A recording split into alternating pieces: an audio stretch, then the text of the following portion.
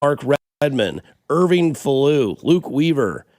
Maybe it was named the most irrelevant Royal that you can think of because of Randy Dobnak pitching, and nobody knew who the hell Randy Dobnak was until a week ago, maybe. And maybe that was the list of, name the most random Royal you can think of, because Randy Dobnak's going to fall into that category, I would imagine, later on in life when we're talking about the most irrelevant Royal or the most bizarre name or the pick the weirdest Royal name that you can think of from the past. Randy Dobnak's going to be on there, man. Yeah, somebody says this is Austin. Let's see, from Clarksdale, Missouri.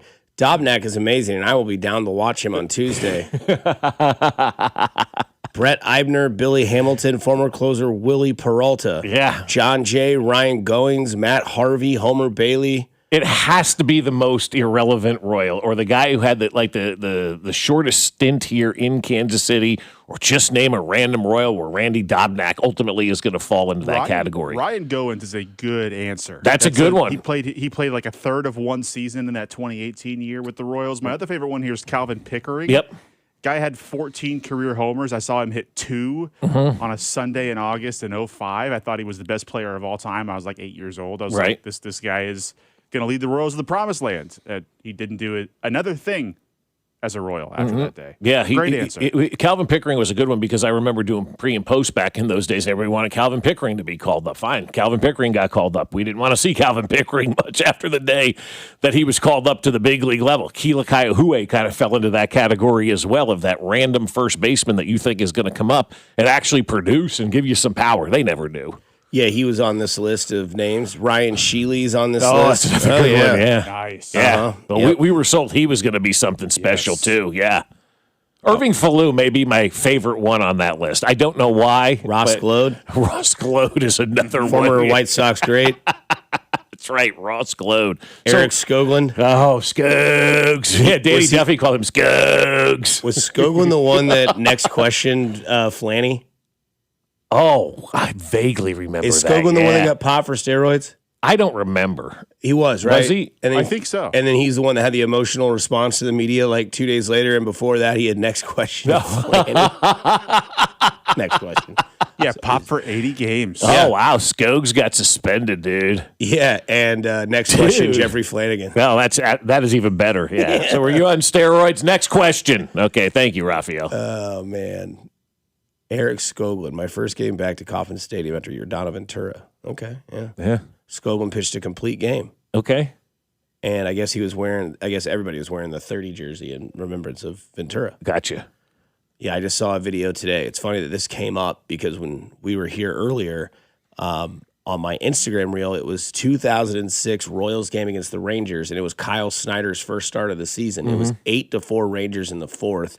The Royals ended up winning like 16-11. Wow, that's crazy. Matt Stairs and David DeJesus hit home runs. Yeah. And if you look at Kauffman then, it's insane. It's completely different. Yeah, because that was before any renovations out there. Any renovations. Yeah, that was like pre-everything, out there at Kauffman Stadium. But, who'd you say was the pitcher that day? Kyle Snyder. Kyle Snyder, now with the pitching coach of Tampa, has been down there forever. One of the great pitching coaches, in baseball right now. Everybody loves Kyle Snyder. Another former Royal, Tommy Hotovy, is the pitching coach with the Chicago Cubs right now as well. Another guy that I think a lot of people around baseball really and truly like. And so there's a lot of guys out there. So there's so many random ones, though. That list is fun. I just wish I knew what the topic was of why all those randos were coming in. Somebody says, what about Dick Lovelady? Oh, yeah, another good one, yeah. His name is Richard, by the way. Yeah, that's what we were 5 told. years later, he's like, I go by Dick now. Yeah. I mean, we were roasted. Yeah. Yeah. Boy, that was a fun email. Yeah. I was a huge Kevin Seitzer fan back in the day. Donnie Sadler? Mm-hmm. Donnie Sadler was another random Royal from the early 2000s. I remember Donnie. He was hot minute he was down there. You know who my guy was back in the day? Young Dusty? You know who my guy was? Aaron Guile. Aaron Guile was another good one. He was a square. I remember one former Royal used to describe him as Aaron Guile is like a box. I mean, if you looked at Aaron Guile, there was the head, then a perfect box, and then his legs. It was, it's that era, Dusty. It was definitely that era. He was pretty big in getting to the first base coach when he got jumped by the White Sox. Yeah, he fans. was. He came out with a baseball in his hand. Yeah. Guile was jacked, though. I mean, he was. Couldn't play baseball, but he was jacked. Canadian national team in the first World Baseball Classic. Had famous Canadian baseball players, Justin Morneau, followed up by Aaron Guile. Yep. God, those were dark times. Ugh. But Dobnak, man, pitcher of the month in July. You'll see it. We'll get the email. A couple days. It's happening fast. Yeah. Trade chip. chip. Month. Randy Dobnak. Trade chip. Yeah. Could you imagine if Dobnak is the guy they end up dealing? They might want to keep him for their future, though. Yeah, right. That's exactly right. Because that's what it looks like. None of the guys that we want traded apparently are going to get traded, right? No. We'll get to that a little bit later on as that article came out. It looks like they're going to hold serve with the guys that we think could give you the most. We can give our opinion on that because that's our job. But I will say, you're pretty frequent with Ubers. Yeah, we're all smart here. Are you down with Waymo? Yeah, 100%. It scares me. I've been in one. Oh, you have done it? One. Well, actually, I don't know if it was a Waymo or something else, but there was a human in the car, but he was doing something like on a computer, and the car was driving itself. Yeah. So it wasn't a driverless car, but I mean, like the driver was not driving. He did not touch the steering wheel one time when I was in the car. Has anybody done it? 913-586-7965. I'm out on Waymo. Okay. It's weird the first time. I think I'm in. I am in. That means you're not in. I think I'm in is not in. Yeah, 100% True. right. Well, I want to say no, and that this is too futuristic and too creepy and too weird. But I've done it, and I think I'm. You did it with like training wheels. Yeah. Yeah. So the only time I've seen them has been in Arizona when I go out for spring training every year. They're up and down in like Scottsdale Road, right? And they're all over the place out there. And I'm watching these things. I'm like, this is incredible. And you don't see any accidents and stuff like that.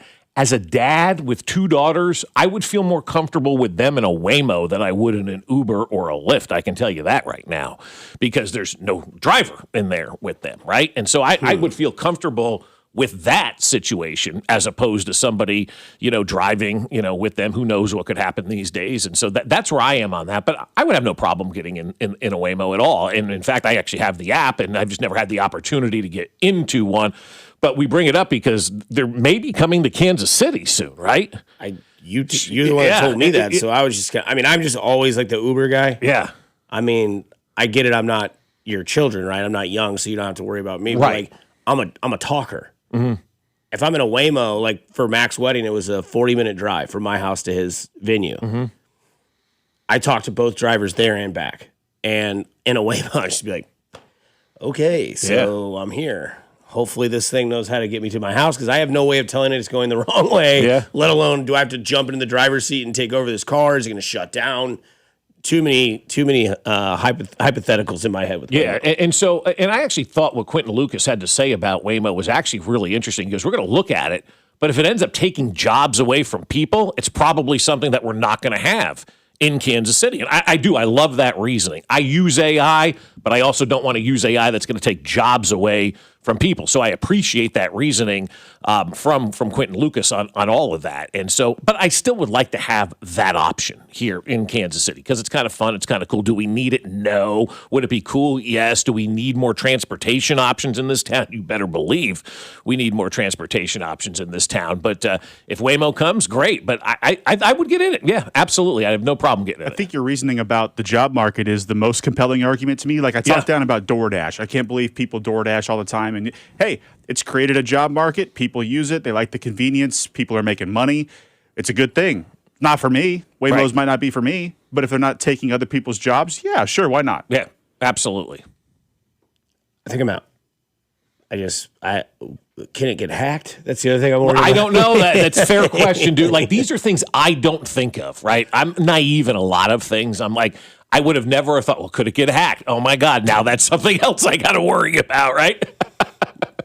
Get in the car. Yeah, you might have ran into somebody whose mind has been hacked with his opinion on Patrick Mahomes, or you met the future Steve Inspector. Either way, this is a hilarious conversation because this is what some people actually truly do believe.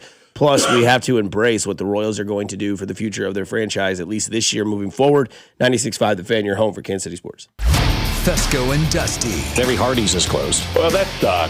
Brought to you by Golden Oak Lending. Do you need extra cash? Golden Oak Lending can convert your home's equity into cash in as little as 14 days. Let Golden Oak Lending cure your blues. 96.5, The Fan. Oh, I'll tell you, my friends at Aspen Lawn and Pest Control came out yesterday and cut our grass, weed eat it, and man, it looks spectacular. I love when Aspen Lawn and Pest Control comes to our house because it makes our house look better and our lawn look better than it already does. These guys have done such an unbelievable job on our yard. We love enjoying it. I love looking at it. I love smiling at my lawn, and I love the folks over at Aspen Lawn and Pest Control. They are truly the best, and they're college-educated professionals as well. So you know when you have them to your house to do work, they're going to do the job right the first time because they study all of this stuff. They know exactly the right time to plant the seed, the right time to get the aeration started, which is coming up very fast. So if you need to get your lawn aerated, Aspen Lawn and Pest Control is the way to go.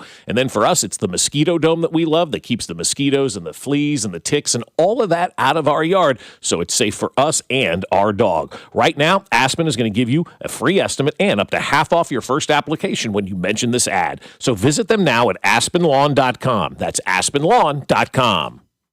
You're listening to 96.5 The Fan from the DM Injury Law Studios. Mike's got this. Car, truck, or motorcycle wreck?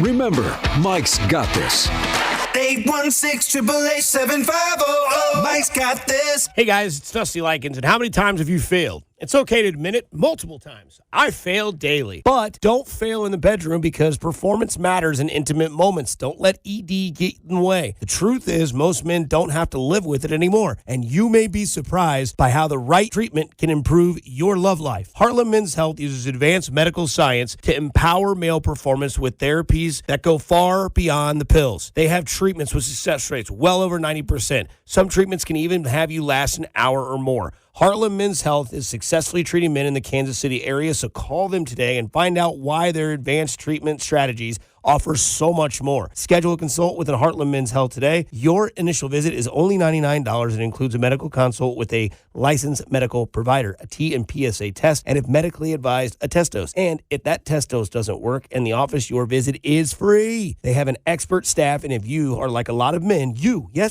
could be having sex the day after your appointment. They have 3 locations to serve you: Overland Park, Kansas; Independence, Missouri, between Blue Springs and Lee Summit; and in North Kansas City. So call them today. Tell them Dusty Likens told you to at 844-447-6600 or visit them at heartlandmenshealth.com.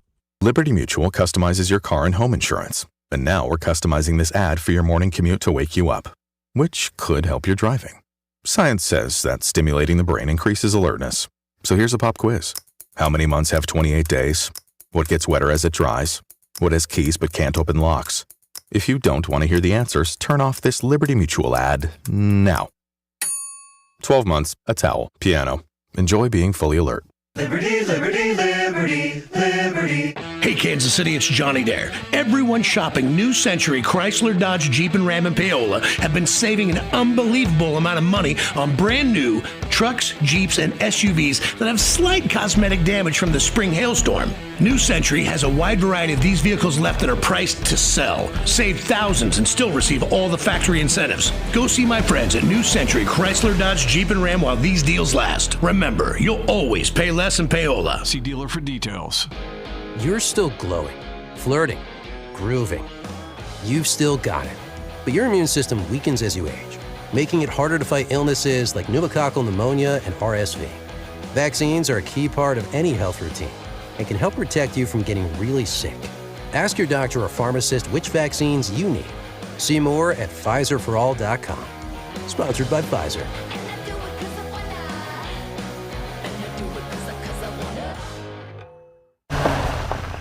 Oh, hey, Sarah. Did you hear my daughter Katie got Camper of the Week? That's a big deal. We got a big deal too, right, Mom? Honey, shh. What's that? Okay, that Hyundai Santa Fe, I only paid. Nice. Deal's so right, it almost feels wrong. The Hyundai Getaway Sales Event. Get 0% APR for 60 months, plus 0 payments for 90 days, or 1.9% APR for 72 months on the Hyundai Tucson, Santa Fe, or Santa Fe Hybrid during the Hyundai Getaway Sales Event. Hurry, offer ends August 3rd. Call 562-314-4603 for details. I hope you're sitting down. The ACA Marketplace has announced significant increases on monthly premiums with deductibles over $10,000. You can enroll with Matt B. and KC at BBS Insurance's Freedom of Choice plan now. You don't have to wait. Their plan lets you use any doctor, has 0 outpatient deductibles, and it's 30 to 60% lower costs than most Obamacare plans. Also, there's no income disclosure required, so no potential tax penalties. If you are a small business owner or pay for your own health insurance, you're uninsured, you're on COBRA, or your employer coverage is just too expensive. Call Matt B. and KC for an instant quote over the phone at 816-205-4664. That's 816-205-4664. Or go to bbsinsurance.net. That's bbsinsurance.net. They will customize a plan chosen and managed by you, not the government. Hey, this is Trey Smith, and you're listening to your home for Chiefs football. 96.5 The Fan. Here's your traffic report on 96.5 The Fan. Brought to you by SWL Injury Law, the Car Crash Kings. It's what they do. Visit SWLinjurylaw.com. On the Missouri side, 35 southbound from Missouri 152 into downtown is a 12-minute trip. I-70 westbound from 470 into downtown, 15 minutes. Kansas side 70 eastbound from 435 to 670 is an 11-minute drive. Alan Carr, 96.5 The Fan. Traffic.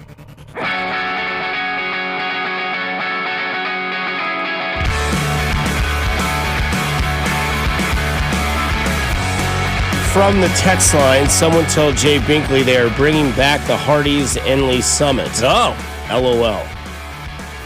He'll be very excited. And then someone says on the text line, Dusty, I think it would be a trip to spend a little time in the garage and take a Waymo to Quick Trip to get some Quick Trip hot dogs to satisfy my garage-induced hunger. Yeah. Could you imagine riding around in a car with no driver after you've been in the garage? That would be awesome.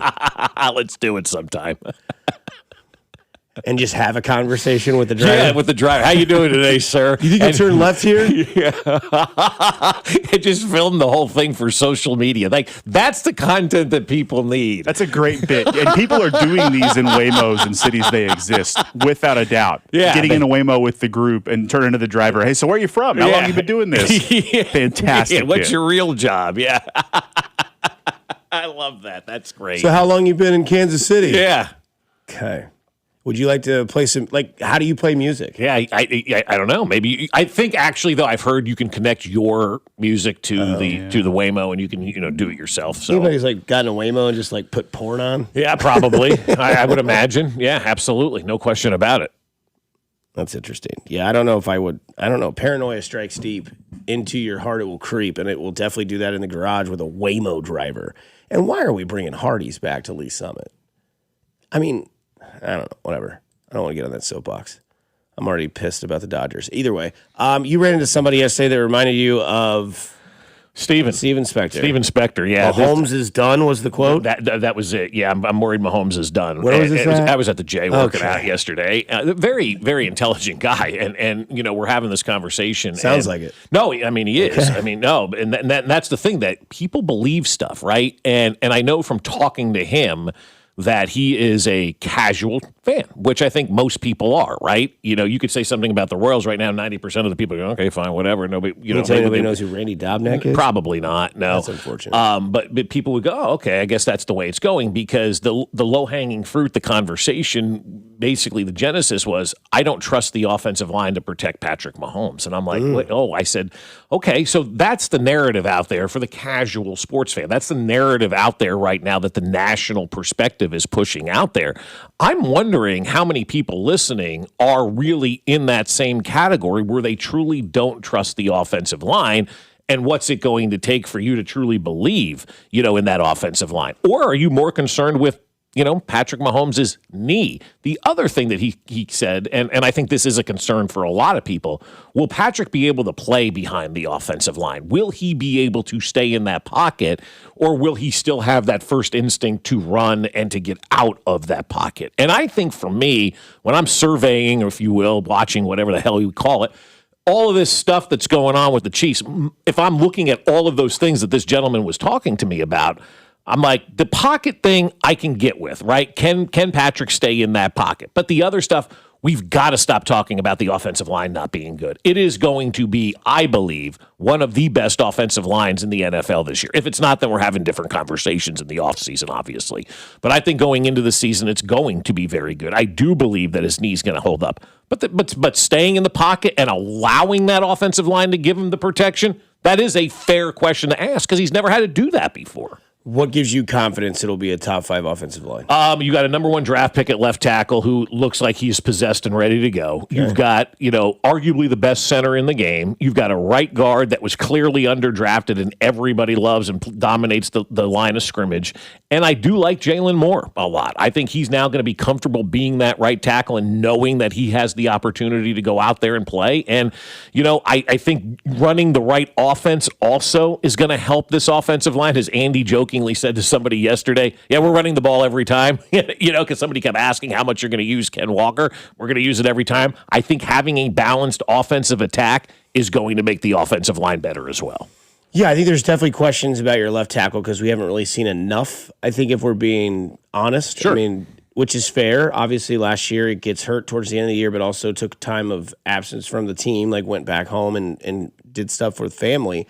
So I think there's still the question mark there because you haven't seen, maybe the casual fan hasn't seen enough, because I assume casual is someone who watches just Chiefs games on Sunday. Yes. Or whenever the Chiefs play, and will see highlights throughout the week of that, right? Maybe. Okay. Pick up a highlight here, Probably pick up a couldn't highlight name there. left tackle to right tackle. Probably not. Couldn't tell you Creed and Trey. Couldn't tell you it's Suamati at left guard for sure. Okay. Probably. But I think that's more of the fan than not, right? And that's fair. And that's why I'm saying, I think from their perspective, whereas we do this for a living, we have seen the new side, or I guess the new look of Josh Simmons. Looks ripped, looks like he's gotten into shape. We saw Kingsley's performance last year kind of transition to the left guard position, which was a move they made because he wasn't, hacking at left tackle. And then you obviously know the 2 interior guys in Creed and Trey, and then you're like, well, Jalen Moore, he was behind Trent Williams. He was a swing tackle. They brought him in last year. They paid a little bit of money for him, so he's going to play right tackle. He should be fine. That's not casual talk. Right. No, you're right. And I think that's why when you say the offensive line, top 5 for me is a little much. I'd say top 10 is fine.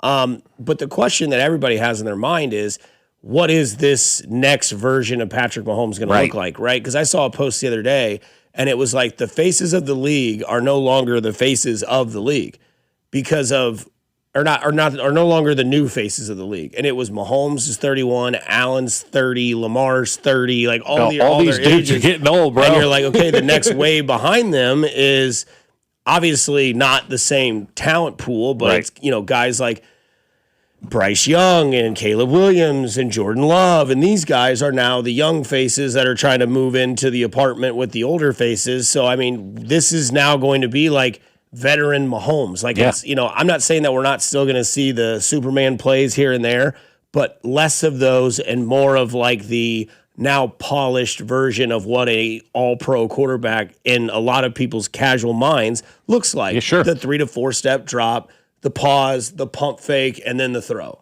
And if that's there, and he's able to kind of imply that into the game that he already has to leave you, I don't want to say he's lost his fastball to say any means. I don't think that's the case, but you watch guys in Major League Baseball like Justin Verlander, who had 2 stints of his career. When he came up, he was just going to throw it by. You weren't going to hit it. Right. And he could break a curveball that you didn't know. He became a pitcher, yeah. And then he started throwing 95, 96, not 99, 100, 101, and started painting the outside. And you're just like, okay, now he's effectively still throwing hard, but he's got 3 pitches that are all 3 out pitches. And he can hit the spots in the zone. You're like, he became a professional pitcher. Right. As just a pitcher that was good. Mahomes is a great quarterback that now can become a professionally great quarterback, being a pocket present passer. Interesting that you bring that up, and I'm thinking as you're saying that, as we were talking about people getting rescued in the ocean. Oh my God! You saw this, didn't you, in Santa Cruz? I did not see this. He's going to the lifeguards going to the White House. Oh, he he is? Yeah, he's like a 16-year-old lifeguard. And he rescued a 10-year-old kid in the ocean. From a high tide. Oh, my goodness. That's insane. What a hero that kid is. The Prez said, come see me. That's awesome, man. Yeah. No, that is really cool right there. Like that's, I mean, you want to talk about badassery right now. This lifeguard saving this kid, and we're watching it happen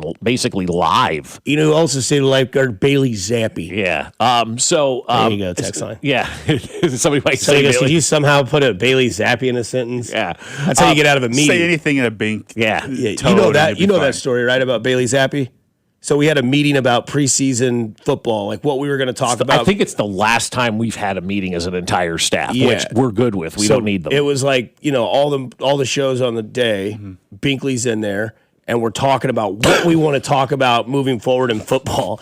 And it was supposed to be like Spector's like a 15-minute meeting. Yep. We're in and we're out. And Carrington always will start the timer, right? Yeah. And so we go around like, all right, what are some ideas? Who are some players that maybe we could reach out to join on weekly bits? Like, how do we feel about Nate Taylor? Like all these sort of things, right? And this is, how we build our shows. And the meeting gets to like 14 minutes and 30 seconds. And then Binkley, hang on, guys. Chiefs just signed backup quarterback Bailey Zappi. And everybody got up and left. Just left. Yeah. That's how that went. That's how that meeting ended. What the signing warranted. Yeah, the brain never stops with Chiefs football with Jay Binkley. It's honestly incredible. This was probably like June 1st. And Bailey Zappi just joined the Chiefs. Not a bad backup. Now, Spec, listen to these numbers. And we're like, no, dude, we're out, man. I mean, I was out of the party. If I'm not mistaken, Bailey Zappi was cut the next week. I'm being serious about that. Like, he did not last that long. But you were talking about Verlander, right? And kind of made me think a little bit of Tom Brady and maybe even a little bit of Peyton Manning as well. And some of the greats, man, maybe that's the trend. If you're one of the greats, you have two totally different careers, right? You have two Hall of Fame careers. Tom Brady had two Hall of Fame careers. Might have had three. Maybe. Peyton Manning had two Hall of Fame careers. What he did out in Denver, what he did in Indianapolis, two different Hall of Fame careers. And so maybe the greats have those two. I mean, look at even Joe Montana, right? Look, took the Chiefs to the AFC Championship game. So you've got a situation where maybe you do have a second career for Patrick Mahomes, and it's different than that first one. And I'm okay with that. I'd love to see Patrick Mahomes and what he can do as a pocket passer, getting the protection, allowing guys to get open, and then also utilizing that running game. And that's why really I'm so bullish on this team this year, because they have so many different options, and every time somebody says something negative, they're writing it down to try to prove that they're going to be able to do this kind of stuff. And so that's why I ask. I mean, do a lot of people have these concerns about Mahomes behind this offensive line? Am I being too naive about it also? I think I disagree with your incredibly intelligent friend at the J about the O-line. The only question mark I have is at right tackle. Jalen Moore was never a starter, and in his first year, it was plagued by injuries, just mediocrity. But it's the contract year. Is he going to stick in the league or not? And so, maybe we will see. But at right guard and center, I'm obviously very happy. The resources, the money, they better produce. Mm-hmm. I told you earlier this week, I think Ken Walker is going to get Kingsley paid. I think it's going to result in a heft, not top of the market, but a real NFL second contract for Kingsley, whether it's here or somewhere else. And on the Josh Simmons side, I don't take the question mark approach with him.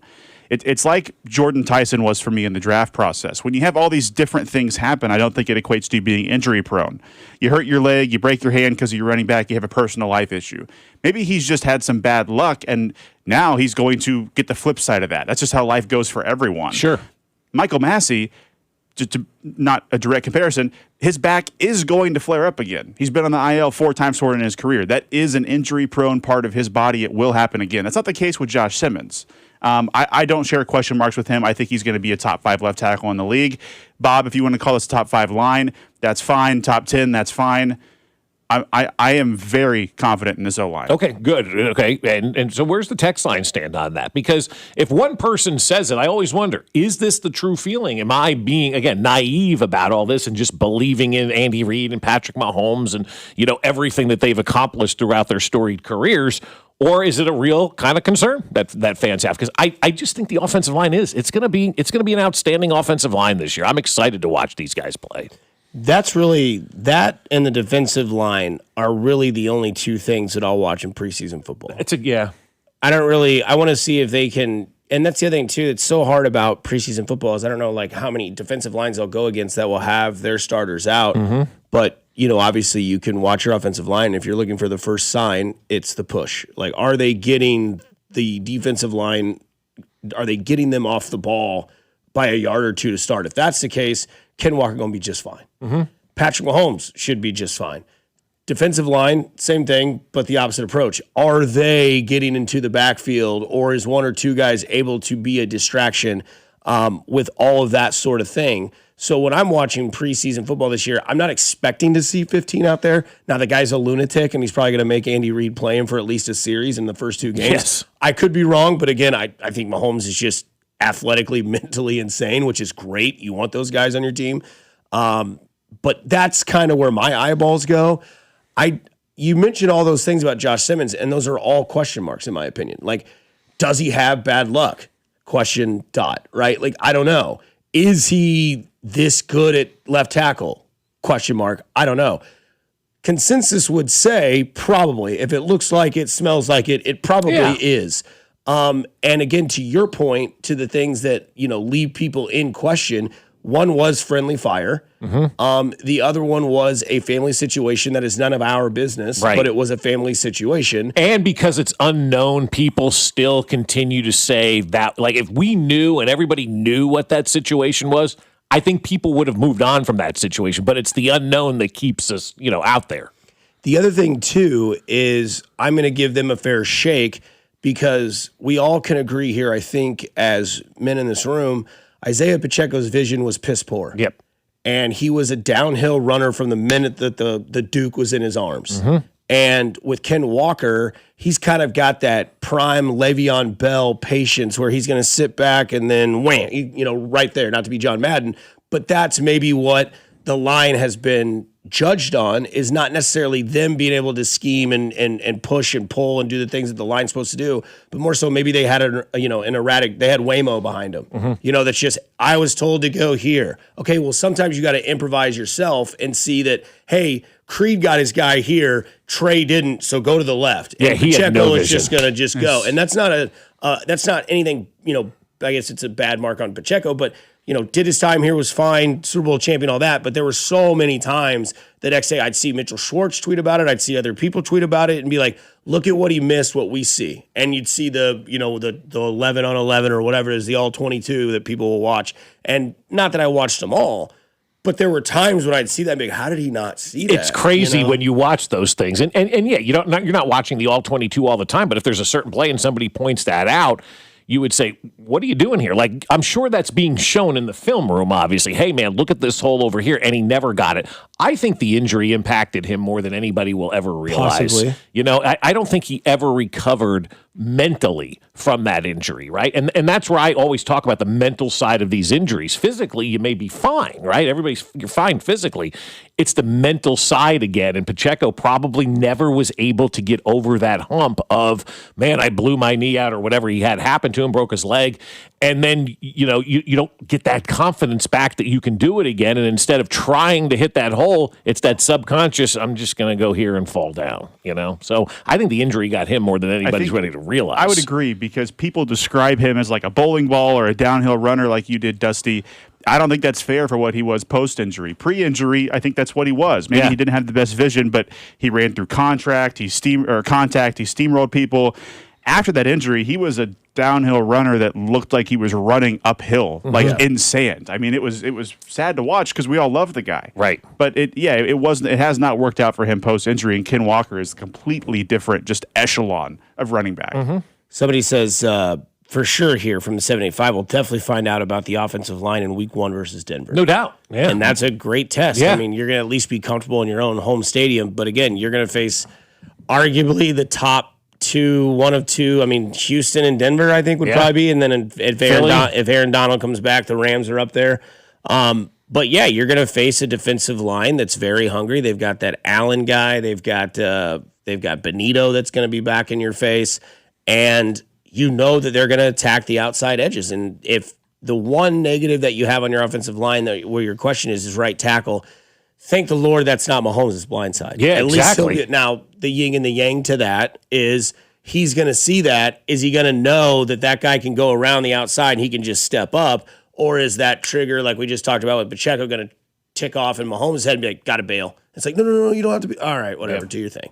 But, I mean, I think that's the yin and the yang of the right tackle issue, and where a lot of people's conversations might start is that, yes, it's not his blind side, but he's seeing it right away. And if he sees Jalen Moore get beat, is Patrick Mahomes going to know that he can still move around? And I always go back to you remember the Madden drills, right, where they would shoot tennis balls at you from different angles, and you just had to move around and not get hit and then hit your target.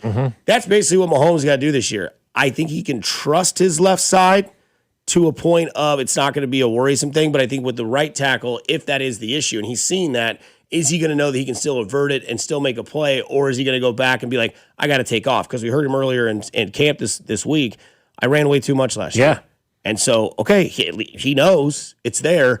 Now go execute it. And knowing and doing are two completely different things, as we know in life, right? You know what you're supposed to be doing, but sometimes it's hard to actually do what you need to do because you have those bad habits. And that's why it has to start right now in training camp with Patrick Mahomes, and that trust of the offensive line does have to build in training camp. I think this is an important time for Patrick Mahomes because he needs to be in the right mindset, knowing that offensive line is going to give him what he needs. And I think they will. I think he has to have trust. But again, I understand why you don't. Once you've been burned, it's hard to trust again. And another good point from the text line that Ken Walker is a better blocker as well.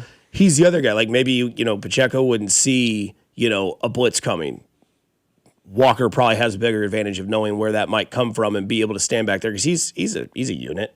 He's a big man. He can lay that right shoulder, left shoulder into somebody. But I mean, in all fairness, we just need football to start because it's been 3 days at camp. Monday. This is Thursday. Yes, Thursday. Yeah, and everybody's like, "Oh man, he's babying that knee. It's it's this, it's that. It's this guy dropped a back." I mean, it's been a rough camp for Marvin Harrison Jr. Yeah, I know, rough camp for him too. That guy's a drop reel on social media. So he may fit in with these wide receivers here, though. Maybe we make a trade for Marvin Harrison Jr. because our guys were a drop reel yesterday too.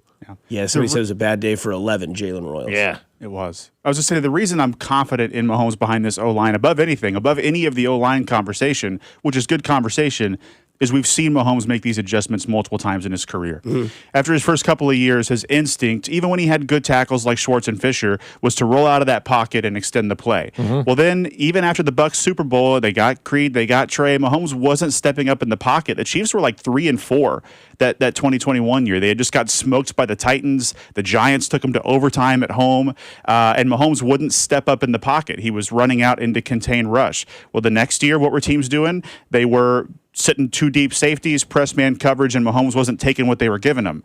Well, he figured those things out. He won the MVP. He won a couple of Super Bowls. Now we're back in this new phase. Can you maneuver the pocket this way again? Can the deep game open up a little bit? I'm pretty confident that our three-time Super Bowl champion quarterback is going to figure out a way to do those things. Yeah, I would hope so. Yeah, I would imagine that he is, right? And you're right. He has shown over the course of time that he can make those adjustments. But I really do. I think the biggest adjustment for him and the biggest reason why he's going to adjust is because of that running game. If used effectively, everything else will take care of itself. It really will, guys. I know it sounds so simple, but if they use that run game effectively, everything else on that offense will take care of itself. And Andy just joking yesterday, telling everybody, I'm going to run the ball every time.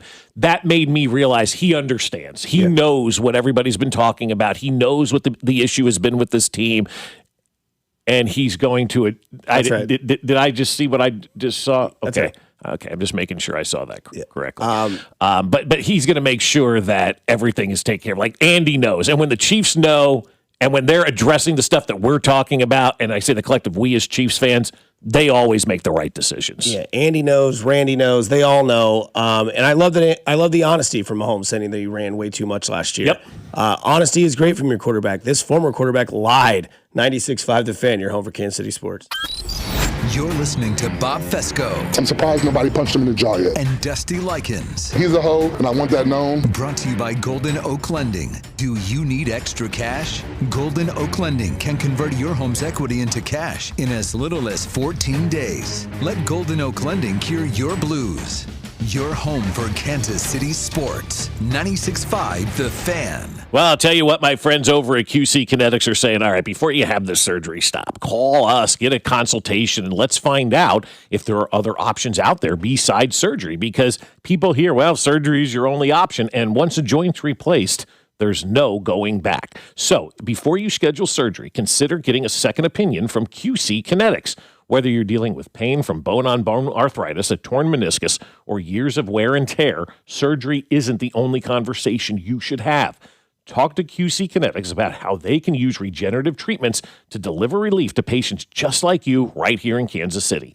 They concentrate tiny healing tools within your body right in the spot that's actually causing you the pain. And the whole idea is to give you a real shot at holding off surgery, or in some cases, just avoiding it altogether. So don't accept surgery as your only choice. Get that free consultation today from QC Kinetics. Call them at 816-412-6299. That's 816-412-6299. Off 435 in State Line and in Gladstone, 816-412-6299. Shawnee Mission Ford is under all new management, and Shawnee Mission is dealing because summer's better at the lake, on a road trip, or hauling a backyard project, and summer's simply better in a Ford. So if you have not shopped Shawnee Mission Ford in a while, well, the rules have changed in your favor. They're never going to be undersold. They're always going to make you feel like family. In fact, if you bring them any written offer on the same vehicle, they will match it or beat it, period. And right now, the F-150 is even better. Get 2.9% APR plus a $1,000 Ford credit bonus cash on the new 2026 F-150. That's right, only 2.9% with $1,000 of bonus cash, making the F-150 the truck you could afford this summer. Shop them right now at ShawneeMissionFord.com. That's ShawneeMissionFord.com. Just off I-35 on Shawnee Mission Parkway. Life's better in a Ford. Discover yours today at Shawnee Mission Ford. 2.9% APR with approved credit through Ford Credit. Not all buyers will qualify. Excludes Raptor. Dealer administration fee $7.99. Price match applies to a valid written offer from a licensed dealer on an identical in-stock vehicle with comparable mileage and the same trade valuation. Exclusions apply. See dealer for details. And Doug. Hot dog! Get your hot dog! Customize! Customize and save with Liberty Mutual. Hey, what are you doing? I like your method. Direct. To the point. A little loud, but... Listen, people don't buy car insurance the same way they do hot dogs. Not yet, but both are customizable. Popcorn! Get your popcorn! Hey, this is a hot dog area. And customize and save area. Get a quote at libertymutual.com or with your local agent. Liberty, liberty, liberty, liberty. Did you hear? Allstate car insurance now costs even less. So when you bundle with home, you can save even more. Check Allstate first to bundle and save with a new lower auto rate. You're in good hands with Allstate. Not available in every state. Only applicable for new auto insurance business. Rates will vary by several factors, including how you purchase the policy. Potential savings may vary. Allstate North American Insurance Company and Affiliates, Northbrook, Illinois. What do parents think of back to school at Staples, where 24-pack Crayola crayons are just 50 cents? Staples has folders, notebooks, and pens at great prices. I'm smiling from ear to ear. It's the most wonderful time. Mom, I missed the bus of the year. It's a wonderful time at Staples, where school supplies start at just 25 cents. Staples. That was easy. Visit your local Staples today or shop online and in the app. Ends 9/12. Exclusions apply. This is the story of the one who keeps multiple buildings running smoothly day after day. Plumbing that flows, HVAC that hums, cleaning supplies that keep surfaces sparkling.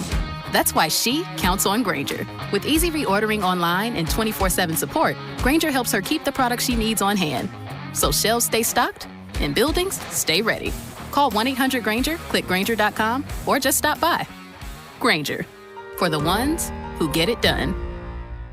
While the world watches the stars at the FIFA World Cup this summer, Hyundai has its eyes on the next generation of talent. The future stars who are already turning heads at age 14. Because next doesn't wait for an invitation. And neither do we. Hyundai has always moved the future within reach. We did it when we made advanced safety standard on every vehicle and engineered EVs with ultra-fast charging capability. Because the future isn't some far-off concept. It's already here.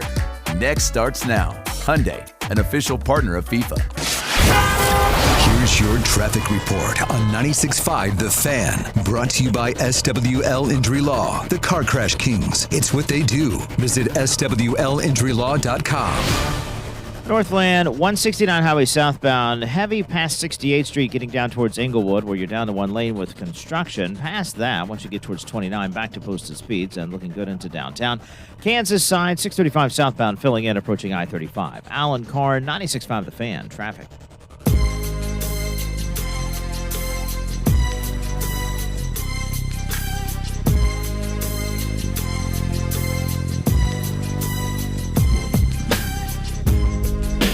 Back at it on a Thursday morning. Ben Maller coming up in about 30 minutes. Nathan also do one word as well and smash or pass. So in about an hour, you get a chance to win a $50 gift card to Booth Creek Wagyu, the proud sponsor of Smash or Pass at 7:45. And we're going to start off with a banger. And I am still gagging about. Is it the one I asked you about earlier? For sure. Yep. No chance. But man, Tony Romo, right?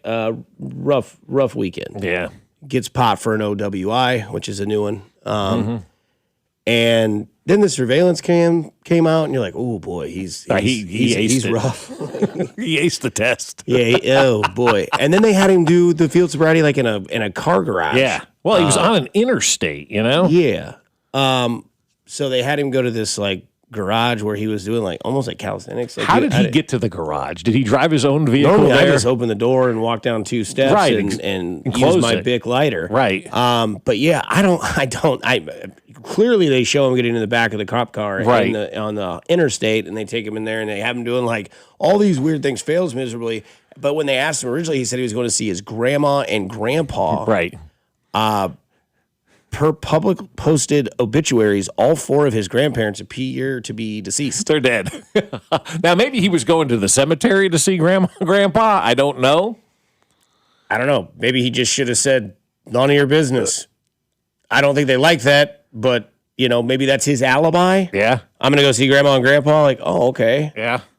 I don't know. He get out of the DUI, maybe? I don't know. I don't think so. No. I don't think they care if you're going to see your girlfriend, your boyfriend, your grandma, your grandpa. Oh, your no, mom, no. your dad. I know they don't care, but when you're inebriated like that, you figure like... That's where he went? That's what he did. I just would go... Take me. Yeah. Here are my wrists. But I also don't drink and drive. Right. I don't either, man. And look, I hate to be on the... on the top of the mountain on this kind of thing. But we have so many options available to us right now. We just spent 10 minutes talking about Waymo. I know, exactly. and there's no excuse for a guy like Tony Romo. You make $1 million a week, and that's his salary. He gets $1 million per game. Okay? Divide in half if you want to take out taxes of that. He's still got enough money to have transportation and to hire a driver and to have somebody that is there. So when he does go to these situations, a golf tournament or whatever it was, and we've all been to golf tournaments, things happen. You have a couple of pops out there on the course, and the next thing you know, you're like one of our BMA tournaments, no lie, we sent 2 people to the hospital because they got so drunk out there on the course. We had one guy that used to work here that ended up, he moved on Thursday. The tournament was Friday. He forgot to change his address in his Uber app. Just clicked the Uber app to home. They dropped him off at this house he no longer lived in, passed out in the front yard, woke up in the hospital. I know Kling when I hear it.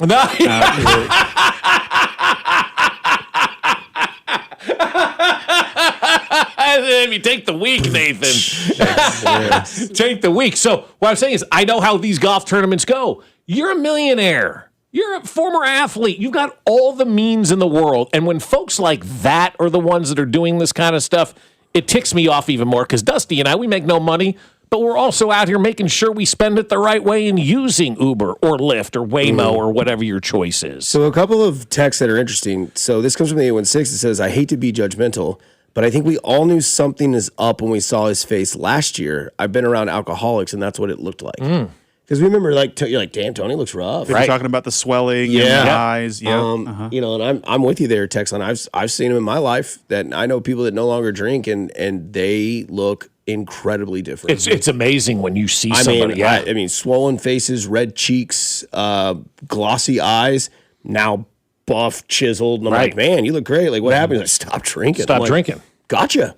And beer was the vice. So, I mean, obviously beer's not great. I mean, look at my gut, right? So the other thing somebody says is that in Wisconsin, that it's only a misdemeanor for your first offense. I've heard that too, yes. Tony Romo being the man that's getting the money he's getting from CBS, that will probably get paid down to like, hey, I'm just going to mail this check in, Wisconsin Police Department, enjoy your quota for the week. Here's $3,000 or whatever it may be. So that is interesting that it's only a misdemeanor when it's such a huge thing in the world today with all the outreach programs with it, like Mothers Against Drunk Drivers and community service. I know that there's like people that have to do like 20 hours of community service plus go to 10-hour classes. And then I think there's a program called like SATOP as well, where it's like you have to go to like a 2-day class to go like get all this information. So, that's interesting. I hope that's not the case for Tony. And if it is, I hope he gets help. Yeah, I do too. I really do. I don't like seeing people struggle when it comes to something that they can get out of their body. Right. And I know that's not easy for everybody. Like some people can go on a weekend bender,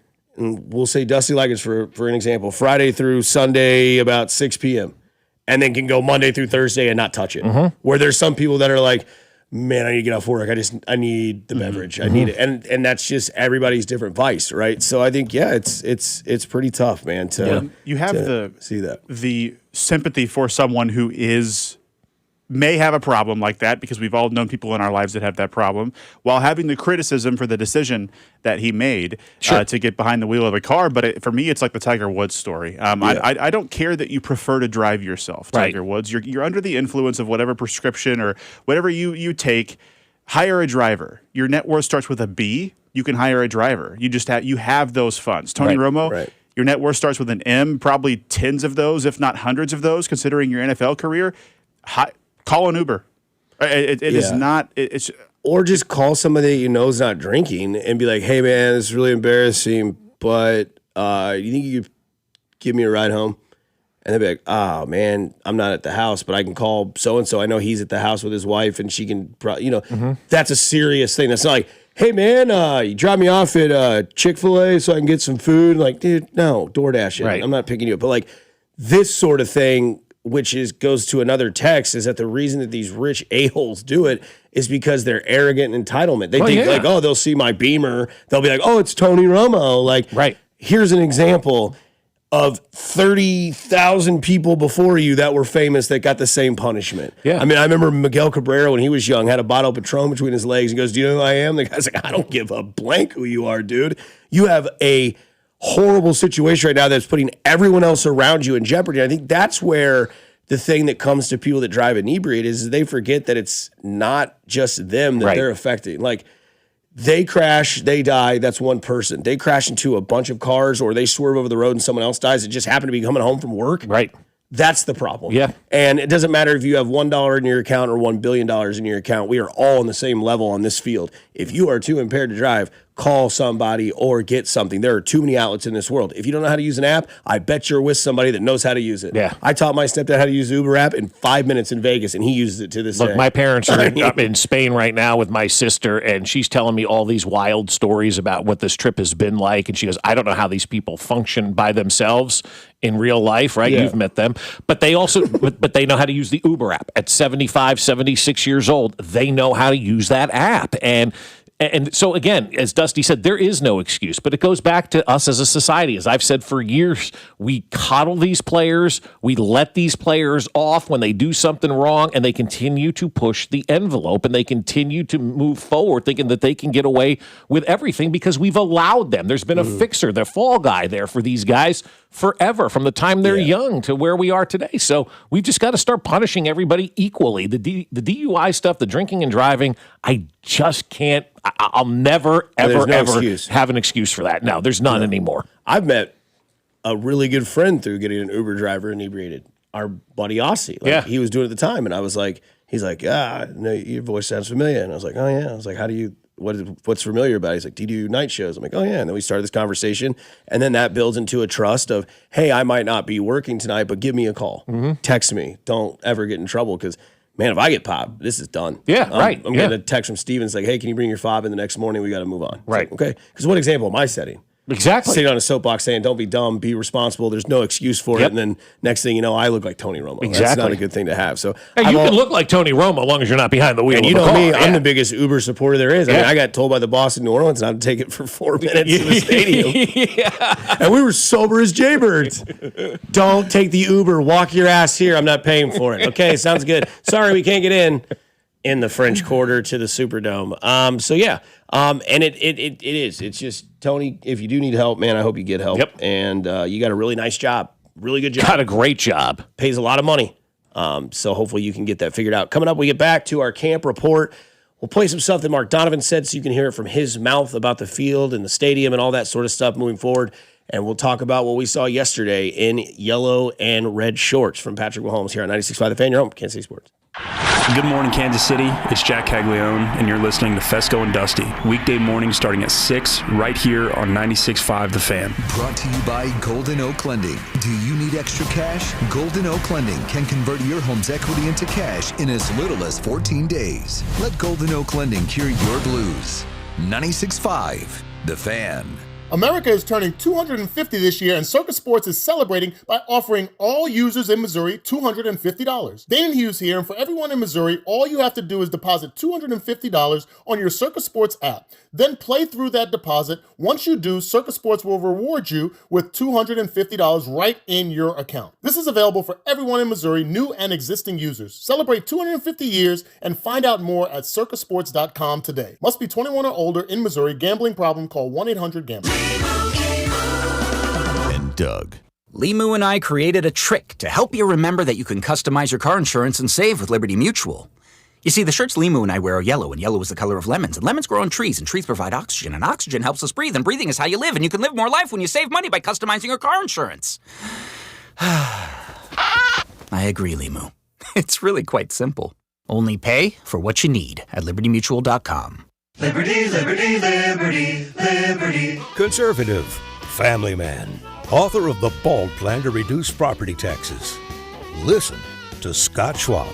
Property taxes are killing Kansans, but one day it hit me. BALD. BALD stands for Better Affordable Living by Decreasing Property Taxes. And it's the only detailed plan.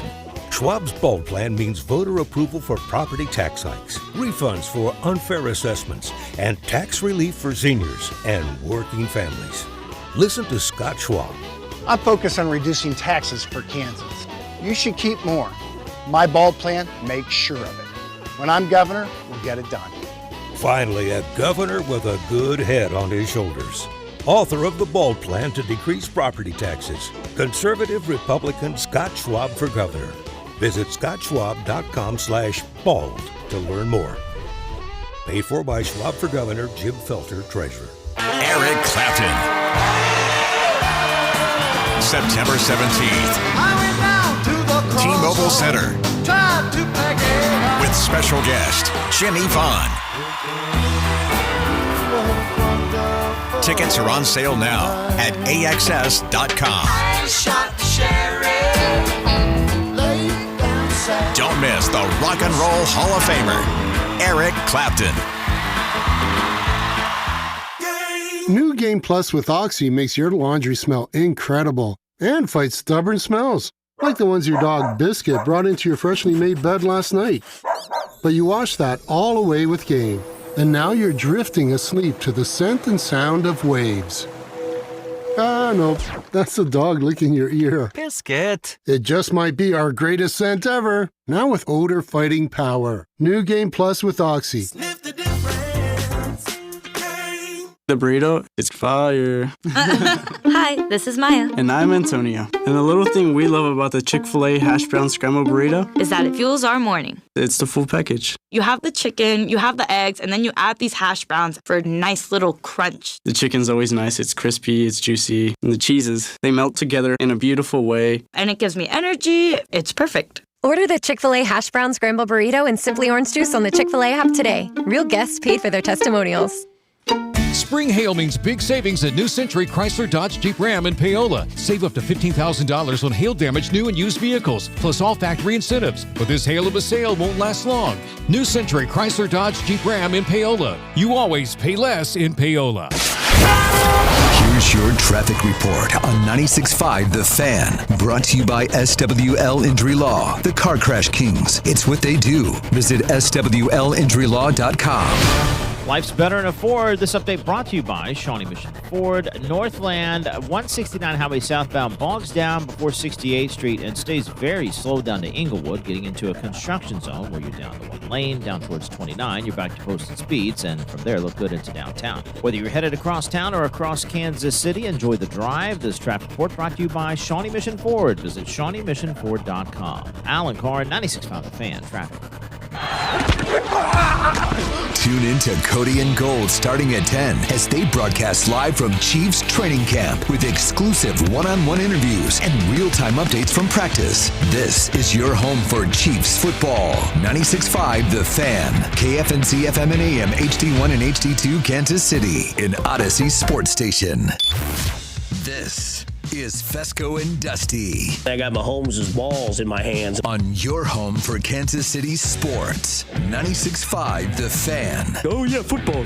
From potholes to pop-ups, we got it covered. Hey! Here's Bob Fescoe. Take a bite out of my ass. And Dusty Likens. Big nuts.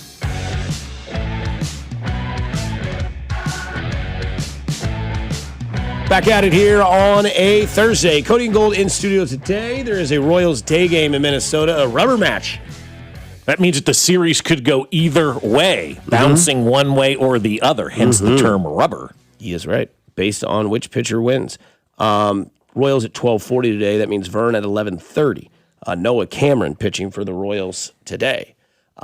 So they'll be back at camp on Friday, 10-2. Cody and Gold out there.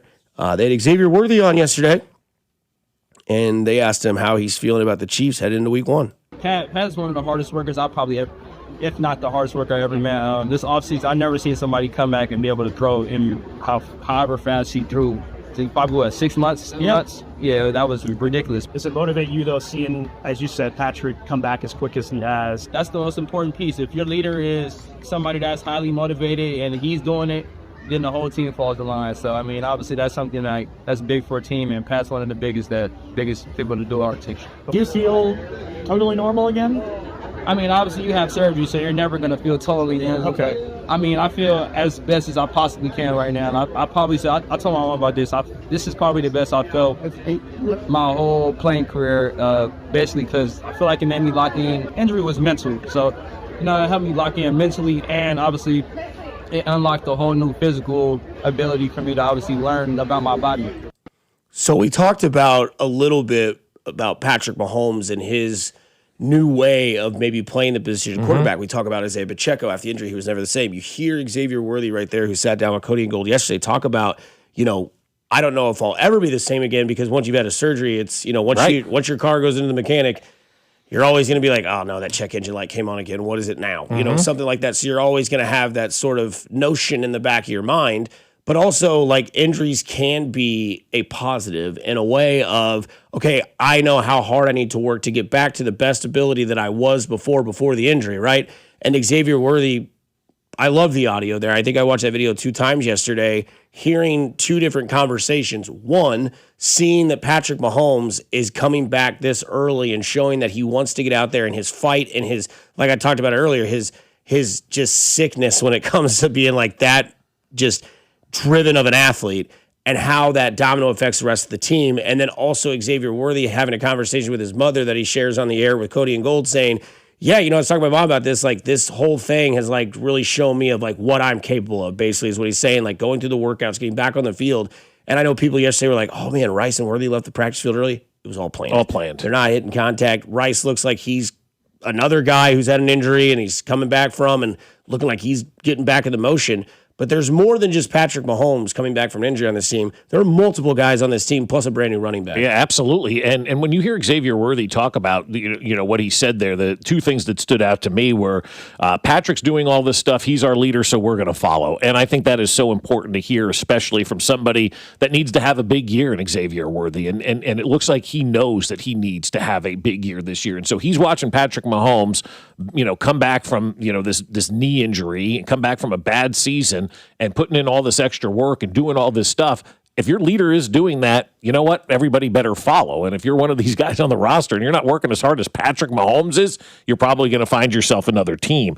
The other part he talked about, too, the mentality of coming back from an injury and how mentally it's challenging. And, physically, he said, I'm good physically. It's that mental side that you need to come over. And that is it. I mean, that's why I think for us as sports fans, I think we need to do a better job moving forward of giving athletes a little bit of grace when they're coming back from an injury. Because as we're finding out more and more, and I love that Worthy said it, it is the mental side of things. It's never the physical side of things. And so I think where we are with mental health and understanding ourselves a little bit more, giving guys a little bit more grace when they come back from an injury is something we all need to be better at. One thing we saw yesterday is that we know that the connection with Mahomes and Kelsey is still fine. Yep. But this comes from Nate Taylor, and this is a really big test to see what Chad O'Shea's level of intensity will be. Nate Taylor has his, camp notes, that at ESPN. New camp notebook item, wide receiver coach Chad O'Shea is likely not going to be thrilled when he rewatches today's film. O'Shea's group was the team's most disappointing during the Chiefs' first full team practice. The only standout was rookie Cyrus Allen, who apparently has a good connection with Mahomes already, which is nice to see. It's great to see that. You love to see the young guy have that connection with him, and that may be the name that, a lot of people are circling for a potential late-round fantasy football play, right? Maybe Cyrus Allen becomes that guy. And the interesting thing about sports, and I find so funny, like Cyrus Allen right now had a big first day. We're going to talk about Cyrus Allen going forward. He's going to be one of these guys now that we are watching, and having that big first day has already given him a leg up, right? It's already given him a leg up when it comes to, who's potentially going to get some of this playing time out there right now for this team. But you love to see one of these drafted guys emerge. And you don't have to be a first-round pick to be a star in this league or to be a good player in this league. If you can get, Cyrus Allen, a fifth-round draft pick, if I'm not mistaken, to go out there and play big, that's a big-time win for this organization. And you also have to take into account, too, as you mentioned, Rice and Worthy really weren't there all day yesterday. But you don't want to see dudes dropping passes when they're not going up against anybody. Right. Also, you mentioned it's early. It's, everybody's kind of getting back into the rhythm, and, we'll see the connections get more, polished throughout the camp. But I really do love that Nate Taylor lets people know, like, Chad O'Shea is not going to like what he sees. And one thing that we talked about last year was that Connor Embry was not capable of doing the job that he should be doing. Right. And they brought in this Chad O'Shea guy, and I'm interested to see, like, what camp is today. Like, are the receivers going to be out there, busting ass, running hills, getting thrown right back into it, because that's what camp is about. Camp is about finding your mistakes early and fixing them before the real, what starts. And you've got 3 preseason games, you've got 3 weeks of camp, and then next thing you know, we're playing Denver on Monday Night Football, and we're watching this game, and it's hopefully none of this is carried over. Right. Because as we have done before, when Vern was on this show in February and said, man, Carlos Estevez, man, that fastball's not there. Right. He doesn't look right. Game 1 of the season, Carlos Estevez blows the save, or doesn't blow the save, but just looks horrible, gets shut down, haven't seen him since. And this is one of those things, July 29th is when the practice was. Today, obviously, July 30th. Worst group on the field was the wide receivers. And I think a lot of us in this long offseason we have said, will the defensive line be fine? How good is our receiver room actually? Is it bottom tier? Is it piss poor? Is it just hype? Or are they actually good? And your first full day of camp with everybody there, it was the worst group on the field, noticeably by Nate Taylor, talking about what Chad O'Shea will see with this team. I llove that by you, because I did write it down. 7:29, Chiefs wide receiver drops first practice, worst group. So I've got it written down, just like I wrote down the Estevez thing, right? Because that ended up being the key moment of the entire season for the Royals, because they did, once he was done, the whole bullpen was, went to pot, right? Yeah. And so you couldn't figure out a way to get that thing moving in the right direction. And so now we look at this with where the Chiefs are right now. And on the first day of practice, the wide receivers, as Nate Taylor pointed out, worst position group out there, and Chad O'Shea's not going to like what he sees. Well, now Chad O'Shea's going to start earning his money. He's probably going to be the assistant coach we talk more about this year than even Steve Spagnuolo. And to the text, are we really freaking out about the first day of training camp? No, we're not. No. We're just taking notes. Yeah. Like, this is just what we have been told. This is what has happened yesterday. No one is freaking out, so pump the brakes on the 816 there. Clown No one's text. freaking out. We're having a conversation about what took place yesterday. It just, these are things that when the season does start, you go back to what were issues. Did they get fixed? Did they not get fixed? Spoiler alert, it'll be a segment in week 4 of the season when we do this show in the morning. Hey, let's go back to what we saw at camp. What were the issues? Well, so-and-so couldn't block. What are they doing now? Doing a really good job of blocking. Wide receivers were dropping everything. They weren't a good unit. That's still kind of murky in the water. We go back to our notes for that. So no one's freaking out. But again, that's where your eyes go. Like when you watch preseason football or you watch camp or you go watch these guys in St. Joe, you're going into this going, all right, what am I watching today? Just like you would in a regular season game where you're like, all right, their interior offensive line is bad. You know what I'm doing? I'm watching 95 today. I want to see how much pressure 95 gets. Just like you would do in the regular season is exactly what we do in the preseason. And just to allude to the Royals thing, we were told in February that Carlos Estevez was not the Carlos Estevez that we saw lead the major league in saves the year prior. He looks different. And so we took note of that. And then game 1, everything goes to you know what, and the bullpen has been the bullpen. Right. So, so that's where that's it. So this comes from the text line as well. I thought it was called a rubber match because if it broke, you needed to get out of town as fast as possible. Well done. Coming up next, it's Ben Maller here on 96.5 The Fan, your home for Kansas City Sports. You're listening to Fescoe and Dusty, analytically the best morning radio show in Kansas City, as voted by people. There's a lot of people talking out of their butt. Fescoe and Dusty is brought to you by Golden Oak Lending. Do you need extra cash? Golden Oak Lending can convert your home's equity into cash in as little as 14 days. Let Golden Oak Lending cure your blues. 96.5 The Fan. Well, I'll tell you, my friends over at the Sheet Metal Workers Local Number 2 want you to join them. That's right. At Sheet Metal Workers Local Number 2, their mission is to build strong partnerships between our members, business partners, customers, and community. And there's zero cost to become a partner contractor with the Sheet Metal Workers Local Number 2. So if you're an architectural sheet metal contractor, they'll provide a flexible workforce for your project demands, timelines, and those economic conditions. And when you partner with the Sheet Metal Workers Local Number 2, you're connected to elite craftsmanship. Our members install metal roofing, siding, decorative features on our region's most historic buildings, like the top of Bartle Hall, the Kaufman Performing Arts Center, and of course that iconic crown out at Kauffman Stadium. And the Sheet Metal Workers Local Number 2 will provide the manpower specifically for the architectural sheet metal community. And there's no downside. It's completely free with zero obligation. Just straightforward information on how they can help grow your business and your profit margins. Sheet Metal Workers Local Number 2. We're an old union with a new perspective on business. Learn more at sheetmetal2.org. You're listening to 96.5 The Fan from the DM Injury Law Studios. Mike's got this. Car, truck, or motorcycle wreck? Remember, Mike's got this. 816-888-7500. Mike's got this. DQ presents Being a Miracle Maker. Making a difference in your community has never been easier because July 30th is Miracle Treat Day at DQ. You buy a blizzard tree at participating locations, and DQ will donate $1 or more to Children's Miracle Network to benefit your local children's hospital. So on July 30th, buy a blizzard tree and be a miracle maker, a blizzard-eating hero, doing their part on Miracle Treat Day. July 30th, DQ. Happy tastes good. Hi, I'm Carter. And I'm Charlie. We'd like to share a quick story about a homeowner named Jack. Jack had a home he needed to sell fast. And Jack thought he had it all figured out. So Jack talked to multiple cash buyers. Jack chose the highest offer. But the day before closing, guess what? The buyer backed out, leaving Jack with the moving truck all packed in the driveway and not sure what to do. Jack learned the hard way that the highest offer isn't always the right offer. Jack got suckered. Make sure you aren't hung out to dry. Call our dad at Rex Buys KC. Our dad is local, he knows Kansas City, and he actually closes deals.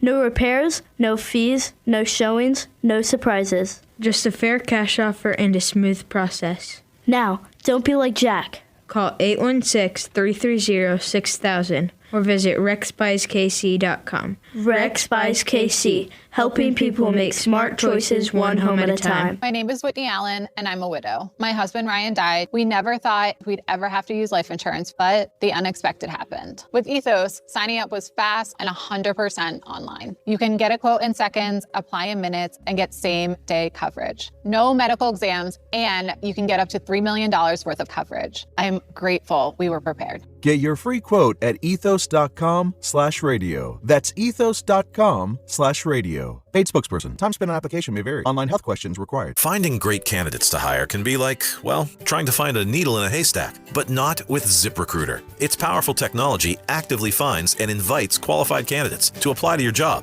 So while other companies might deliver a lot of hay, ZipRecruiter finds you the needle in the haystack. See why 4 out of 5 employers who post a job on ZipRecruiter get a quality candidate within the first day.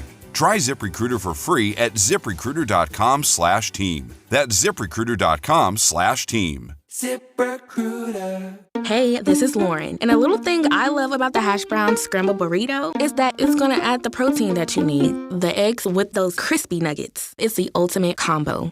Hi, this is Maya, and a little thing I love about the hash brown scrambled burrito is that it's packed with protein. Having Chick-fil-A chicken in a breakfast burrito is just phenomenal to me. You have the chicken, you have the eggs, and then you add these hash browns. It's just complete, honestly. Order the Chick-fil-A hash brown scrambled burrito and Simply Orange Juice on the Chick-fil-A app today. Real guests paid for their testimonials. It's a lawman, 3-time DUI award-winning attorney in Kansas City. You wanted results? Here you go. First-degree murder charge, dismissed. Felony DUI, dismissed. Felony to misdemeanor, multiple. Felony jury trial, not guilty. Call the lawman, 816-816-9111. Take it away. The lawman gets results of the law. Call the lawman. Let the fight begin. Voted by Pitch and Casey Magazine. The choice of a lawyer shouldn't be based on advertisements. When it comes to my policy, Farmers gives it to me straight, so there's no surprises. It's your coverage. You should never be confused. You hear that? An insurance provider with a conscience. We're a choir, but yes, we have that too. Straightforward coverage you can literally understand. That's what you get when you have Farmers. Bum, ba, bum, bum, bum, bum. Learn more at farmers.com. Underwritten by Farmers Truck or Fire Insurance Exchanges or Affiliate. Products not available in every state. Hey, it's Carter Jensen, and this is your home for Royals baseball. 96.5 The Fan. Here's your traffic report on 96.5 The Fan. Brought to you by SWL Injury Law, the Car Crash Kings. It's what they do. Visit SWLinjurylaw.com. Northland 169 highway southbound, heavy from 68th Street down to Inglewood, getting into and through a construction zone where you're down to one lane. Kansas side 635 southbound, maybe a tap the brakes for you approaching I-35. Alan Carr, 96.5 The Fan, traffic.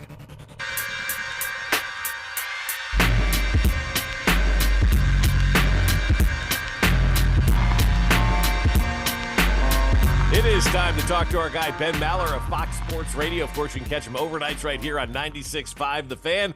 And, Ben, we're here. The NFL is back, baby. And we've got storylines with the NFL. Let's start right here in Kansas City. Mahomes threw a pass. He looks great. Are you ready to say the Chiefs are Super Bowl contenders? Let me see here. I'm not here in late January ready to say that, but well, at least wait another month before I got to see him play well in a regular season game and all that, but it's exciting. I love seeing the highlights, and the great thing is you don't have to actually go out to these practices. You can just turn on your phone and see clips and all that, and it's wonderful. And we had a big fight at the Bengals practice with guys throwing helmets and all that.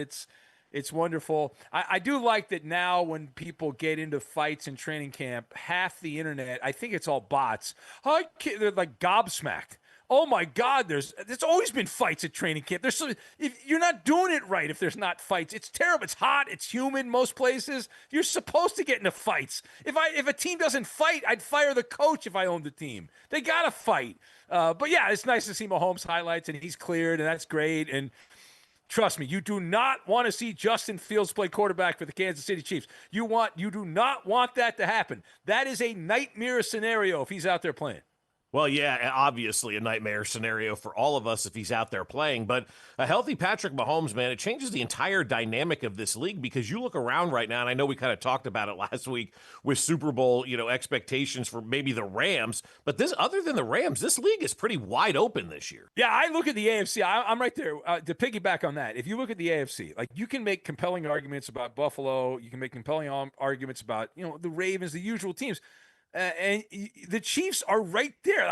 There is no established hierarchy in terms of you have complete and total confidence going into the season that Buffalo or Baltimore or whoever, the usual suspects with these great quarterbacks, is clearly light years ahead of anybody else. So yeah, it's great. And the training camp thing, we've seen already a bunch of guys get hurt. That's what training camp's good for, people getting hurt. And that obviously changes the arithmetic as we get closer to the season. And whoever's the healthiest usually ends up winning. So that's a big part of it too.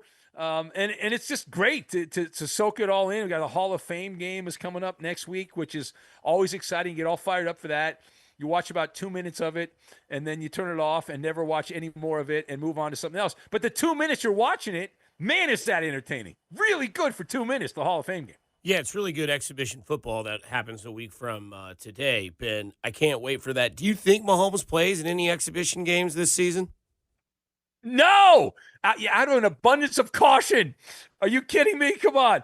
No, they're going to wrap him in bubble wrap, and they're going to put him in a padded room, and they're not going to even have him on the sidelines probably because they don't want him to get hurt. No. Who's going to play? That's always the argument. Next week we're going to have, or 2 weeks from now, we're going to be, no one's playing. Why are these guys? And then if somebody does play, then it's going to be, why'd that guy play? He's going to get hurt. No matter what, you're damned if you do and you're damned if you don't. Yeah, it really sounds like we're back in the swing of things when it comes to the NFL. So, got to ask, Aaron Donald. I am going to ask you every time until he plays football. He's coming back, right? Like we get in this circus? Yeah, everything, I know the Rams started, like everyone's started training camp now, but my people over there with the Rams, they say he wants to play. He's just not, obviously he's beyond training. He's a Hall of Famer. Training camp, I guess, is below him. And then he has to decide, does he want to join in the middle of training camp or like 2 weeks to go before the season, or does he want to wait? So the Rams, from what I understand, are just letting him do whatever he wants. Like if he wants to play now, great.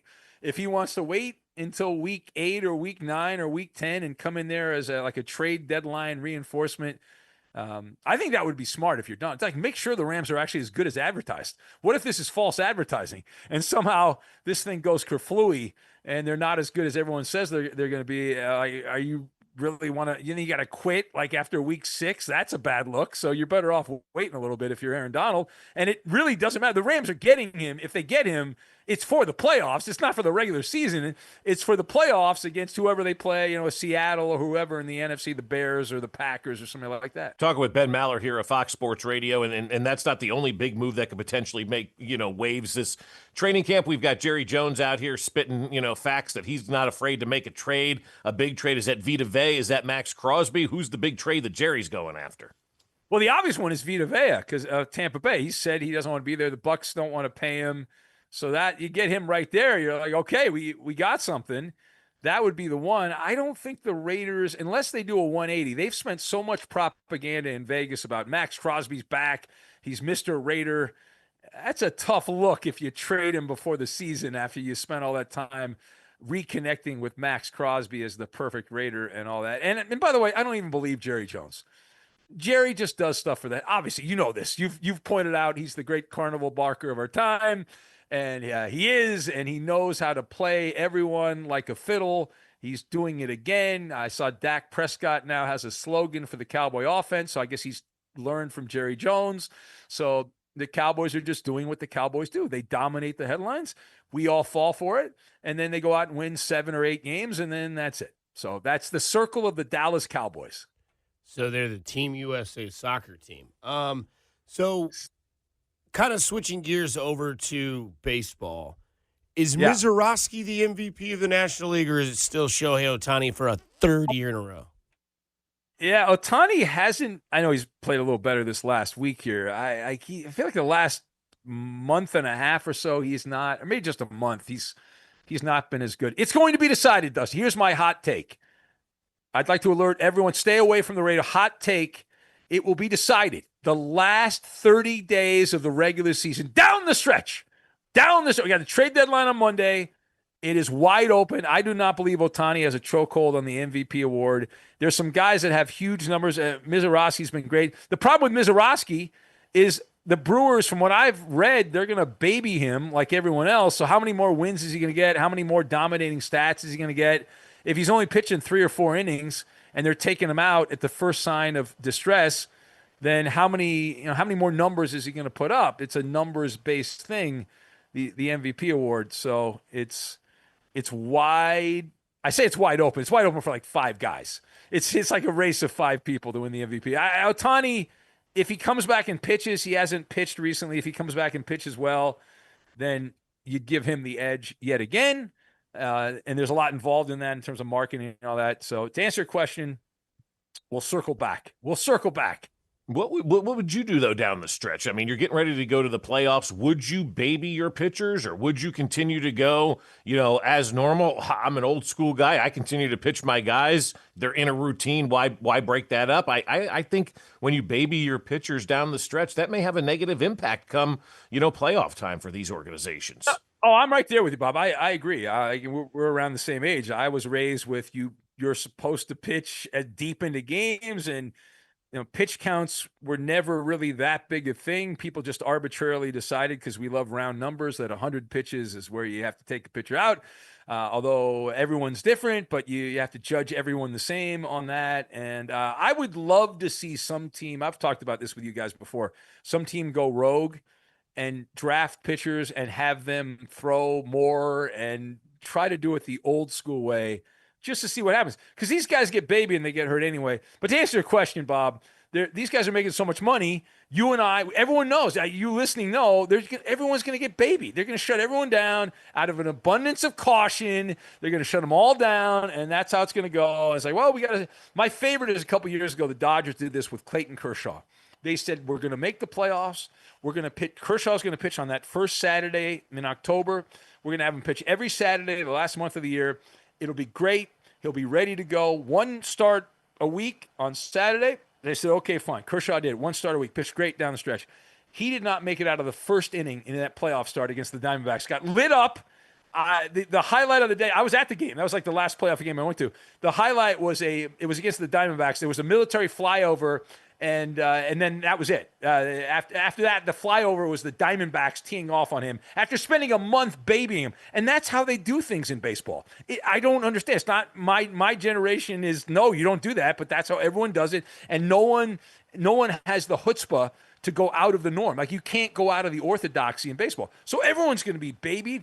In fact, I've gotten people say people have told me the Dodgers, they should baby Ohtani. They should shut Ohtani down for a month, because he's dinged up right now. He's got a knee and a thingamajig over there that's not right. So they should shut him down, because they're going to make the playoffs anyway, and then bring him back, in September and see how he does then. So, and this is how people are wired these days.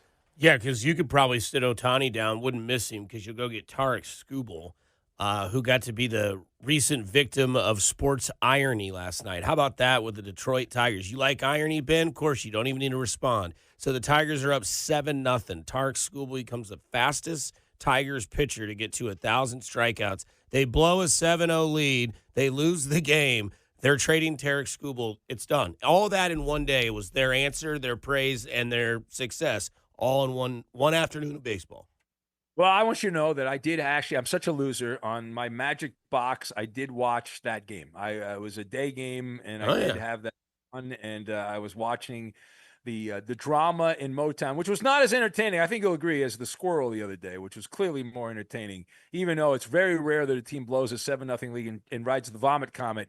But to see the Squirrel and to see 13, 14, 15 adult men, and I think it was all men, chasing after that squirrel, that is amazing. I could watch that for hours, the clip of that, skipping through the towels. That's the way to go. And I don't really think the Dodgers need Skubal. I think it's obvious they don't. I want him to go to the Dodgers just to see the reaction around baseball and people lose their lunch. That's what I want to see. And if you're the Dodgers, you have to do this, because baseball is trying to change the rules. I know they're saying it to change the rules so they make money and they save money, but really they're trying to stop the Dodgers from what they've been doing. They're going to put all these rules in where I'm sure they'll work on deferred money and things like that because the Dodgers have been too good at what they've been doing, and so they got to figure out a way to slow them down. And so if I'm the Dodgers, I go out with a blaze of glory. I would trade for Skubal. I would trade for another hitter, even though you don't need one. I would just add a bunch of guys here because you're not going to be in this situation. Next year, there might not be a season. I think they'll play half the year next year. But if you're the Dodgers, go out and make these big moves because they're going to change all the rules. The playbook's going to change after this year. Either it's completely in favor of the owners or it's partially in favor of the owners. But the rules are going to be much different. The battlefield is much different when they come back and play next year or the year after. Ben, we appreciate the time this morning. As always, enjoy the Buffalo Bills uniforms, and we'll talk to you again next week. I'm a fashionista, guys. Thank you. There it is. Ben Maller of Fox Sports Radio. One word. First name is blank, and he goes on a cruise. He goes on a Caribbean cruise. Katie Holmes. No. Ah! Are you listening? What's your least favorite thing about working with yourself? Body odor. You get one word. On the count of three, name your favorite dinosaur. 1, 2, 3. Velociraptor. This is one word on Fescoe and Dusty. 1, 2, 3. Oatmeal raisin.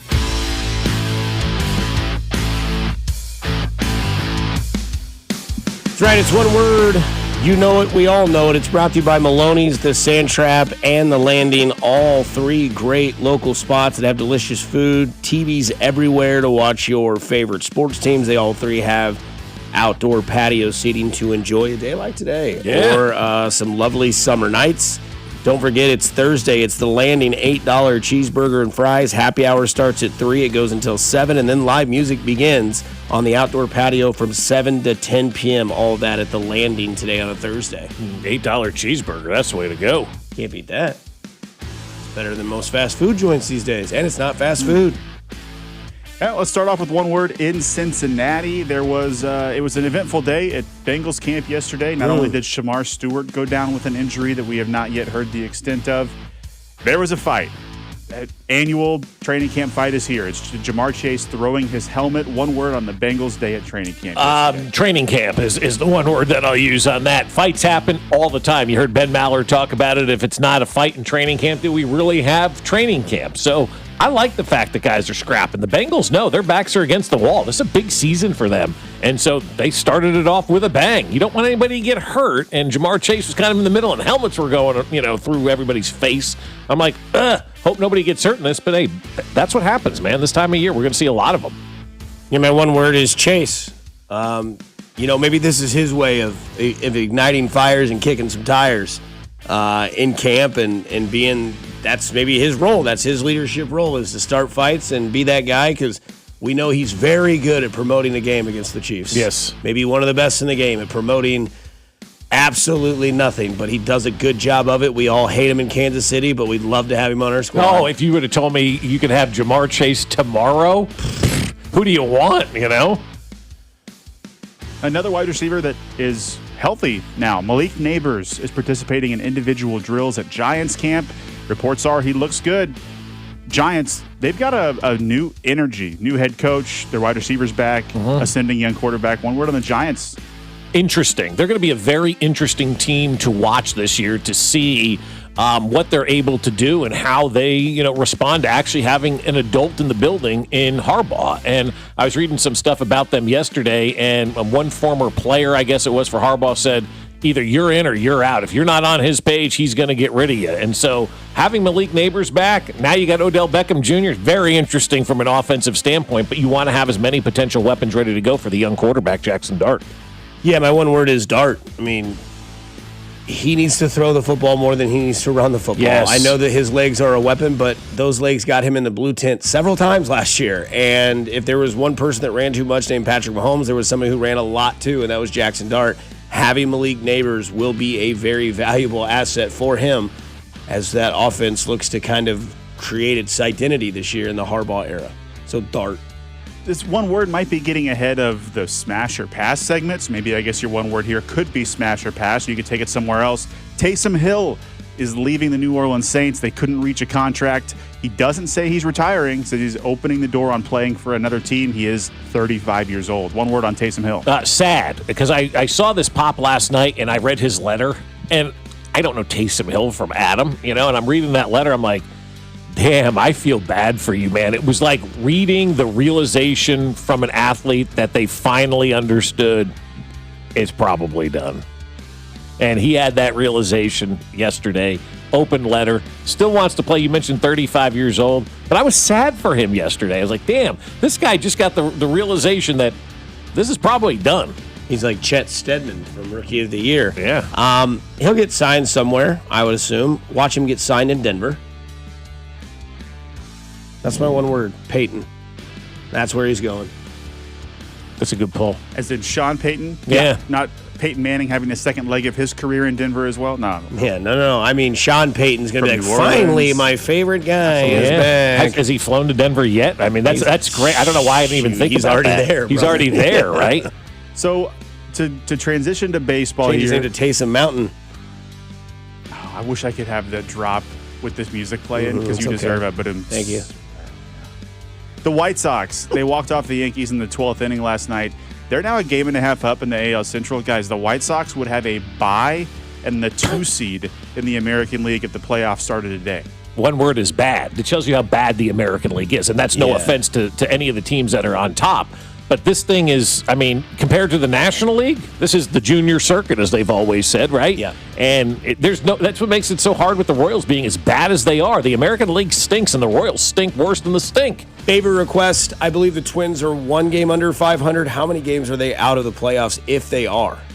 They're not in the playoffs right now. They are 3 games back of the division. And they're 1 game and under. a half of the wild card. And they're That's right. 1 game under 500. Right. I mean, yeah, AL. That's my one word. Yeah. Like Al. Nailed it. I mean, my God. Oh, Dolly, I'm hot today. Last one for you here. The Kawhi Clippers Raptors situation just keeps developing, or maybe not developing at all. More the trees? new report yesterday is this could be 2027 before the NBA concludes its investigation, and the trade has not processed yet. So I guess we're going to just start the season here. One word. Drama. And that's what the NBA is good at. These off seasons present us so much drama. This Kawhi Leonard thing is interesting. Obviously, was he growing trees and getting paid for it? What was going on there? But I look at it right now and I go, this is just drama, man. I love it. Keep it going. Yeah, trees. That's my one word. I don't know what's going on with Kawhi Leonard. If anything, man, just play 1 more year and then retire before anything happens, I guess. That's the play, isn't it? Do the Pete Carroll route. Oh, you're going to investigate USC? I think I'm going to take this job in Seattle. Yeah. Good luck, boys. Going up north. Yeah. Just up the road a little bit. Yeah, take that job. You guys handle it. Make sure you give back your Heisman, Reggie. It's okay. He won't win there. Yeah, Super Bowl champion Pete Carroll. That son of a...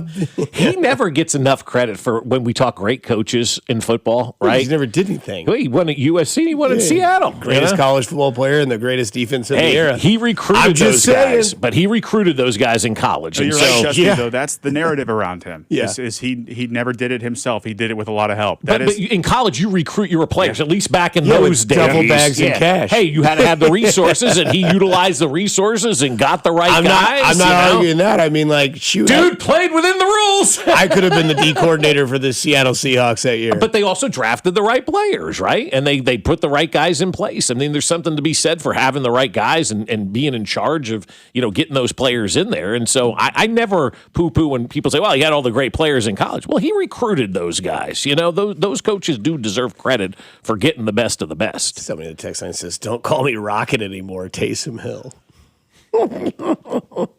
Gary Busey. Whoever thought he could pitch? Is that all our one words? That's it. Okay, that's one word. Nathan Williams. This is your last day with us, huh? Yeah, well, for the week. This week. For the week, yeah. Where are you going? Yeah. No, he's going. He's sleeping. He's got to get his sanity What back. time do you leave Lawrence to get here in the morning? Oh, it takes me about 40 minutes to drive in. Okay. So I usually try to leave about 4:40-ish or so. Yeah. Okay. Yeah.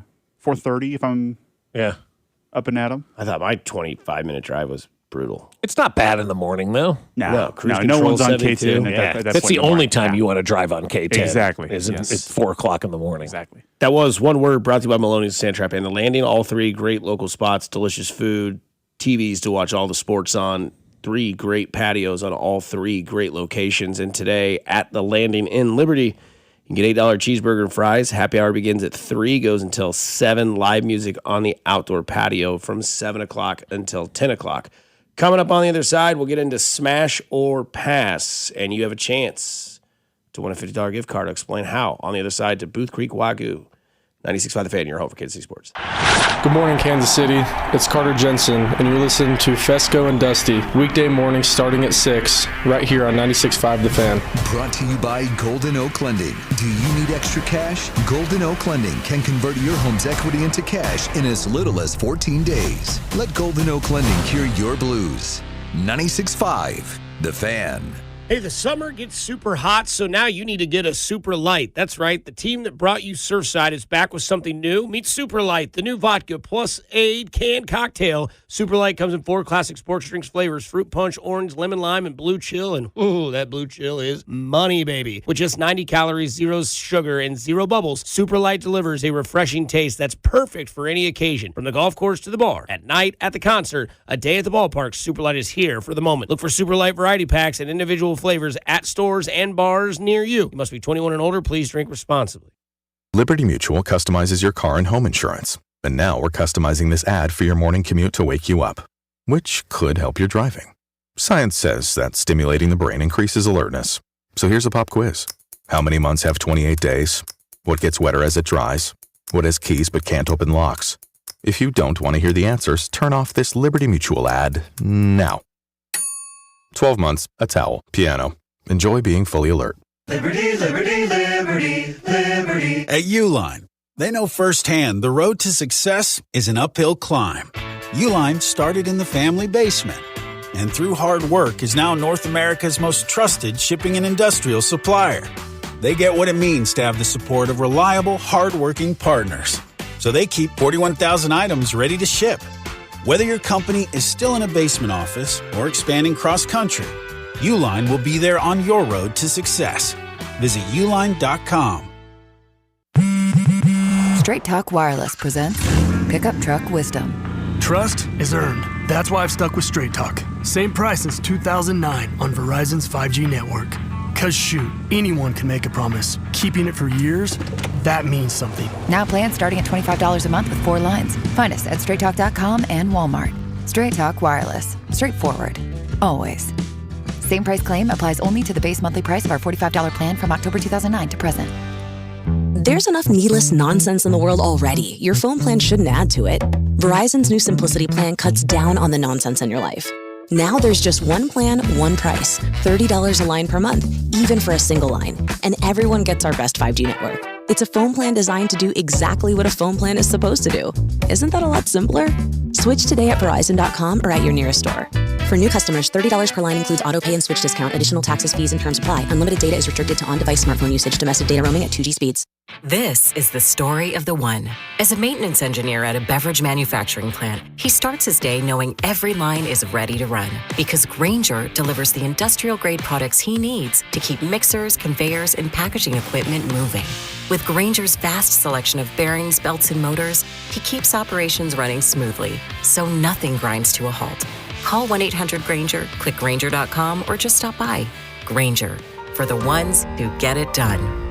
$5,000. That's the average amount of money people in the U.S. are now spending on gas in a year. $5,000. That's crazy. If you drive, you have to download Upside, the free app that gives you cash back for buying gas. That's right. You can earn cash back with Upside just for buying the gas you're already buying. You can literally start earning cash back today. I use Upside, and just last year, I made nearly $300. You're putting gas in your car anyway. Why not get cash back? If you like extra cash, download Upside. I'm saving the cash I earn from using Upside to help pay for a vacation later this year. Download the free Upside app now to earn cash back when you fill your tank. Use promo code SNAP to get an extra 35 cents per gallon on your first tank. You can cash out anytime, right to your bank or a gift card for Amazon and other brands. Just download the free Upside app and use promo code SNAP. for a 35 cents per gallon bonus on your first tank. That's code SNAP for a 35 cents per gallon bonus. Here's your traffic report on 96.5 The Fan. Brought to you by SWL Injury Law, the Car Crash Kings. It's what they do. Visit SWLinjurylaw.com. Northland 169 highway southbound bogs down at 68th Street and stays very slow down past Inglewood with construction down to one lane. Kansas side 635 southbound slow rolling from Gibbs down to I-35. Alan Carr 96.5 The Fan. Traffic.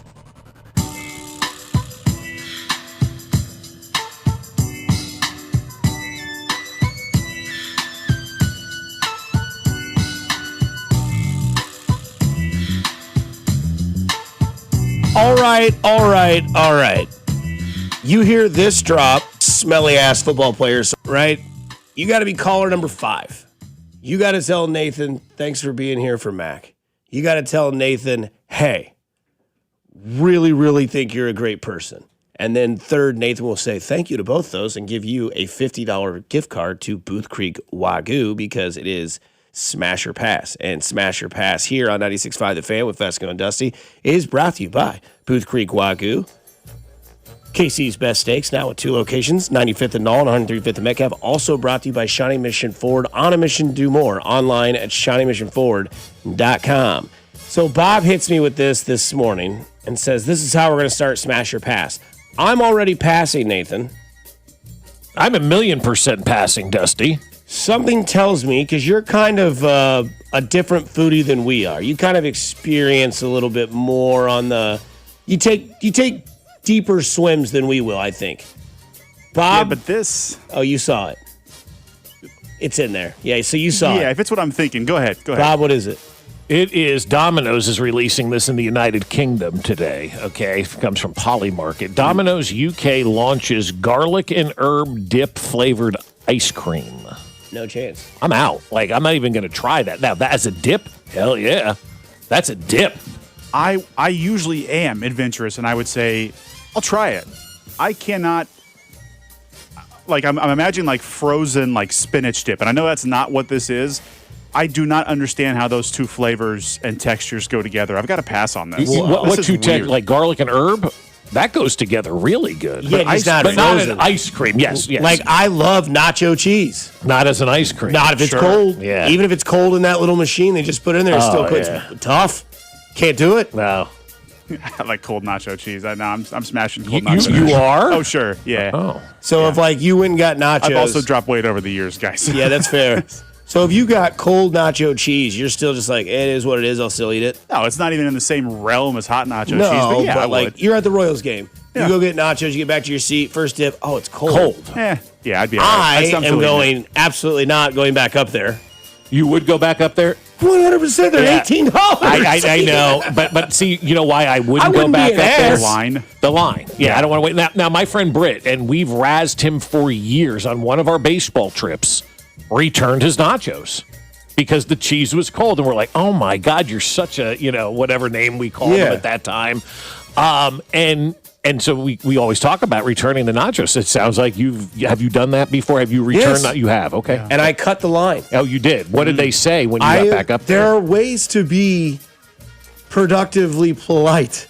Hey, I know you're next. I've got cold cheese. If you don't mind. Oh yeah, dude, go ahead. Instead of excuse me. Yeah. Oh yeah. So you didn't boomer it up. You acted like a normal human. No, yeah. I have respect. Yeah. These people probably hate what I'm about to do. Yeah. But I went up there. I was like, hey, I'm so sorry. And you're saving everybody else, though, in line. And I'm like, my nacho cheese was just cold. Can I just get a new one? Yeah, man. All right. Thank you very much. Now, if all I had to do is walk back to the concession stand, I'm changing this cheese out. Don't get me wrong. But if the question is, am I eating it or just tossing it under the seat? Yeah, I'd still eat the cold cheese. Yeah. Somebody says, guys, I just had cold nacho cheese last night from leftover Taco Bell. Any lettuce? Hold the lettuce. Any lettuce? The lettuce. I told you I think I'm getting a salad today for the first time in a while. I don't know if I'm ready. You want to not be here tomorrow because it could just be. I know. I don't know if I'm ready though. Go get a male diaper and just sit in here and just I mean, I've seen Emmitt Smith advertised Depends. Yeah. I saw one at Knucklehead just left in the gravel. Oh no! Yeah, unstrap that baby and head home. Oh, it wasn't a kid's diaper. No, I'm not. It was right by her car. We looked down, we're like, oh, that's Depends. Well, I mean, if you're going to go do New Year's Eve in Times Square, you better get a box of those because you ain't leaving, you know. How about this Smash or Pass Wild Cherry Pepsi Body Wash? No. Okay. No, like Wild Cherry Pepsi, I'm like, okay, body wash. That's right. It's coming out.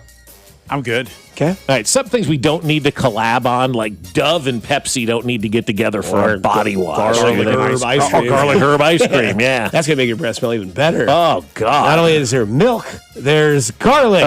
And herbs. Smash or Pass Aaron Donald joining the Rams?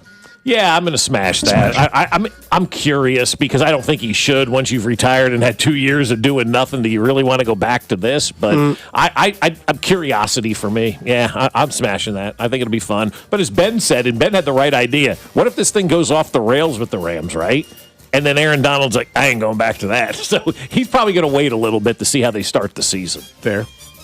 If the Chiefs were, if it was any of the last 10 years and they were the favorite to come out of the AFC, I would pass this. I would say I don't want this. I don't want the Chiefs to face another elite defensive line in the Super Bowl. Since that's not the case, I'll smash. Him against Myles Garrett? Yeah, sure. Yeah. So would you say that Aaron Donald is ring chasing? Yeah, and that's fine. I don't have an issue with that at all. Yeah. Make sure it's all cool on other sports too. Yeah, go chase the rings. Smash or pass keeping Waka in company? Pass. I'm smashing because this means to me ownership's all in this winter. Guys, we can expect signings. We can expect trades. That's the only reason you're keeping a Waka and a Lugo, right? Is we're winning this division in 2027. So that's what's happening, right? Well, I mean, I don't know. I know you're being facetious with that one, but correct. Yeah. He's got 10 too. Yeah, I know.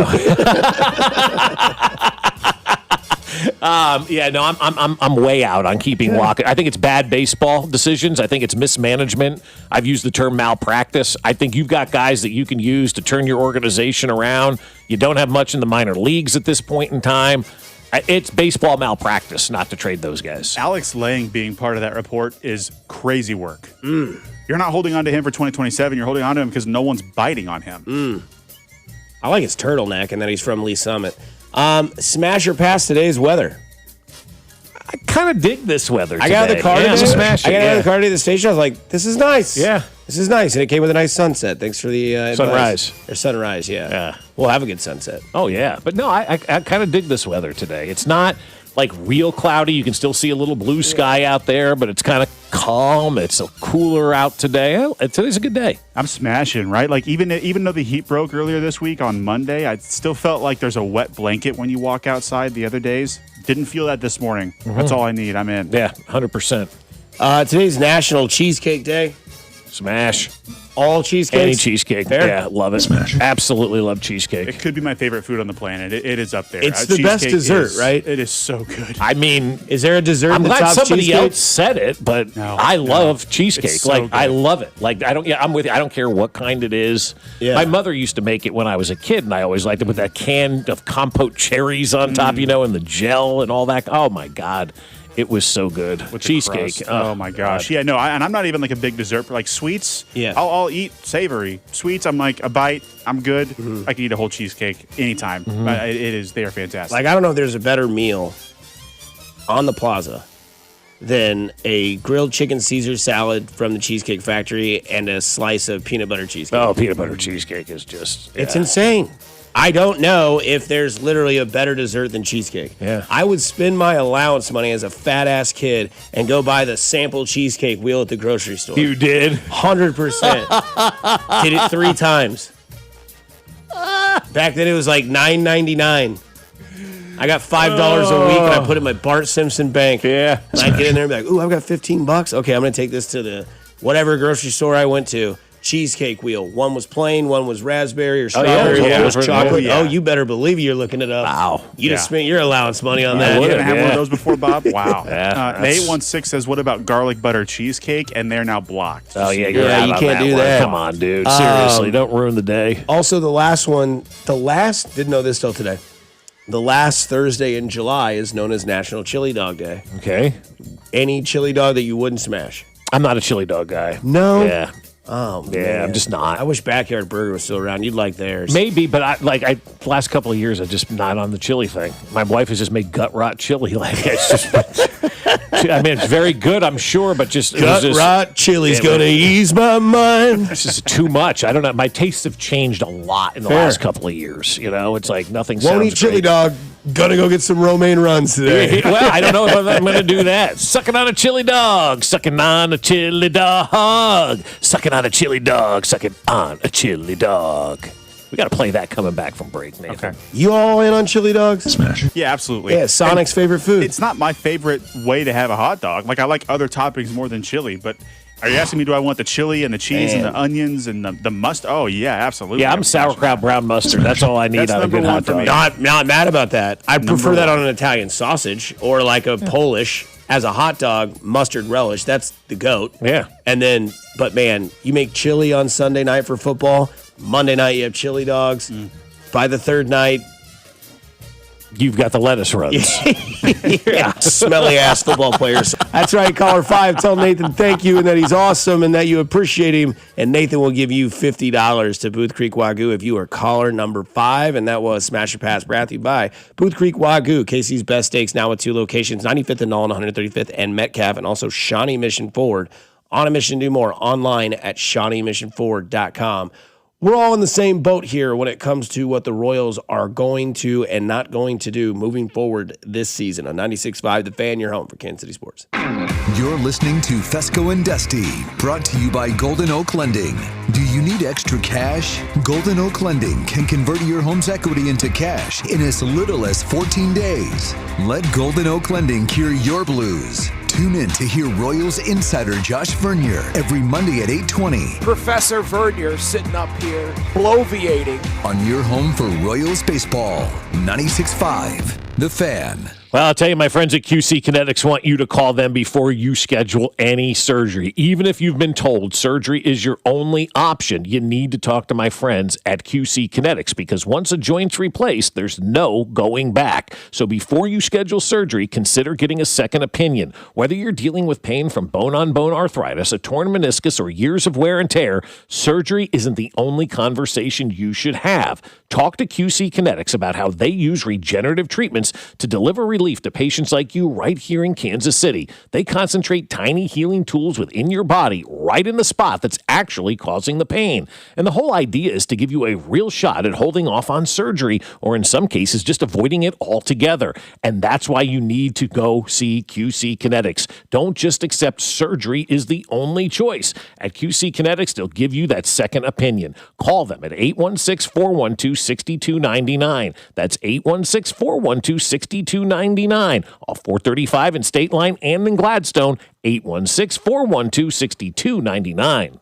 Shawnee Mission Ford is under all new management, and Shawnee Mission is dealing because summer's better at the lake, on a road trip, or hauling a backyard project, and summer's simply better in a Ford. So if you have not shopped Shawnee Mission Ford in a while, well, the rules have changed in your favor. They're never going to be undersold. They're always going to make you feel like family. In fact, if you bring them any written offer on the same vehicle, they will match it or beat it, period. And right now, the F-150 is even better. Get 2.9% APR plus a $1,000 Ford credit bonus cash on the new 2026 F-150. That's right, only 2.9% with $1,000 of bonus cash, making the F-150 the truck you could afford this summer. Shop them right now at ShawneeMissionFord.com. That's ShawneeMissionFord.com. Just off I-35 on Shawnee Mission Parkway. Life's better in a Ford. Discover yours today at Shawnee Mission Ford. 2.9% APR with approved credit through Ford Credit. Not all buyers will qualify. Excludes Raptor. Dealer administration fee $7.99. Price match applies to a valid written offer from a licensed dealer on an identical in-stock vehicle with comparable mileage and the same trade valuation. Exclusions apply. See dealer for details. Conservative, family man, author of The Bald Plan to Reduce Property Taxes. Listen to Scott Schwab. Property taxes are killing Kansans, but one day it hit me. Bald. BALD stands for Better Affordable Living by Decreasing Property Taxes. And it's the only detailed plan. Schwab's BALD plan means voter approval for property tax hikes, refunds for unfair assessments, and tax relief for seniors and working families. Listen to Scott Schwab. I focus on reducing taxes for Kansans. You should keep more. My BALD plan makes sure of it. When I'm governor, we'll get it done. Finally, a governor with a good head on his shoulders. Author of the BALD Plan to Decrease Property Taxes. Conservative Republican Scott Schwab for governor. Visit scottschwab.com/bald to learn more. Paid for by Schwab for Governor, Jim Felter, Treasurer. Chiefs coverage is brought to you by New Century Chrysler Dodge Jeep Ram in Paola. Spring hail means big savings at New Century Chrysler Dodge Jeep Ram in Paola. Save up to $15,000 on hail damage new and used vehicles, plus all factory incentives. But this hail of a sale won't last long. New Century Chrysler Dodge Jeep Ram in Paola. You always pay less in Paola.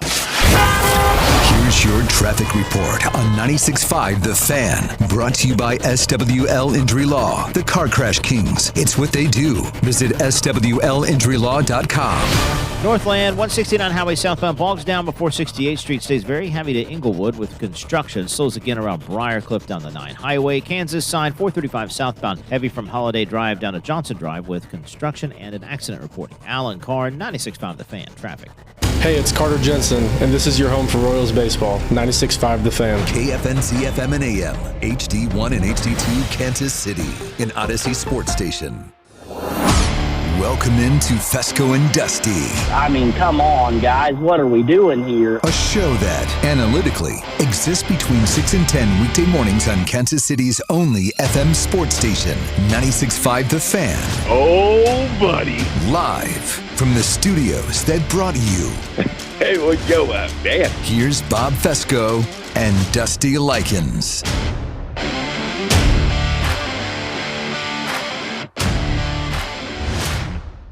You think Binks ever said no to a chili dog?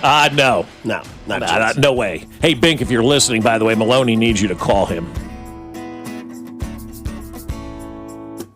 Sucking on a chili dog, sucking on a chili dog, sucking on a chili dog, sucking on a chili dog. Better believe it. Sucking on a chili dog, sucking on a chili dog, sucking on a chili dog, sucking on a chili dog, chili dog. That's the best. Yeah. Chili dog. I still don't know what John Cougar Mellencamp was meaning by saying sucking on a chili dog. I don't either, yeah. I mean, just say chomping. Uh-huh. Eating a chili dog, same. Can still get that one there, too, as well. Yep. But, yeah. Sucking on a chili dog outside the taste-free heat. Are you a big Mellencamp fan? Not really. Okay. I saw him in concert when we were out in Tahoe one year for that golf tournament. Was it recent? It was like 06 probably. I heard he's real political now. I don't remember any of that. It was when I lost my glasses, so I was squinting at the stage the whole time. But I remember it being 90 minutes, and he played every song you knew, and you were back in the casino. And I thought that was a good concert. That's a good casino type of concert, you know? Mm-hmm. I don't know. I was fortunate enough that like my stepdad had like all these CDs, and I would just go down there and experience with new music, and I had his like greatest hits. Pink Houses is pretty good. Good song, yeah. Yeah. There's some stuff I like. I mean, I'm not going to say I love John Mellencamp or hate John Mellencamp. I don't think I love him. I like a lot of his songs to know, like, what's that one? Cherry Bomb or whatever? Yeah. That's a good one. Wild Nights. That's a good one, too, yeah. I mean, he's got a lot of bangers, actually, now that you're going through his discography. But I think my favorite one is I Need a Lover Who Won't Drive Me Crazy. I need a lover who won't drive me crazy. That whole build-up to that song is great. And then I can't understand any of the words he's saying, but I do enjoy John Mellencamp. I will say his music is a keeper on the playlist. If like it comes on, you don't have to skip it. Yeah. Him, Seeger, Springsteen, all that kind of. It's the same generational rock. Kind of. Sucking on a chili dog, man. I was just going to leave this going as long as you guys are talking about him. No, we can move on from John Cougar Mellencamp. Also, that's crazy that he got that egotistical that he changed his name to John Cougar. Mm-hmm. It's John Cougar now. Oh, okay. John Hancock. It's Foot Penis. What happened to Hancock? None of your damn business. So some maybe devastating news for a lot here. I don't know, devastating is probably a little hyperbolic, but some bad, disappointed news, right? Like your dad used to say, I'm not mad at you, I'm disappointed. I wish you'd be mad. Report Royals pitchers Michael Wacha, Seth Lugo, Daniel Lynch, and Alex Lang are likely to remain with Kansas City through the trade deadline. This comes from Mark Feinsand. He's an official feed for Mark Feinsand, MLB.com, senior national reporter. Pretty well followed on X, almost 300,000 followers, so it's not some sort of parody thing. Again, I've not talked to anybody in Royals front office. No one's told me that they are doing this, so I don't know if this is totally true. But boys, we're like 4 days away from this trade deadline, and all I'm hearing is crickets. Yeah. I think they might hold on to these guys. I don't know what that says to you. Text line 913-586-7965. Bob Fescoe, Nathan Williams. I don't know what that says to you guys. Disappointed is my thing. I love Michael Wacha. I think he's great. I know that he loves this area. But man, I don't know if I want to run it back with Wacha and Lugo next year. It's another year of them. Like we talked about their first years here. We're like, oh, this is great. Everybody wanted Q extended. Mm-hmm. Everybody was happy about the Royals. They do all this stuff. Next year they're pretty decent as well. And then this year Michael Wacha has been the star of your rotation with the 13 games of quality starts. Seth Lugo's looked good in his last 3 to 4 starts. I'd say 3 at least. Was good against the Giants. Was good against the Twins. I mean, he had 4 double plays turned. Couldn't get any run support. Yeah. Sounds like they're going to bring these guys back. Looks like maybe the only name that gets really moved is like Lane Thomas. Mm-hmm. And that's it. And anybody kind of on an expiring contract. The report basically said anybody who is not on an expiring contract is probably not going to be dealt. And I think that's organizational malpractice. You can't just have rules like that governing your organization that say, well, if he's on an expiring contract, we'll trade him. And if he's not, it's not a black and white issue here. There could be an offer out there from, let's just say, the Chicago Cubs, because they've been rumored with the Michael Wacha stuff, that could absolutely change your organization on a dime and give you exactly what you need to turn this organization around. And if you're going to be obtuse and not look at it because he's not on an expiring contract, but you're not doing what's best for the entire overall organization. The other thing that we don't factor in is the work stoppage that's going to take place. Whether or not we play next year has an impact on a lot of things, but also guys are getting older. Lugo hasn't been the same guy that we saw 2 years ago, even last year, even maybe at the beginning of this year. But once Lugo went on kind of the DL, I think it was last year, he just hasn't been that same type of guy. I don't understand why we want to hold on to an aging veteran pitcher at this point in time. Daniel Lynch, are you going to convert him to the starting rotation and try to get him into the starting rotation? If you are, then it makes Lugo and Wacha even more expendable at this point in time.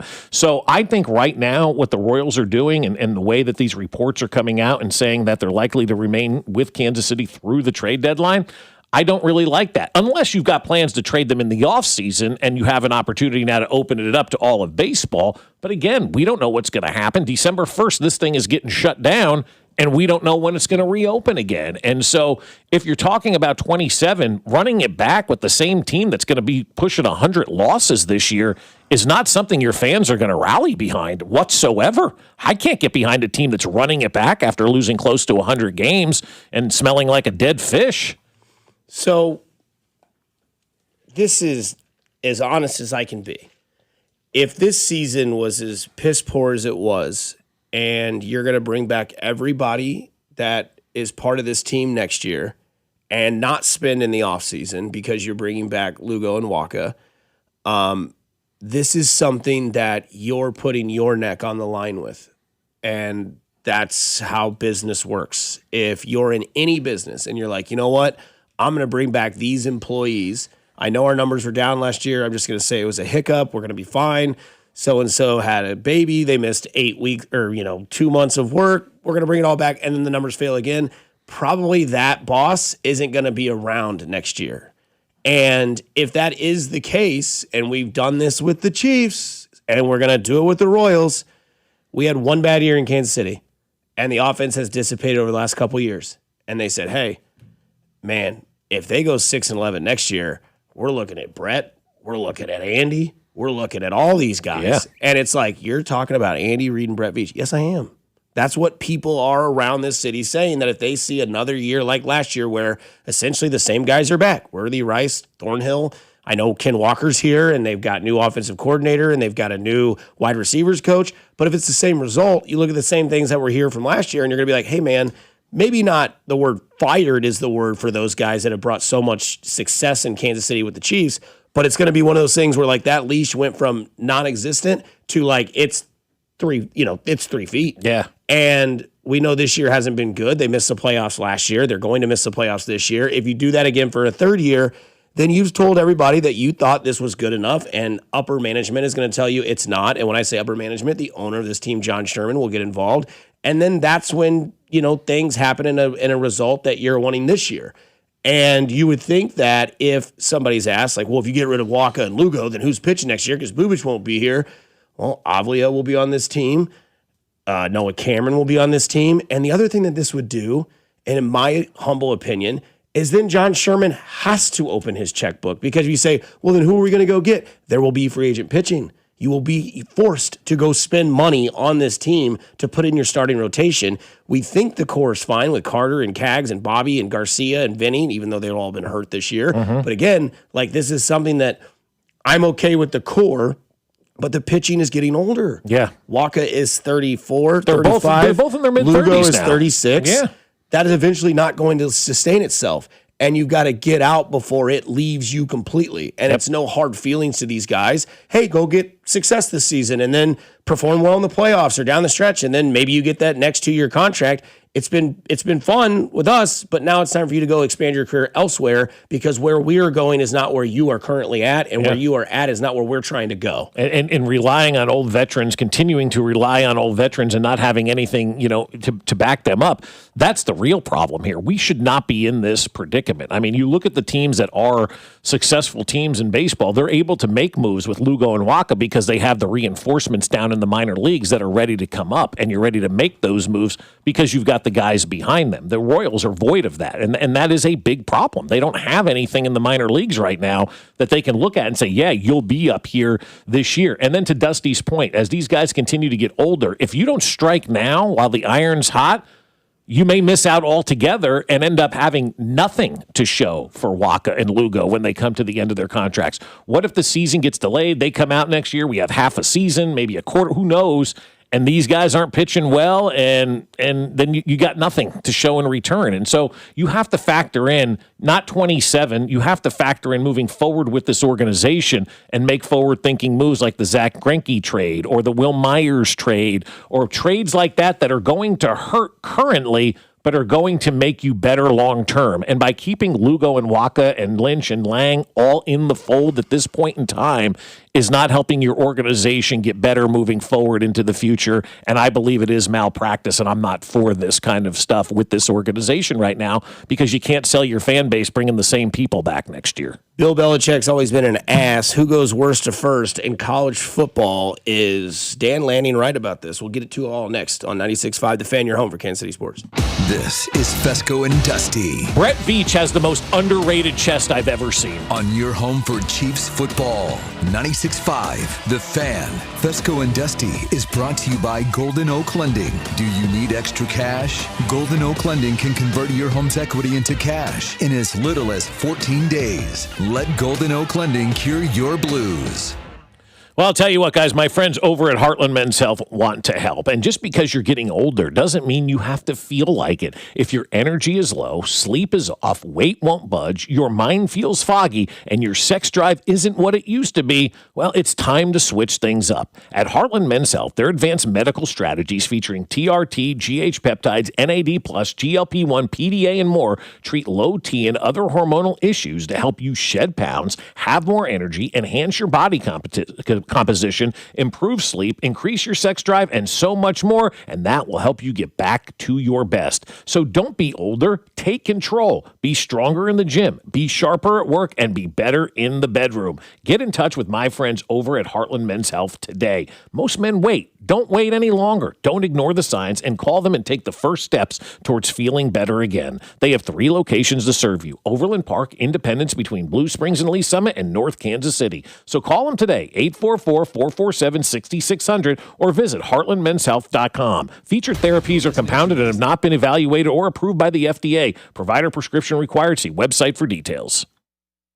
Man, that was the insurance company again. What'd they say? They want another statement, more paperwork. They're telling me what my car's worth. Now they want all my medical records. Dude, why are you dealing with all that? Call the Car Crash Kings. One call and they deal with the insurance company for you. The calls, the paperwork, the negotiations. You just focus on getting better. Hurt in a car wreck? Don't do it yourself. Call the Car Crash Kings. It's what we do. The choice of a lawyer is an important decision and should not be based solely from advertisements.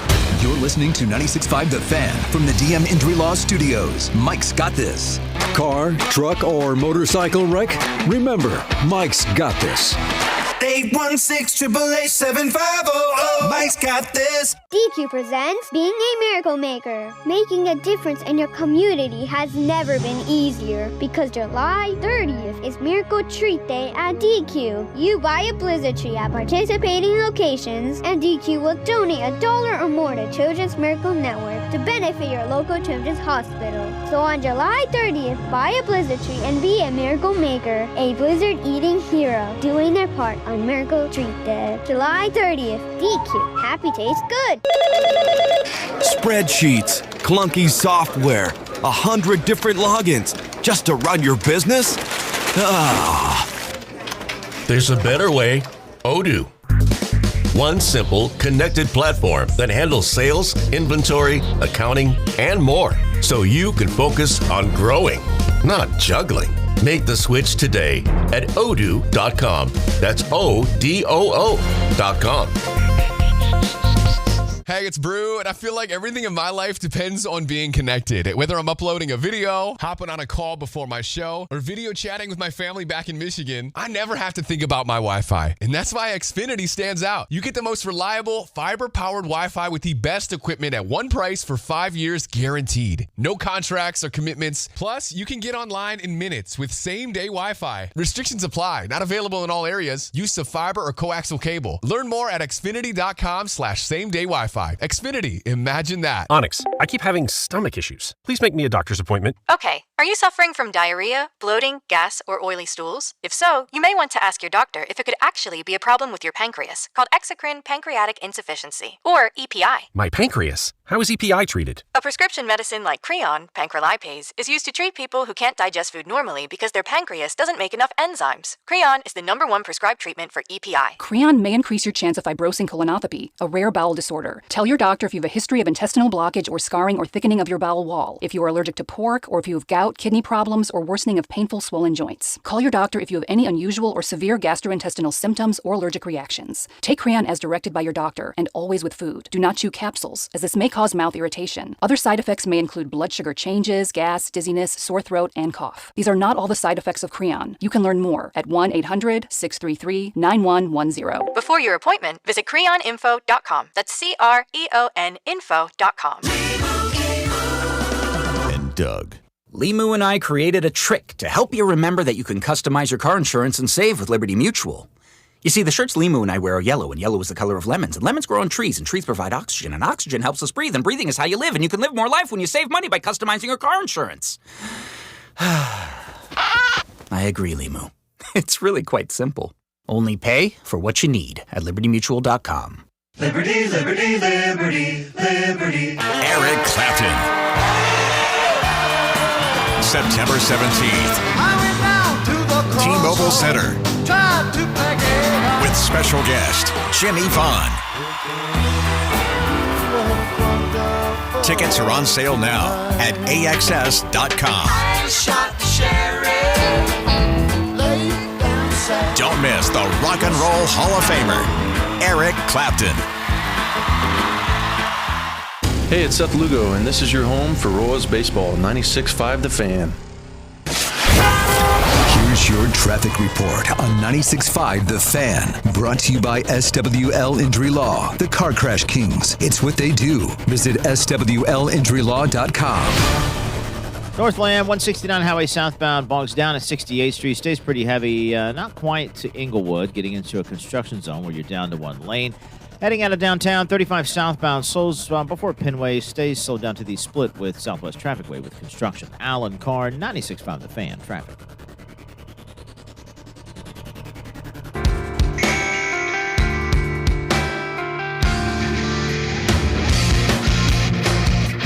Rolling right along on a Thursday here on 96.5 The Fan, your home for Kansas City sports. Thank you for sticking with us. A lot of people don't think that John Sherman's going to open up his checkbook.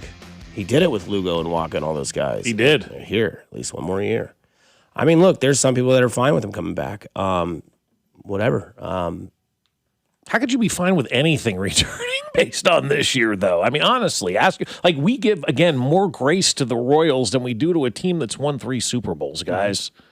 Why? it would make more sense to me if a deal fell through. So one of the guys, that you didn't get what you thought you could for Lugo, so you don't move him. I'm not asking you to lose a deal, but the stance being taken that if you're not on an expiring contract, you're not leaving, shows me that this front office believes that this team that, guys, to be completely and brutally honest, at their peak, which is 2 years ago now, it'll be 3 years ago next summer, limped to 86 wins and got the last playoff spot, tied for the last playoff spot in the AL, and they still believe that team can compete. That's the problem. Right. That and that's well said too. And taking advantage of a really bad White Sox team that year, going 11-1, 12-1, or whatever it was against that team. And that's a good point, Nathan. Like limping in, getting in, however you get in, you get in. But being the last seed, yeah, you're right about that. I mean, that was the high water mark. And then the next year they were back to about 82 and 82. 82, yeah. 82 and 80. And 82 and 80, and then you're at where we are now. It's been just boom, boom, boom, decline. And so if you think with the same guys that are going to be a couple of years older are going to get you back to where you were,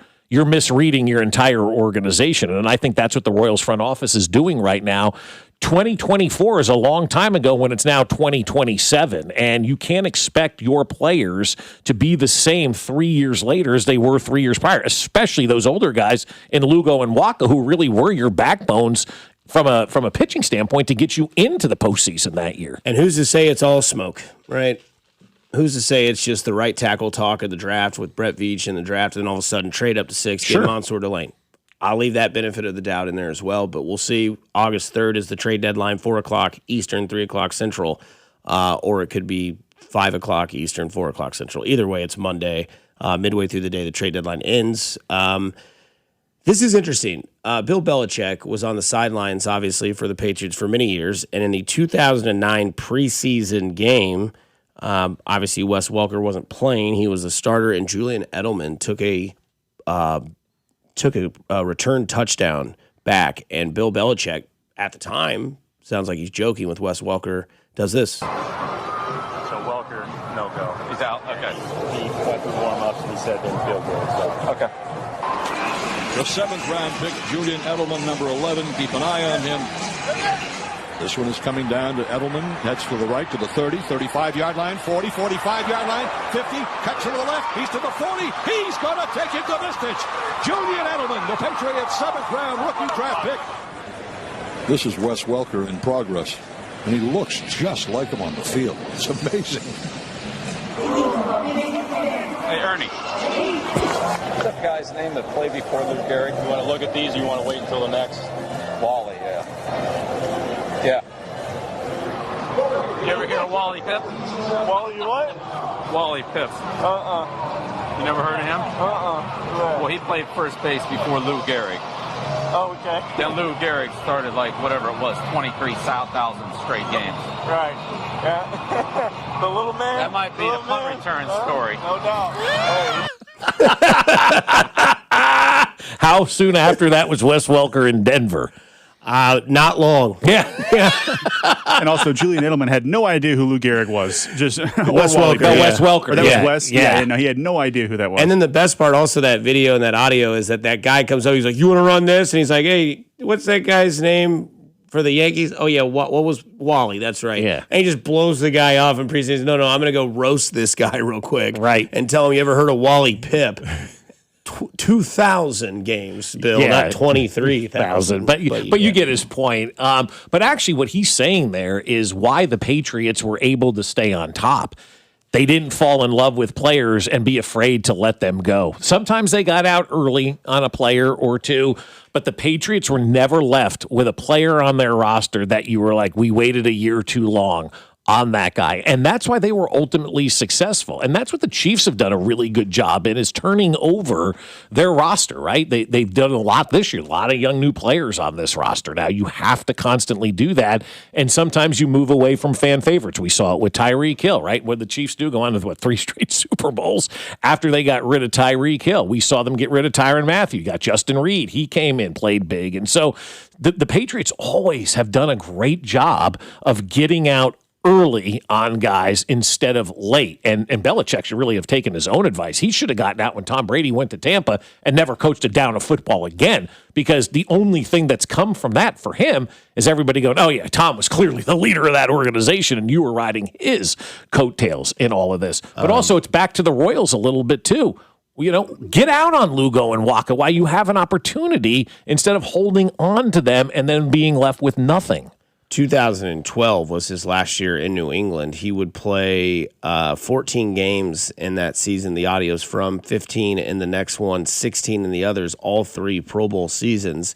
Would have 123 receptions, 86, then 122. They would then trade him to Denver in 2013. Okay. The craziest thing about Wes Welker is he played all those years with those 2 quarterbacks, never won a Super Bowl. That's the most incredible stat. When you said that yesterday, I was like, oh, my God. You think about if you're Wes Welker and you played on the Patriots and the Broncos and you were on both of those teams during their heydays and you played with Peyton Manning and Tom Brady and you have no Super Bowl rings. He was with the Patriots from 2007 until 2012. Wow. And then he was with Denver in 13 and 14. They would win it in 15. He would then go to St. Louis and finish his career. Isn't that unbelievable, dude? Seriously, if you would have said to me yesterday, how many Super Bowl rings does Wes Welker have? I would have said 3. Probably got 2 with New England and then 1 with Denver.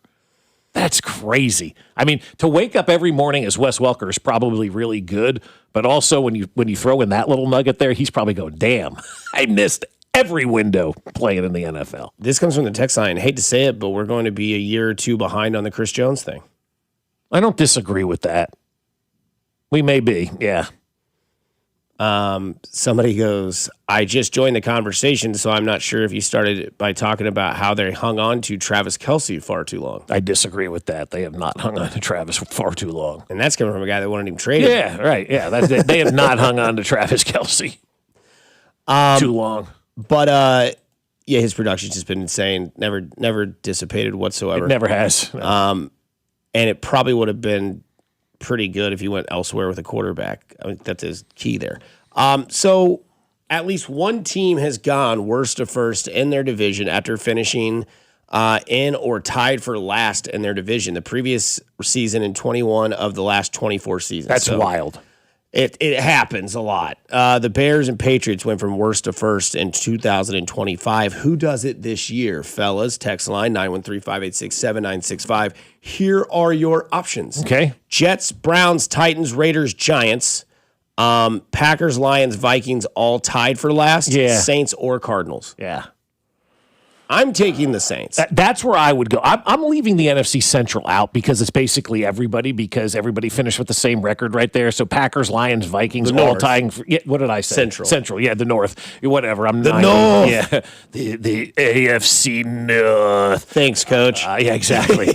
But so I'm leaving those guys out because, I mean, did they all really finish in last place because they all tied for the same record? And so, but of that list, there's really 2 teams that I'm looking at. It's either the Saints or the Giants, in my opinion. I don't think the Raiders have the ability to win the division. There's too many good teams. Well, the Titans, maybe.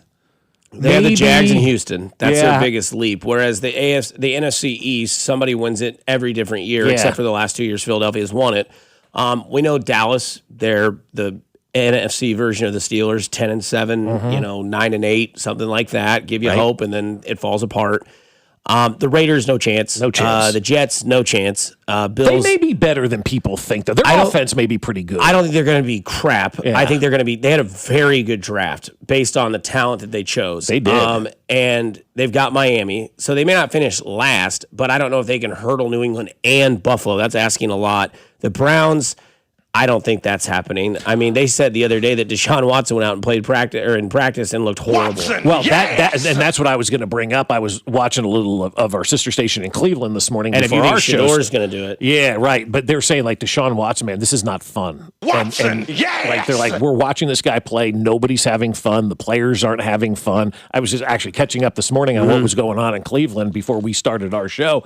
And that's where it's at. I mean, if your team does not want this guy to be the quarterback, you have got to listen to the guys inside that locker room. This is a completely different conversation than anything else we've ever experienced in the NFL. Nobody wants to be around this douche, okay? People want to move on from him. The team doesn't want this guy around.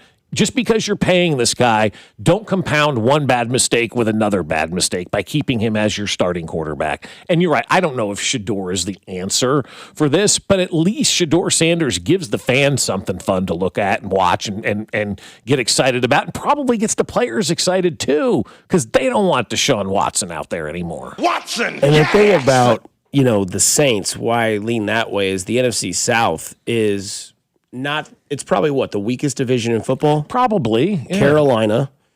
I don't know if they can do it this year with Bryce Young.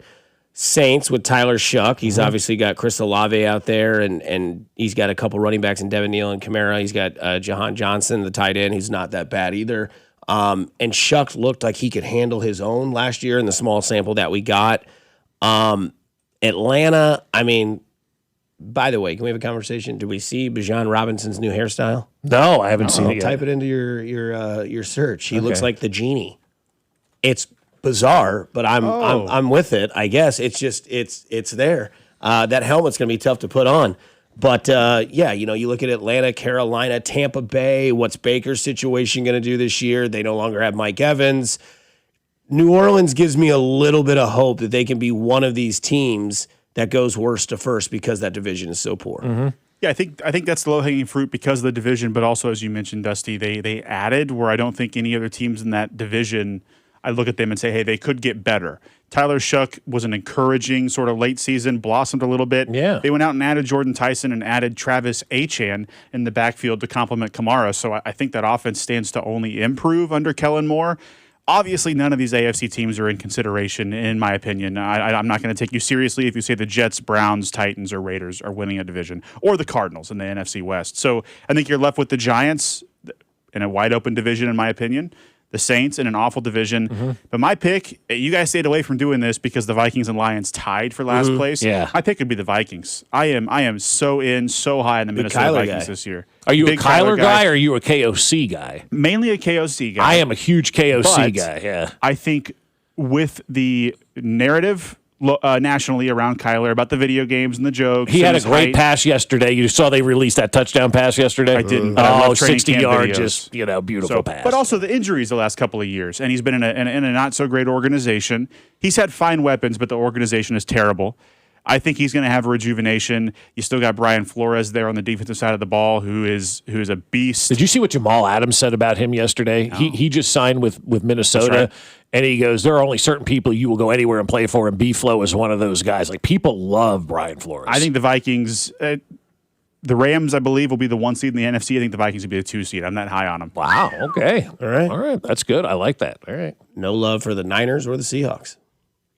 The Niners they'll be thing wild is, card teams if they make it because of the Rams. The Niners thing is bizarre to me. I mean, they just continued to lose players, find ways to get it done. Then this whole accident with their coach. I mean, it sure seems like something has been covered up out there. I mean, I wouldn't be shocked at all if it becomes too much and they fall short of the playoffs. But on the other hand, they're one of those teams that they deal with injuries every single year, and then somehow they're 11-6 and they're in the wild card rounds. Yeah, they're right next to that power plant. That's why they keep getting injured. That's right. At least what That's they're right. telling Yeah, us. yeah. Mm-hmm. But they still do have Mike Evans, George Kittle, Christian McCaffrey, Ricky Ayuk, Pearsall's don't forget there. Ayuk, he's Oh, there. yeah. Pearsall, Oh, the Pearsall thing is now very interesting. He's already hurt, and so he may not be ready to go for the start of the season. I was but following one of the bloggers out in San Francisco. He said, here we go again. It's day one of camp, and we've already got this injury. So Dan Lanning had this to say on the future of college football. I'll say that, Tony Petitti does a great job of hearing our opinion, and certainly that we're a piece of the conversation. But as we get closer to the season, the more I try to just focus on the Ducks and what we can do. And, I think the rest kind of takes care of itself. But we have a great conference. We have college football. A lot of people argue that college football is it's crazy times, which it is. But I would say the excitement for college football has never been higher. And the amount of eyes that pay attention to college football has never been higher. So there's something that's going right with the game. There's certainly some things we can fix. But I'm getting to this mode where I'm about to just focus on football, and that's all I'm going to focus on, and hopefully the rest gets worked out. Dan Lanning, obviously the head coach of the Oregon Ducks and local guy as well. He's not wrong. Nope. College football is very entertaining. In fact, I had a buddy who's very hyperbolic from St. Louis who said, I actually enjoy Saturdays more than Sundays. He's like, Sunday, I just watch the Chiefs. I don't really care about any other football. I'm like, well, that's a lie because you play fantasy football and you gamble, so I know you're watching other games. But his emphasis was like, I love Saturdays. Mm-hmm. Saturdays I get up, I watch college football, what is it, College Football Live or whatever? College Game Day. College Game Day, yeah. He's like, I watch that. I get kind of juiced up about it. He goes, Mizzou plays a lot of games at 11 or noon, and then if they don't, they play at 2:30. He's like, the SEC is fun. The Big Ten has a bunch of good teams. And he's like, Saturday, it just because, again, not everybody's pros. So there are always going to be weaknesses. So there's always going to be that chance that somebody shows up and somebody doesn't, or somebody has themselves a day. Whereas in the NFL, everybody was in college. Everybody was a great athlete. They're all, they're not even, but you get what I'm saying. But college football is entertaining. It is fun to watch. The expansion of the playoffs has been fun. There are things that he mentions, right? Like he's like, there's things that we could fix. We could, get out of the mucky waters of. He's like, but the one thing that is a positive is that we are basically what he's saying is they're in a renaissance with college football. It has been great. And I know for me, I was out on college football for many years, and then Dion came back, and we've had this conversation. It got me back into college football. And to kind of piggyback on what your buddy's saying, I don't disagree with anything that he's saying. I like Saturdays better than I like Sundays. You know why? I'm not stressed on Saturdays. I'm just watching football, and, I don't really have a dog in the fight, so I can sit back and just watch and enjoy the big games, and the college football atmosphere is going to be so much fun. And I love that. And so I understand. And I think a lot of people would nod their head yes and go, yeah, Sundays are stressful when you're watching the Chiefs because everything matters. Saturdays is a little bit more relaxing. So I definitely understand that. Kyle Whittingham, the coach at Michigan now, he said something to the effect yesterday that he expects there to be a 48 to 60 super team league in college football. You start to wonder, is K-State, KU, Missouri, are they included in that super league? If you start to factor that in, where would our local teams kind of fit into all of that? But also, too, Dan Lanning, obviously local guy, is right. I love college football now more than I've ever loved it before. And that it's just so bizarre that at 49 years old, I'm falling back in love with something. I hope we don't lose what college football has right now, but guys, I fear that we will. It just feels like right now it's headed down the path of where baseball currently is, the haves and the have-nots. Ohio State and Notre Dame with those jersey patch deals yesterday reeks of the Yankees and Dodgers. And college sports has to find a way today, not tomorrow, but today, to make this an equitable type of league, because if it gets out of hand and it becomes the Wild Wild West and it becomes Major League Baseball, you're going to have a lot of people that will be out on college football, and I don't want to see that happen. Yeah, so for me, it's just, I don't know, the NFL is just such a more polished product that I do kind of love watching when it comes to like college sports. Like I love watching a, guy that is playing not only for his university, but also knowing that they're probably going to get drafted next year, right? Like this year, I'm going to be locked in to see how Arch Manning plays in his final year at Texas. Now, again, if it is his final year at Texas. But again, like last year, the first game of the year, he plays Ohio State, looks horrible, but that was one of the best defenses in all of D1 football. And then as the season progressed, he did play better. He got better as the season went on. He knew how to use his legs and his arm in certain situations. This year, there's a lot of talk that he's, again, the Heisman favorite, could be the number one pick in the draft. All these sort of things can happen. Now you add that to another year of college sports. Also, I understand that NFL environments are great. It doesn't top college football environments. Tennessee with Rocky Top, right? Yeah. When LSU's getting nuts, when the Swamp is nuts, when Mizzou's new stadium we're going to see for the first time that's been renovated, it's going to look great. And they go nuts. Yeah. And it's just, there's something about the college football atmosphere that's there. It's also where you say you don't stress out.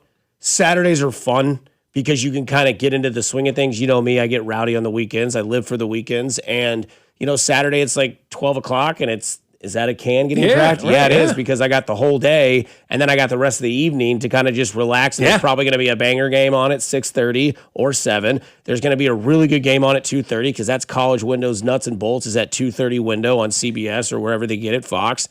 And college football to me is fun. It's entertaining.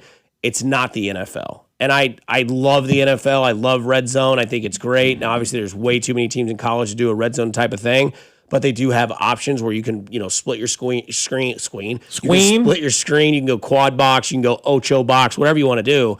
But man, it's two different sports. It's completely different. It's not one and the same at all. And the one thing that's kind of different nowadays, which some people are out on, and you're entitled to your opinion, is that there's a little bit of a pro aspect to college football now. Guys are legally able to get paid. Well, get ready. It's just beginning. Oh, I know.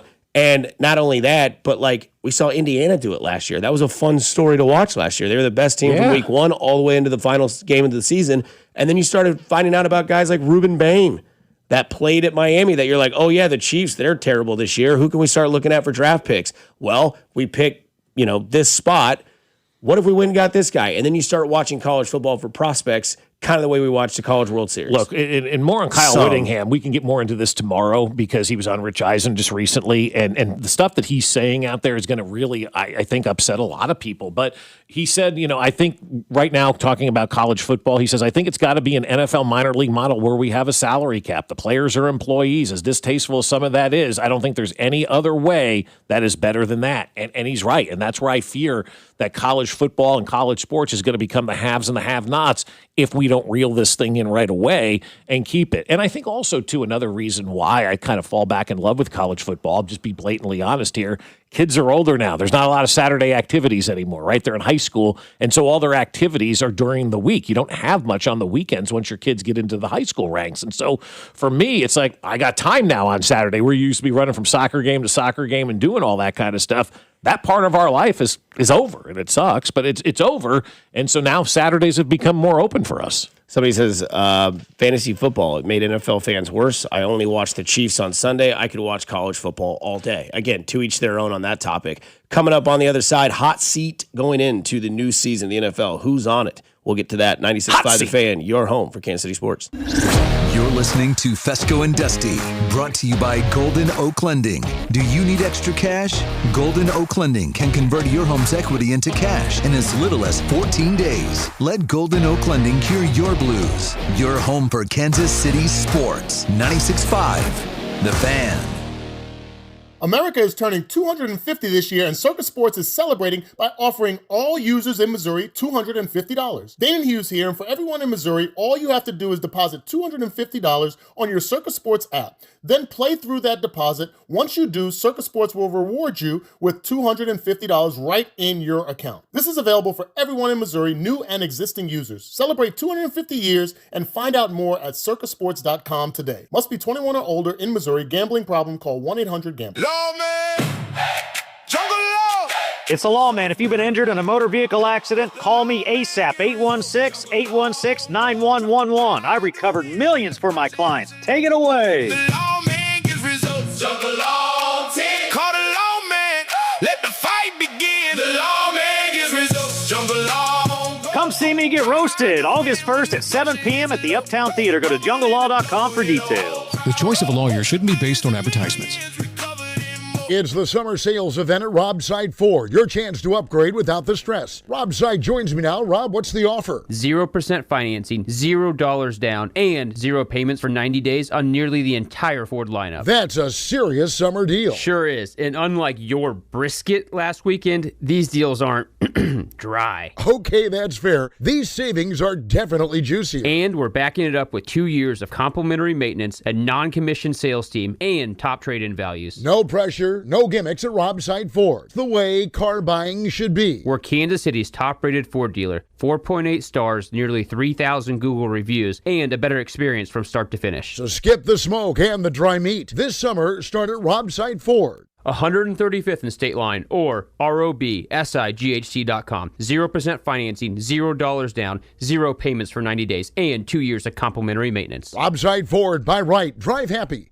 And next time, maybe stick to potato salad. Meet Taylor Burks, the woke liberal play-acting Republican to run for Congress. Burks bankrolled and praised a never-Trumper, then attacked President Trump and his supporters. Burks' PAC even endorsed a Democrat who backed Hillary Clinton for president. Never Trump money, Democrat endorsement, liberal applause. And while serving on the board of Truman State University, Taylor Burks oversaw the school's transition into a cesspool of woke garbage. Under his watch, a performance of the vulgar vagina monologues, mocking conservative values, and a pride exchange closet, providing new clothes after sex changes, the go-to boutique for trans students looking for a wardrobe tailored to them. Woke Taylor Burks, a bad fit for Missouri. The two-faced liberal phony we can't trust. Win It Backpack is responsible for the content of this ad. Paid for by Win It Backpack. Not authorized by any candidate or candidates committee. WinItBackpack.com. $5,000. That's the average amount of money people in the U.S. are now spending on gas in a year. $5,000. That's crazy. If you drive, you have to download Upside, the free app that gives you cash back for buying gas. That's right. You can earn cash back with Upside just for buying the gas you're already buying. You can literally start earning cash back today. I use Upside, and just last year, I made nearly $300. You're putting gas in your car anyway. Why not get cash back? If you like extra cash, download Upside. I'm saving the cash I earn from using Upside to help pay for a vacation later this year. Download the free Upside app now to earn cash back when you fill your tank. Use promo code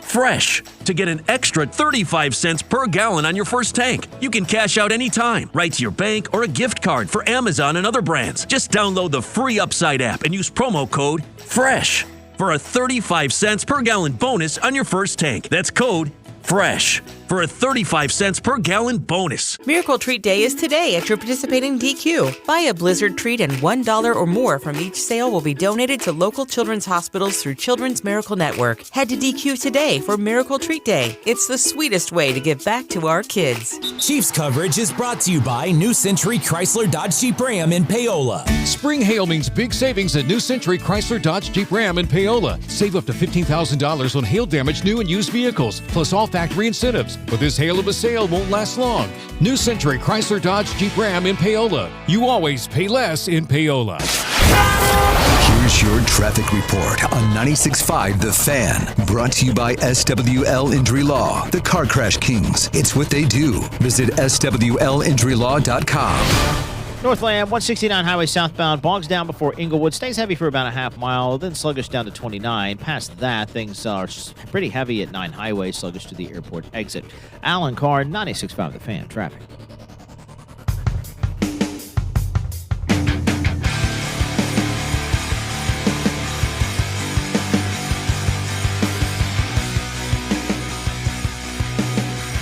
All right.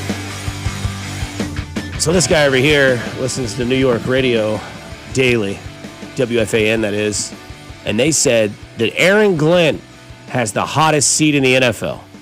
Now, they fired his entire coaching staff and said, well, got to win 7 games or you're out. Right. I forgot the entire coaching staff regular got fired. season. You can stay, but they're all gone, and if it doesn't go well, then you're next. Yeah. And that's basically what that sort of motion means when that happens, right? Baseball, football, whatever it may be. Is there anybody else who has a hot seat going into the new season of the NFL? Well, first of all, do you think Aaron Glenn's is the hottest seat in the NFL? For sure. You do? If they fail miserably, yeah, they can't do that again. Like, that's just, you can't do that in New York, for one. I know it's the Jets, but again, like, what'd they win last year? Like 3 or 4 games? I don't even know if they got that many, bro. And if you don't show at least a slight significance in changing, right? They did have to my opinion, they had a good draft according to the players they got, right? Right. Was his name Kenyon Sadiq? Is that the tight end from Oregon? Yes. They drafted him like late in the first round, I believe. They've got other pieces. They gave Breece Hall the contract. Breece Hall's happy now, too. And he's fine. Yep. Garrett Wilson is still on that team at wide receiver. They also have a receiver they got in the drafts. So they put pieces out there. Now, the quarterback play is the key, right? You got to have that go through. But I got to have him not get in trouble off the field, too. It's fair. And I do think that they're going to be a team of hot seat watch. I think he's probably got the hottest because if they fail miserably, win 3 or 4 games, he's gone. Yeah, and he might be gone before the season ends if they start off really bad. Because I think they're in love with that general manager there, Muji or something is the guy's name, and they love all the stuff that he's done there, and Aaron Glenn wasn't hired by him. So I guess, yes, hot seat for him. I think Dan Quinn has the hottest seat in the NFL right now. The guy who coaches the Washington Commanders. Because of all the reports that you're watching on the quarterback? Yeah, I mean, I'm watching the quarterback right now, but like they had a really bad year last year, and looking back on that Jaden Daniels injury, that's on the coach. He never should have been in that game, and so I think his seat is very hot. I think Nick Sirianni, obviously, his seat is hot every single year. Aaron Glenn. And then Zach Taylor as well from the Cincinnati Bengals. I think we can all agree Zach Taylor's seat is hot. Yeah, I think we can all put that into the universe out there that if that team goes 1-4, he's gone. Yeah, or if they go 1-3, he could be gone because they can't have a slow start. Right. This is the year that Burrow said we can have a top offense, we can compete, we should be Super Bowl contenders. The belief is there. Your quarterback is healthy for now. You signed your offensive players. You got rid of Trey Hendrickson. They didn't get rid of you. Everybody else in your division got rid of their guy. Right. My names that I came up with, number 1 is Todd Bowles. That's a good one, too. Yeah, should have been on my list. Todd Bowles' seat is very hot. Yep. We already said Zach Taylor. And I'm going to go a little bit of a wait-and-see sort of hot seat. But, man, if Harbaugh doesn't win a playoff game this year, what's going on then? I don't think that's a bad one. The Chargers did it with Marty.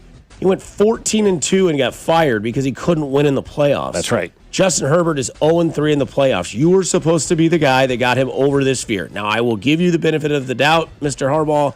Your offensive line got decimated last year and early. Early, yes. But we know the Chargers always have injuries. The Chargers have to win a playoff game. And if this season for the Chargers is playoff win or bust, and they don't win a playoff, to me, that's a warm seat. I don't think they're anywhere near the conversation of, he's out of here.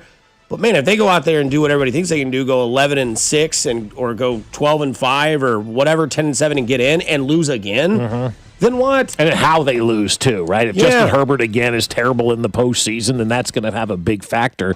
It was funny. I don't know if you guys have seen the video yet that's circulating on X from the Chargers of Harbaugh and Mike McDaniel talking to each other before practice. I mean, you want to talk about two just dorks and geeks just geeking out over weird football stuff. It was very entertaining. Ooh. Real quick, breaking news out of the world of baseball. Okay.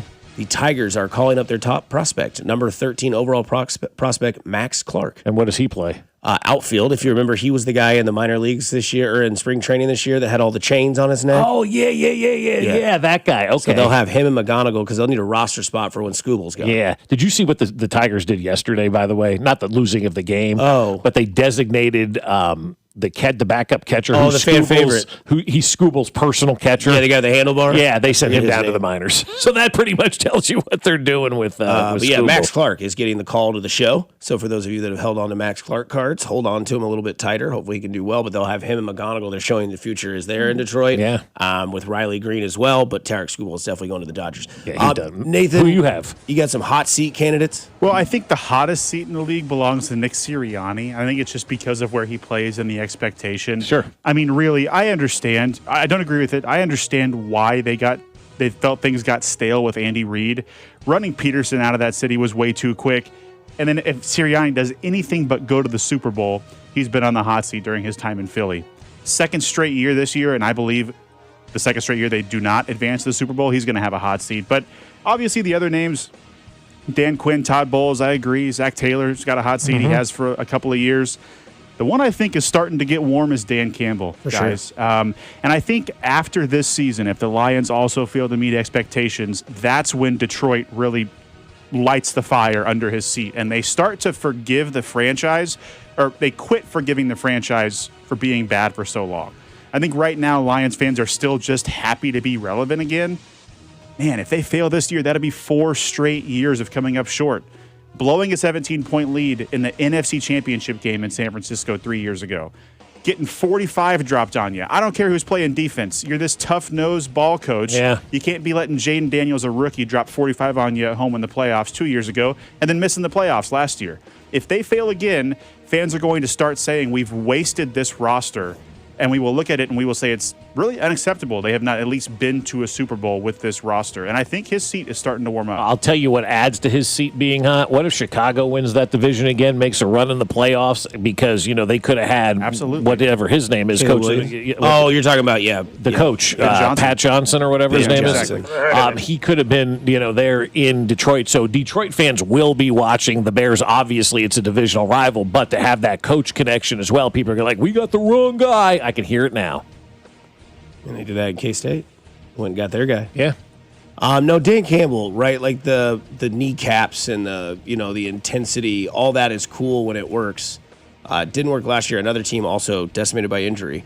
But you're getting to the end of Jared Goff's career. Mm-hmm. You have a fantastic athlete in Jahmyr Gibbs, St. Brown, Jameis Williams, Sam Laporta, all these pieces. It should still work. If it doesn't, the whole Dan Campbell saga might be ending shortly. I don't think he's necessarily going to get fired if they fall short. Now, if they go 6-11, he could get fired. 100%. But I think Detroit falls out of so much love with him if they fail again. Yeah, you're right. They do. They start to go, okay, this becomes an act. This is not real. We're tired of this. Yeah, I totally understand that. Because we're poking fun at Harbaugh and McDaniel. We did that 2 minutes ago for being dorky and quirky and funny because they haven't won. Right. If they win this year, we'll start to look at them differently where they are now. I know John Harbaugh's won elsewhere. Yeah, nobody talks about really the kneecaps anymore with Dan Campbell because they had some success. But the minute they revert back to being the same old Lions, we'll be hearing, this guy's wanting to eat somebody's kneecaps. Is he doing any Applebee's commercials this year? I haven't seen any this year. Talking about his Starbucks coffee order this year? No, because they don't care anymore. Yeah. When? Are you familiar with Billy Ray Smith Jr.? Yeah, I know the name, yeah. He passed away. I know, saw that. Yeah, 64 years old. They said it's dementia caused by CTE is what his family is saying about that. And then I saw another former NFL player diagnosed with something the other day, and I'm like, damn. Forget who it was that I saw. Pretty popular name now that I think about it, but I can't remember off the top of my head. But yeah, the Billy Ray Smith, Jr. passing away at 64. The CTE, man, it's a dangerous game. It's a dangerous game. So some news from the guys do the 10 to 2 show. Obviously, they do it from 10 to 11:30 today. The Royals play at 12:40 in the rubber match in Minnesota. JT, remember he talking about leaving his shoes on during sex? Mm-hmm. That's right. His fiance is going to join their show at 10:45, so you might want to listen to Cody and Gold at 10:45 as we'll get to the shoe saga. I want to get to this too real quick before we go to break. Everybody keeps asking about Schottenheimer in Dallas.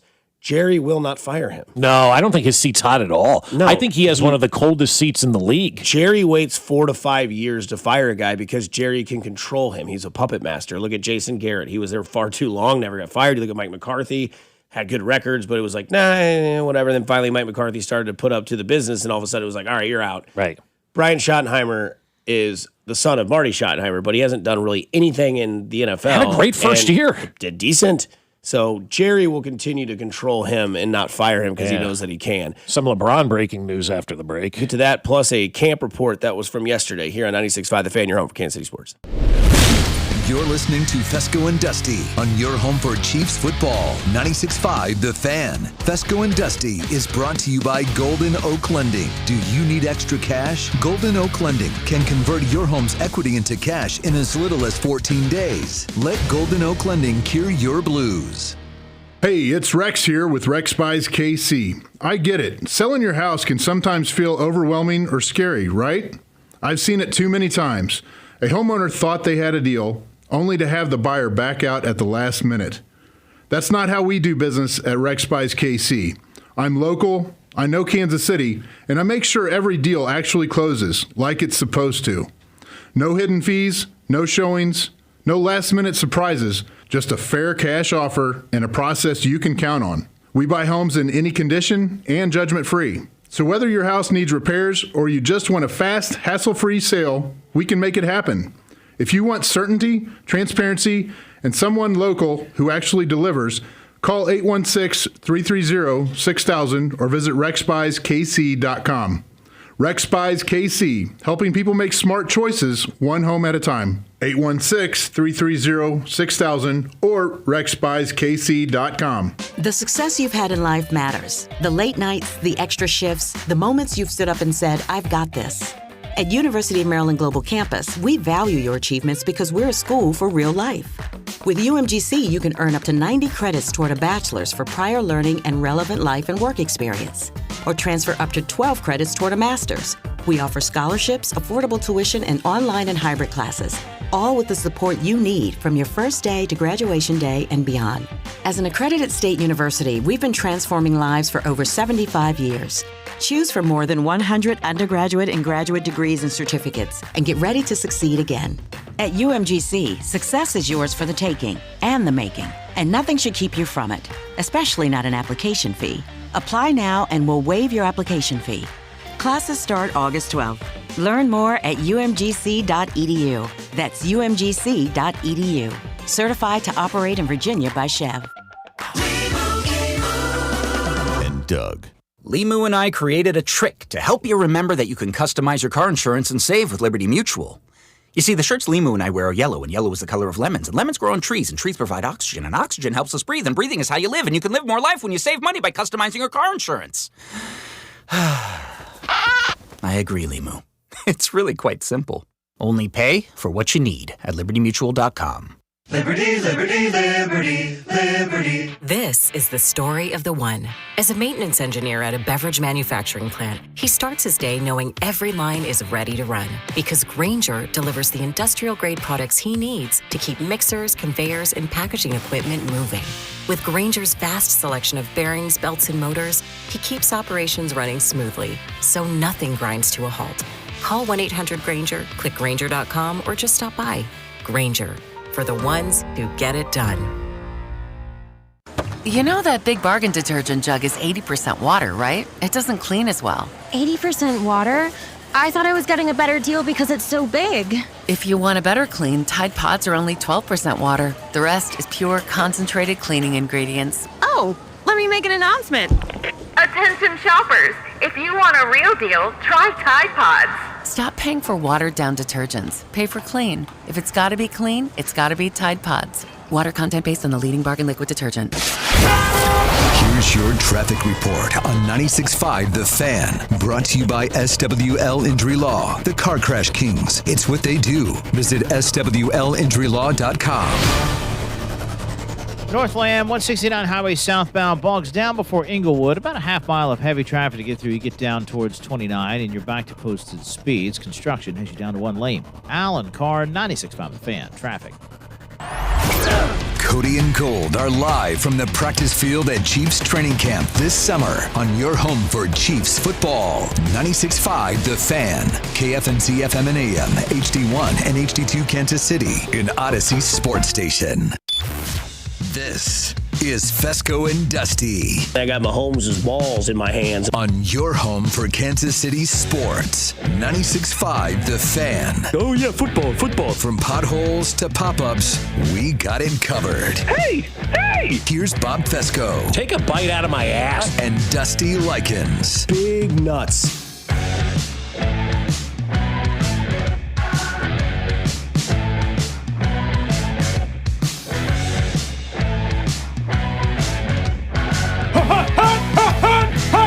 That's right. No camp today for Cody and Gold. They're only on for an hour and a half, and Alex believes that Jay Binkley broke his keyboard. Yeah, I heard that too. I heard that as well. Binkley's out here breaking keyboards in the bullpen, so now Alex doesn't have a computer in which to get ready for the day. Direct quote was, "I've been gone for 3 days. I come back and my keyboard's broke."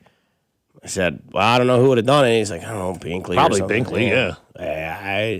Who else would it have been? I don't know. Right, it's not Kling. He's not here anymore. Nope, and he was always breaking stuff. Oh, yeah, but don't forget, busted everything. You want to be on their show today. You want to be into their show today because of from at 10:45, JT, who's been filling in for Drew this week, who, you know. How many toes do you have, JT? How hairy are your feet? Someone says, JT, do you have sex with your shoes on? My shoes are on, her socks are on. So there's that. And then in their folder, there's Bob's take on feet, Dusty's take on feet. Oh, I got a foot fetish. My wife's got beautiful feet. Massaging the foot of your loved one, man, that leads to whoopee fast. Yeah. Mm-hmm. It absolutely does. Somebody says, Dusty, if Paige Sporanic asked you to lick those toes, you'd love feet Absolutely, real fast. he would. Probably fair. Yeah. She could walk 36, and I'd probably have a toe in my mouth. Yeah. So there's that. So in the deep pits of summer, the conversations bloom like nobody's business. Oh, yeah. And then the player you were mentioning, Amon Green, has Parkinson's. Yeah, that's who it was. I saw that this morning. That Nebraska sucks, legend. man. Yeah, he was an unbelievable running back. Alex is behind you on his cell phone. Any chances Binkley going, hey, man, I didn't use that keyboard? 100% he's texting. 100% he's texting Alex right now. and you know, I got my, if you can see on the screen, I'm kind of looking back at Alex right now. Oh, yeah, he's definitely checking it out. Binkley, there's no question Binkley texted him. I didn't break that keyboard. No, I mean, until we can prove otherwise, Jay, you're on the hook for this. Oh, man. So yesterday, obviously, camp, we take notes and we talk Hey, about the LeBron thing real fast. Got to pay off that tease. Yeah, tease. I don't know if people want this. LeBron and ESPN are closing in on an agreement for a behind-the-scenes documentary that was similar to Michael Jordan's The Last Dance. Of course they are. Come on, LeBron, start separating yourself from Michael. Is he going to sit in a seat with bourbon next to it? No, you know what? It'll be wine. Wine. Yeah, he's a sommelier. Yeah. But yesterday there were a couple reports that I liked and didn't like for different reasons. Nate Taylor of ESPN and a big friend of the show. You'll hear him a lot during the season, obviously once a week. He said his new camp notebook item. Wide receiver coach Chad O'Shea is likely not going to be thrilled when he rewatches today's film.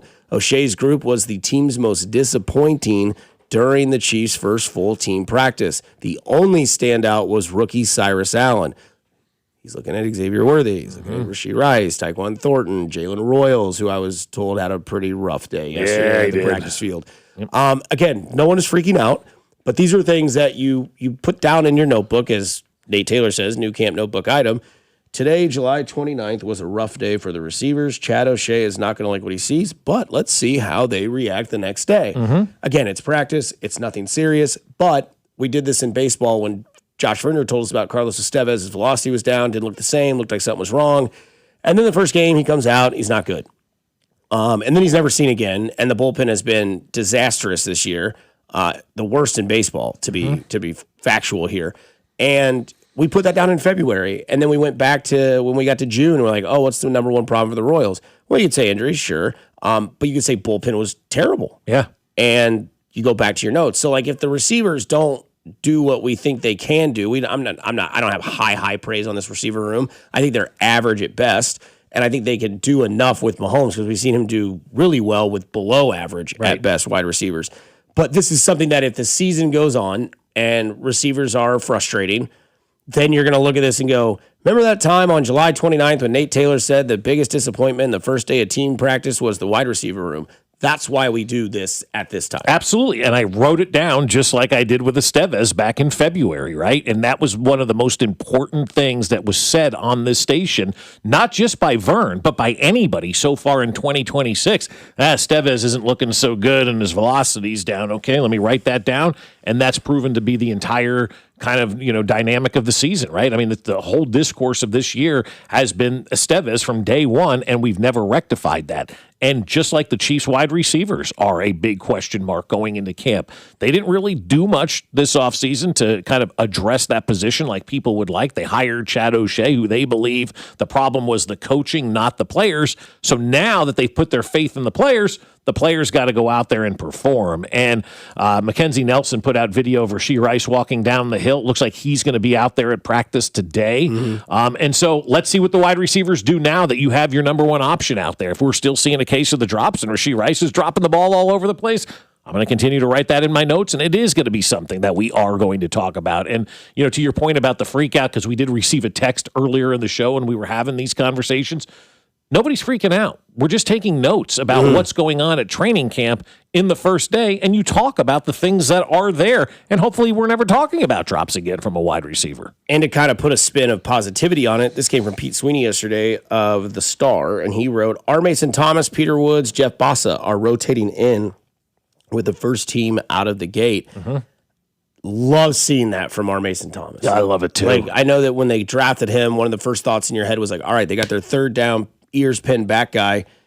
They're chance he might play more than we think. Yeah. And I'm okay with that. Yep. I don't know if you guys are fine with that. I don't know if I can tell you one snap I watched him play at Oklahoma, but hearing his coach talk about him, hearing like what he's capable of doing and having that on the defensive line, not somebody like a Karlaftis who's going to, show up, once or twice a season and then give you a good playoff run here and there. Somebody that can be consistent and be noticed by the offense on the defensive line. That's what I want to see. And if Peter Woods is out there with R. Mason Thomas, those are two guys that were drafted this year. Obviously, Jeff Bossa was last year coming into a season here. But, man, R. Mason Thomas, will we see more than we thought we would? And I hope that's good. I don't know what the answer to that question is because, like you, I'm the same way. I don't remember watching a guy play one snap at Oklahoma. Who's Mason Thomas? Ours. There you go. Yeah, but hearing everything about him, I mean, I'm going to just mimic everything you just said, basically, because I've never been excited as much over a player that I've never really seen play like I am for R. Mason Thomas. Like,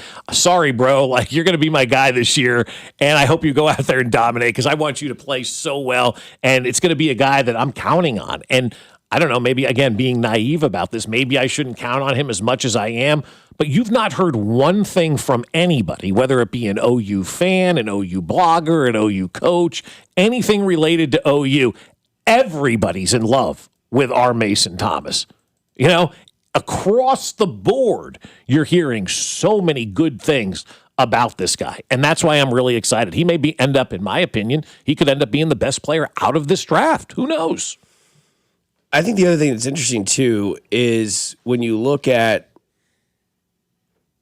see a guy like Ken Walker go from Seattle and win Super Bowl MVP and win a ring and then come here and say, quote, we don't want there to be a drop-off anywhere. We want everybody to be able to produce.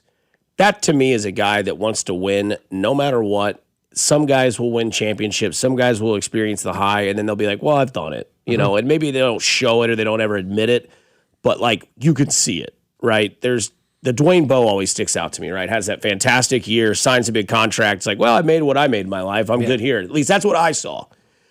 Ken Walker is coming to this team that because of, some breaking news. Fans have been evacuated from training camp due to lightning. I mean, we just can't make this stuff up. It's every day, St. Joe. Every day, man. Every day. Yeah. So, and it's also the first public training. Of course it is. Of course it is, yeah. Well, hopefully that'll move through. But yeah, I think when you look at a guy like Ken Walker who came to this team is it fair to say that was a desperation signing? Yeah. I would say. Yeah, they went top of market. I don't think that's hyperbolic. No, it's not. No. It's not. Is a number one running back available in that position of need on your roster that you knew you weren't bringing Pacheco back, you knew Kareem Hunt wasn't coming back. I don't think desperation is always a negative thing. Yes, exactly. I still like the signing. Yeah. But I think it was desperate. Yeah. No, but again, desperate, but also like they didn't go out and say, all right, just find a running back to appease the fans. They went out and signed the best running back available. They went out and signed the best running back available. So yeah, maybe to your point, maybe it is a little bit of a desperation move because they said, we have this amount of money to spend this year in free agency and we're putting it all on one position. And that's what they did. Like we said, they weren't going to make big splashes in free agency. They had the money for one guy and they hit a home run, hopefully, with that running back. Yeah, because you can be, desperate in things that are negative, but you can be desperate in things that are positive. Yeah. Like I'm desperate for 10 o'clock. I'm kidding. But like, I think you look at like what Ken Walker brings to this team and with Mahomes saying I ran too much or I did too much with my legs last year and I need to relax on that. That's also a part of Ken Walker's role. Yeah. Having the pass game become more respected, that's part of Ken Walker's role.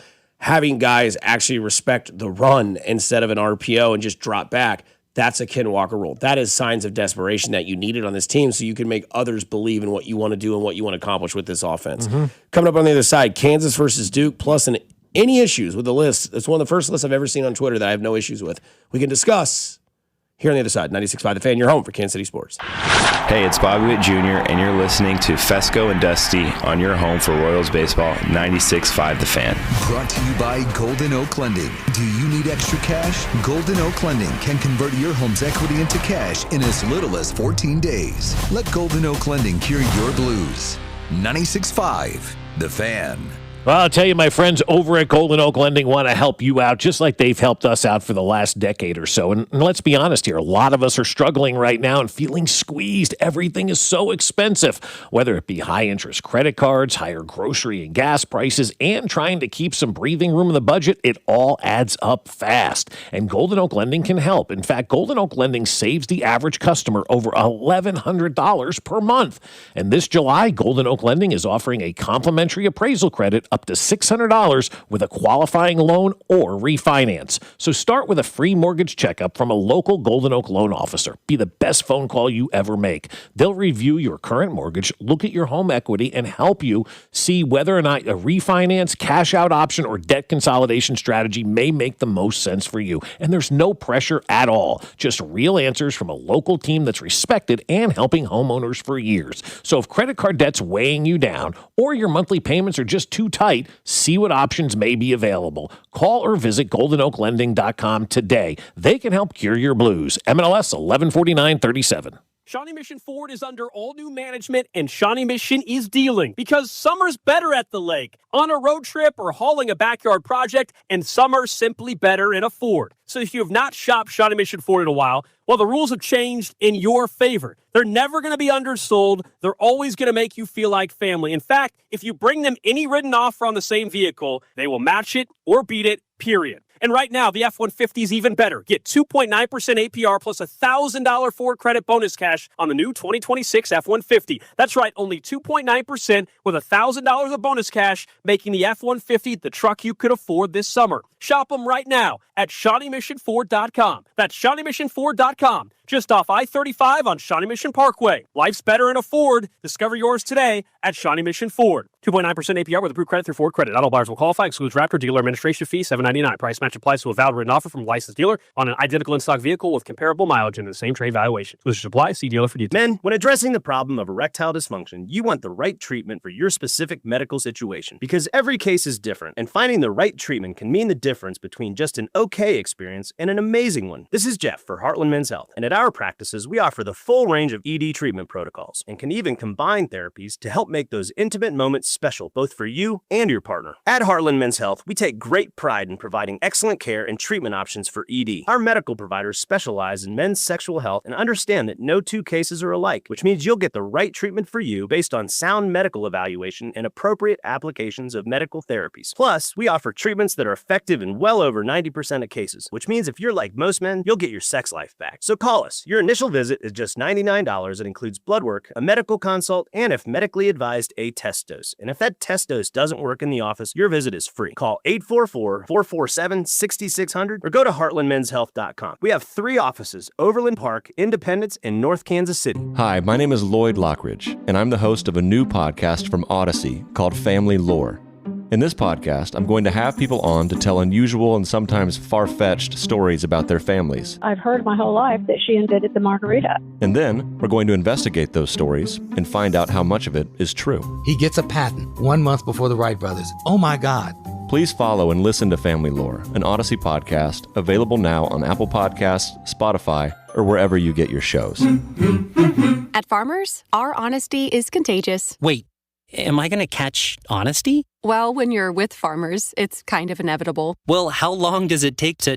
I lied to you when you asked if I knew what a deductible was. I don't know my dad's birthday, and I thought umbrella policies were for rainstorms. Actual rainstorms. I have it, don't I? You don't just have honesty. You have Farmers. Bum, ba, bum, bum, bum, bum. Learn more at farmers.com. Underwritten by Farmers Truck or Fire Insurance Exchanges or affiliate. Products not available in every state. DQ presents Being a Miracle Maker. Making a difference in your community has never been easier because July 30th is Miracle Treat Day at DQ. You buy a blizzard tree at participating locations and DQ will donate $1 or more to Children's Miracle Network to benefit your local children's hospital. So on July 30th, buy a blizzard tree and be a miracle maker, a blizzard eating hero, doing their part on Miracle Treat Day. July 30th, DQ. Happy tastes good. Today, temperature 88. Slight chance of storms. Showers likely later. Weather brought to you by Staples. It's the most wonderful time of the year at Staples. They've got back-to-school supplies as low as 25 cents, up to 40% off select tech and more at staples.com/back-to-school. Staples. That was easy. You're listening to 96.5 The Fan from the DM Injury Law Studios. Mike Scott got this. Car, truck, or motorcycle wreck? Remember, Mike's got this. 816-888-7500. Mike's got this.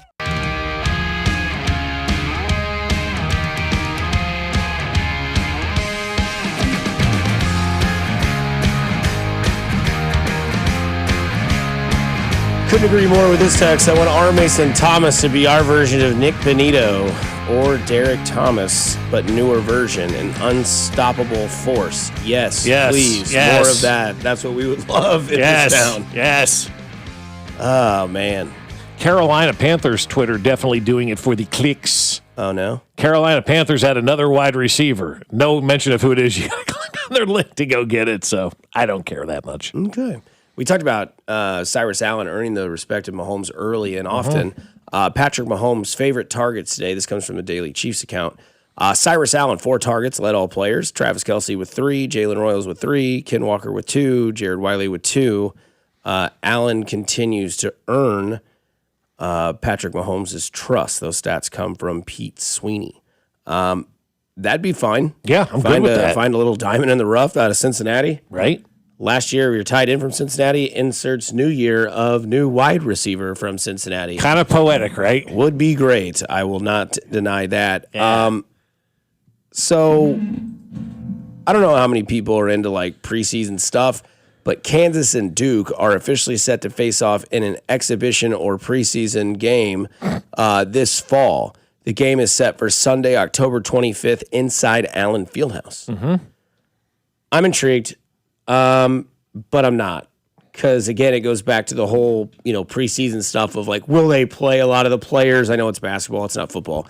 But again, like, what are we going to see? Is it just going to be this, hogwash fun? I mean, obviously I'd rather see Kansas and Duke play in a real game every year. I think that's fun.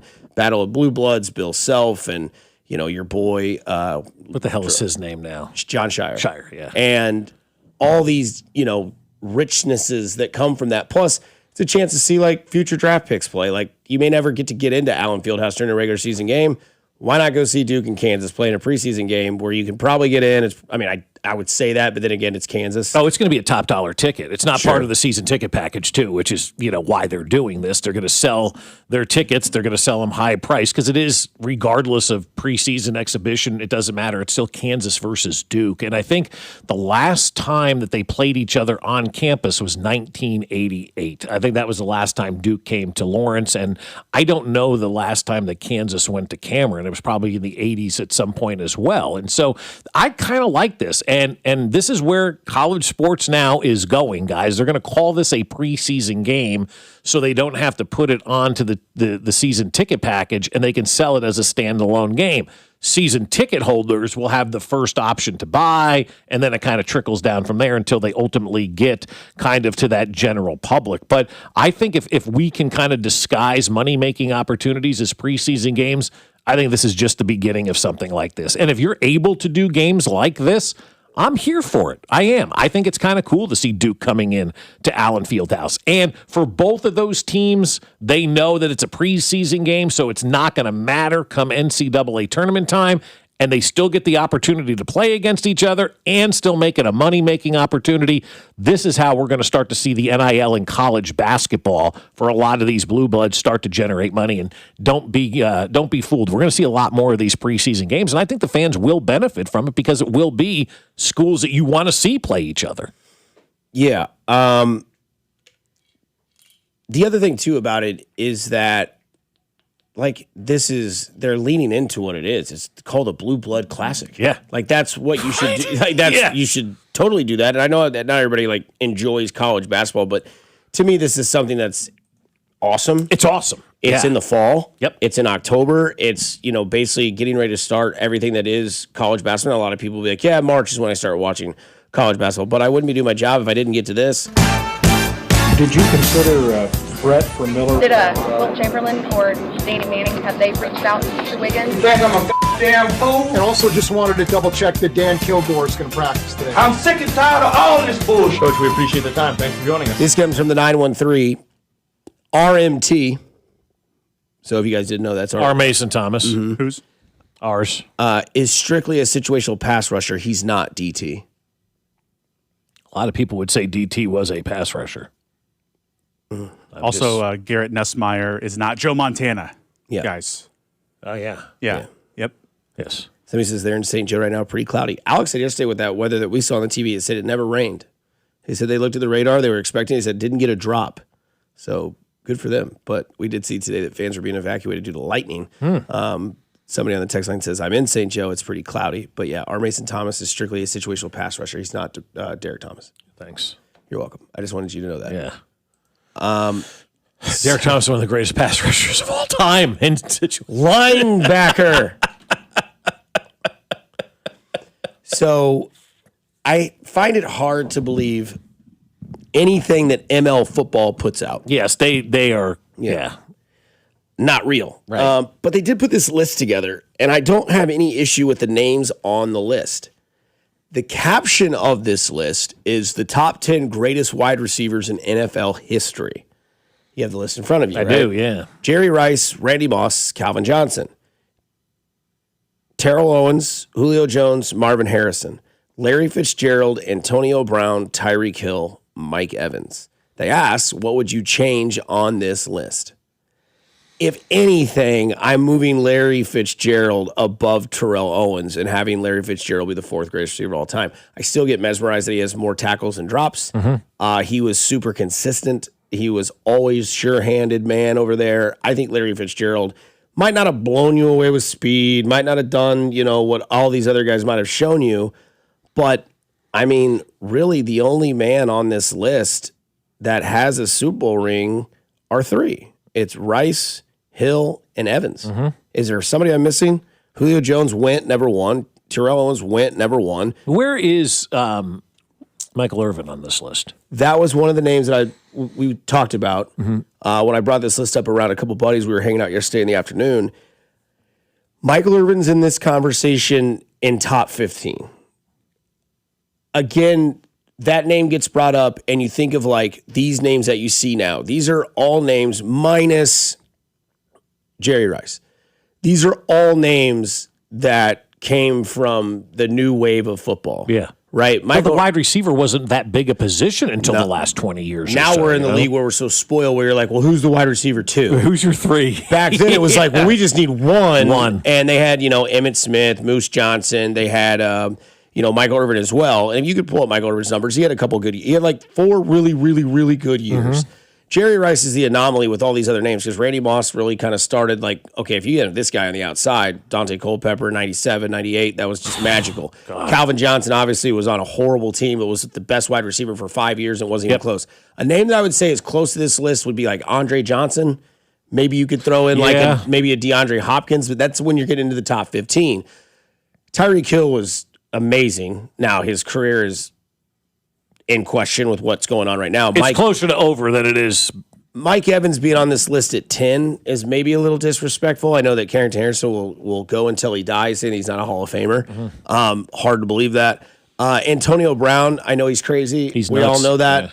But, man, was he good. Yeah. I mean, insanely good. Julio Jones was one of the first receivers that was like a fantasy guy that like I locked in with every year, no matter where I picked. If I was in the top 5, I didn't care if so-and-so was there at running back. It was Julio Jones. Like, that's all Matt Ryan threw to. And was amazing. I mean, amazing at wide receiver. But, I mean, Jerry Rice, Randy Moss, Calvin Johnson, Terrell Owens, Julio Jones, Marvin Harrison, Larry Fitzgerald, Antonio Brown, Tyreek Hill, and Mike Evans. Is there any name that you would take out and put a name in? I don't know which one I would take out. Like, I would lean towards taking Antonio Brown out of this list just because the off-the-field stuff has skewed my recollection of how good he was on the field, and I may put Michael Irvin in there. What about Jamar Chase? I mean, what about Justin Jefferson? Haven't done it long enough. I know, but they're going to be eventually knocking on the door of this list sooner rather than later. Who would later. you take out to put in Justin Jefferson if he has 4 more years of what he's done? Antonio Brown. Okay. Yeah, that's who I would take out. That's the immediate I would go with. Larry Fitzgerald is severely underranked on this list, but part of the problem with Larry Fitzgerald is he played basically in anonymity for his entire career playing in Arizona. That's where great players go to die. I would take out Mike Evans in favor of Steve Largent, and I'm not trying Steve to do Largent's the whole, a good one, yeah. Because I saw on some other lists, they were like, where's Don Hudson? Or like whoever Sammy Baugh was throwing to, and it's like, shut up. Steve Largent didn't play that long ago, though, but he pretty much had essentially, at least to this point in Mike Evans' career, the same career Mike Evans had, except Largent did it in the 80s.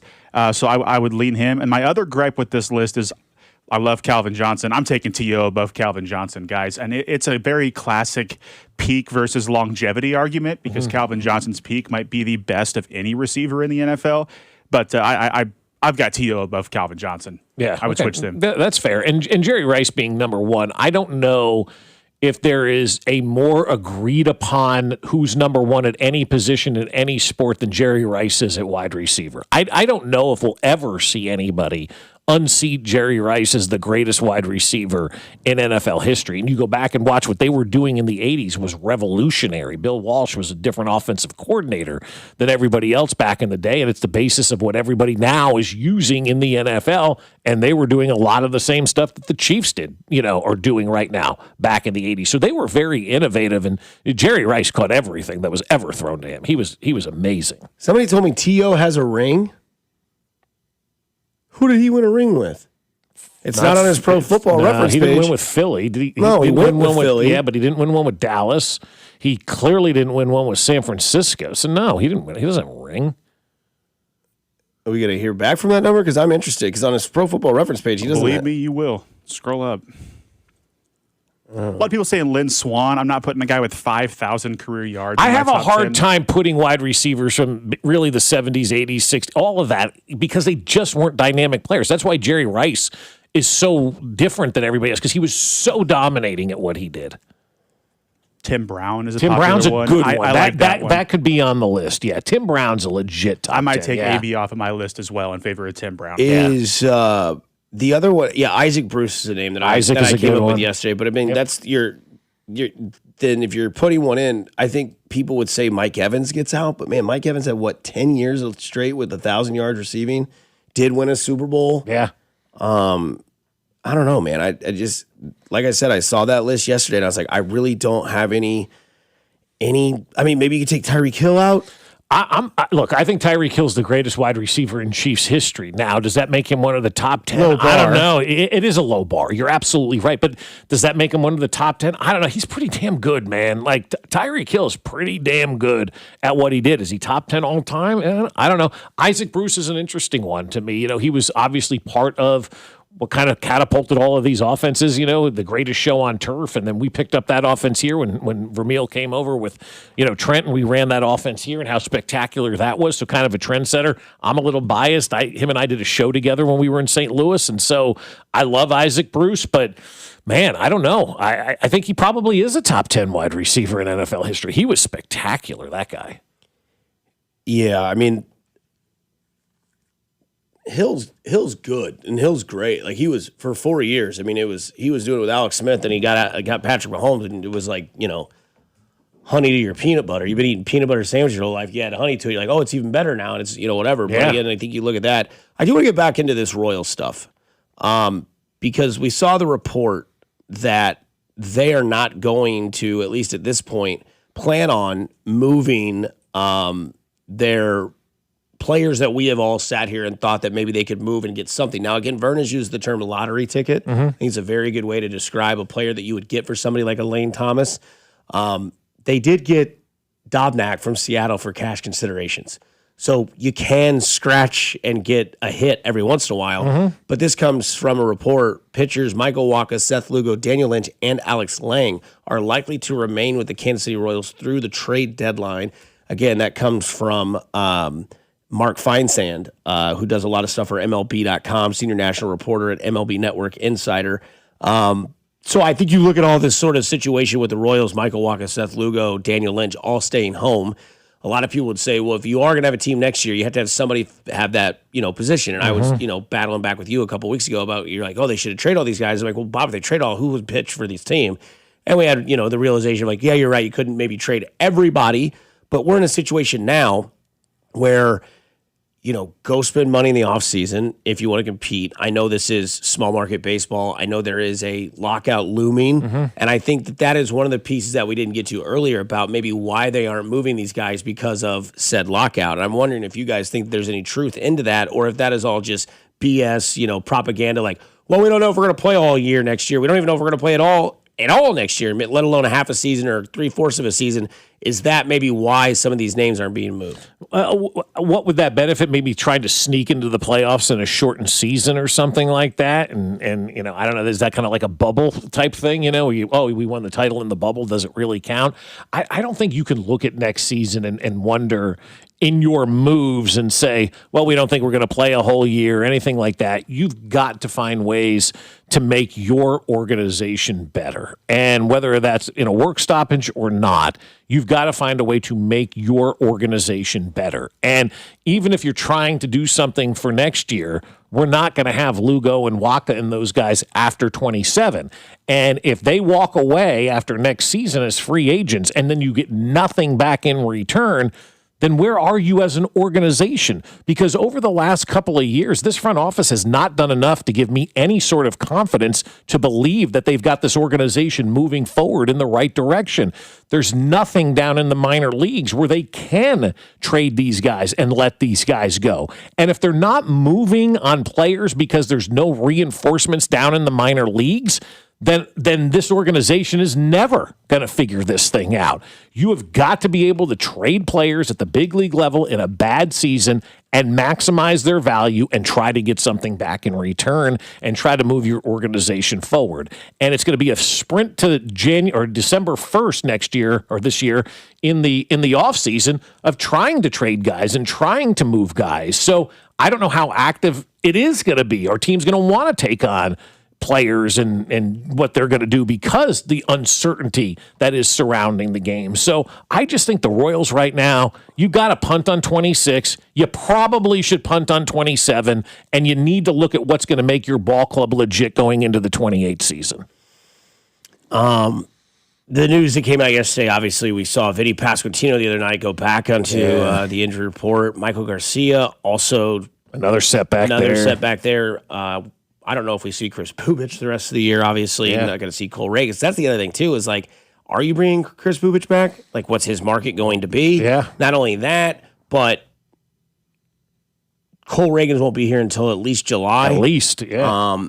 And there's two guys out, so maybe that's part of the reason why they don't know if they're going to bring back Chris Bubich. They don't know what Cole Reagan's going to even bring them when he is healthy to come back mid-season. Mm-hmm. So if they are not going to have a lockout and you do want to be competitive, I understand the concept of like, well, at least we have these two guys, right? Like Seth Lugo's got a $20 million contract. Somebody asked who's going to pay that. Anybody. Yeah. You don't worry about money when you make for a World Series push. Yeah, no.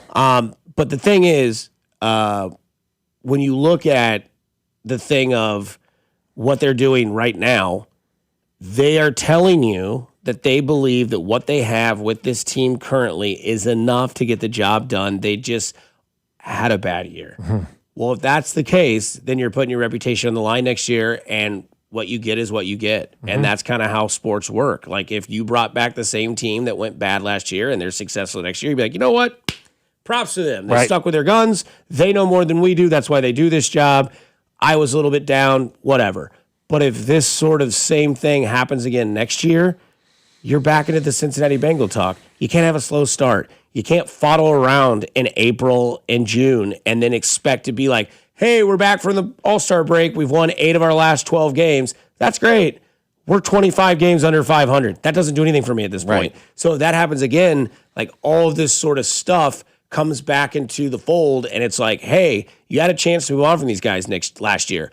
Why'd you keep them? Well, we thought, what you're thinking isn't working, and things have to change. And that's how the business works. Like they tell you, it's just business. Don't take it personal. Mm-hmm. And Scott Pioli once told me, though, he goes, I hate that saying because it is personal to somebody. And he's absolutely right, about that one. But like it's not the right decision to keep these guys. You're not in a good spot as an organization. You have to find a way to grow your minor leagues. You have to find a way to get reinforcements that are ready to go at the big league level. And the only way you can do that is moving on. Look, Lugo at the end of last year was starting to show you signs. Are you really going to count on Seth Lugo at 38 years old or whatever he's going to be next year? Another year older? I can't count on that. And I think the Royals are making bad decisions by not trading these guys. And that's just my take on it. I think in a season like this, get rid of everybody. Do you think small market teams wear their heart too close to their sleeve? And that's not a real saying, but you know what I mean? No, like, I know what you're saying. Man, No. Waka loves this town. We Yeah. love Waka. He's a fan favorite. But it's like, to this text, exactly what I'm getting at when it comes to being a businessman. Waka won't have a higher value than now, and I don't know how many 35-year-old pitchers who maintain / improve year after year. Exactly. Right? It's a stock. Yeah. That's what it is. You have to use your players as stocks. You're right. Yeah. I understand that there's the emotional aspect of players, right? Like, hell, we had stock. We just didn't know how to sell it back in the day. We had Beltran. We got buckets of balls for it. It's like, hold on. There's other teams that will call you. To another text, maybe the Royals are calling and no one's picking up. I don't think for Waka that's the case at all. I think if the Royals I don't think made it's the case for Lugo either. I don't either. You're right. Yeah, I think people would would want Lynch. Lynch is a left-handed bullpen. Yeah, every contender would want Lynch. You're absolutely right about that. So no, I think the Royals are getting plenty of calls on him. They're just making the wrong decision to not listen to those calls. And if you don't listen to those calls, how do you know what they're going to offer you? If you're telling people around baseball that we're not trading these guys, you're hurting yourself because you could be turning down potentially a deal that turns your entire franchise around. And this comes from Christopher Tenpenny. He used to be here. Like a lot of what he puts out there. He says, so what happens if 2027 is shortened or canceled altogether, or Waka and Lugo show their age, or Lynch regresses back to what he's been? There is more risk keeping them than trading them for prospects. Yep. Even if the prospects don't work out, you're opening up money for free agency. Yeah, that's the other thing. You're getting money off the books as well, and so and fans are not going to want to hear that we can't invest in the project or in the product on the field because we're worried about a stadium and all that kind of stuff. Those two have to be separate of each other as well. Fans aren't going to stand for, well, we're trying to build a $3 billion stadium or whatever it is, so we're not going to pay for payroll. That doesn't cut it either. Yeah, and I just want to clarify because one of the top texts, and usually this is correct. The 816 says maybe they're just not getting anything good. Maybe they're just not getting offers that are worth these players. If that were the case, and we found out after the trade deadline, hey, nobody really gave us the package we wanted for Lynch. We'd rather turn him into a starter. We've got 2 more years of him, blah, blah, blah. What they're saying now ahead of the deadline is reports are they are not trading anyone unless you're on an expiring contract. It's a philosophy, not a... well, we just reacted to the market. Right. That's why this is a problem. That's exactly right, Nathan. And that's why you're the lawyer and the smart guy in the group, because you put it that way. It's not they're not getting anything in return. It's they've already said they're not interested in trading those guys. Yeah, and when you say that, you're cutting off your nose to spite your face, and you're cutting off the opportunity to listen. You got to listen for trades. People look for trades, but you got to listen for trades. You got to have the right people on the streets listening and knowing what could potentially be out there. And if you're closing off these players, you're not doing what's best for the overall organization. You have to listen. The other thing, too, is people ask, like, why would you get rid of Daniel Lynch? He's been our best bullpen arm. However many years has Daniel Lynch shown you that he can do this? So you're gambling yourself by saying that you believe he will do this moving forward, meaning that you're going to lock him in and you're going to give him money, or you're telling yourself, man, this is a really good year. We've never seen this before. We should profit off of this. Yeah, I mean, he's been way better since he moved to the bullpen. Correct. But he's never been this dominant. Right. So sell now. It's a sell. And he's left-handed. We'll wrap this show up on the other side here at 96.5 The Fan, your home for Kansas City Sports.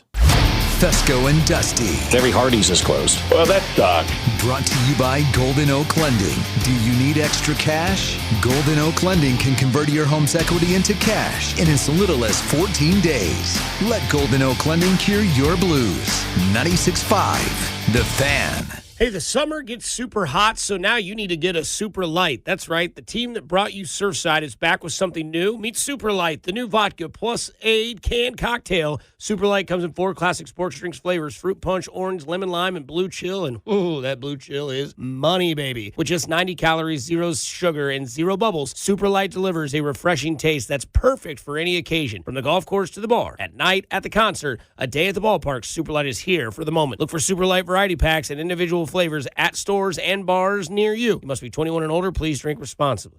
Liberty Mutual customizes your car and home insurance. And now we're customizing this rush hour ad to keep you calm, which could help your driving. And science says therapy is great for a healthy mindset. So enjoy this 14-second session on us.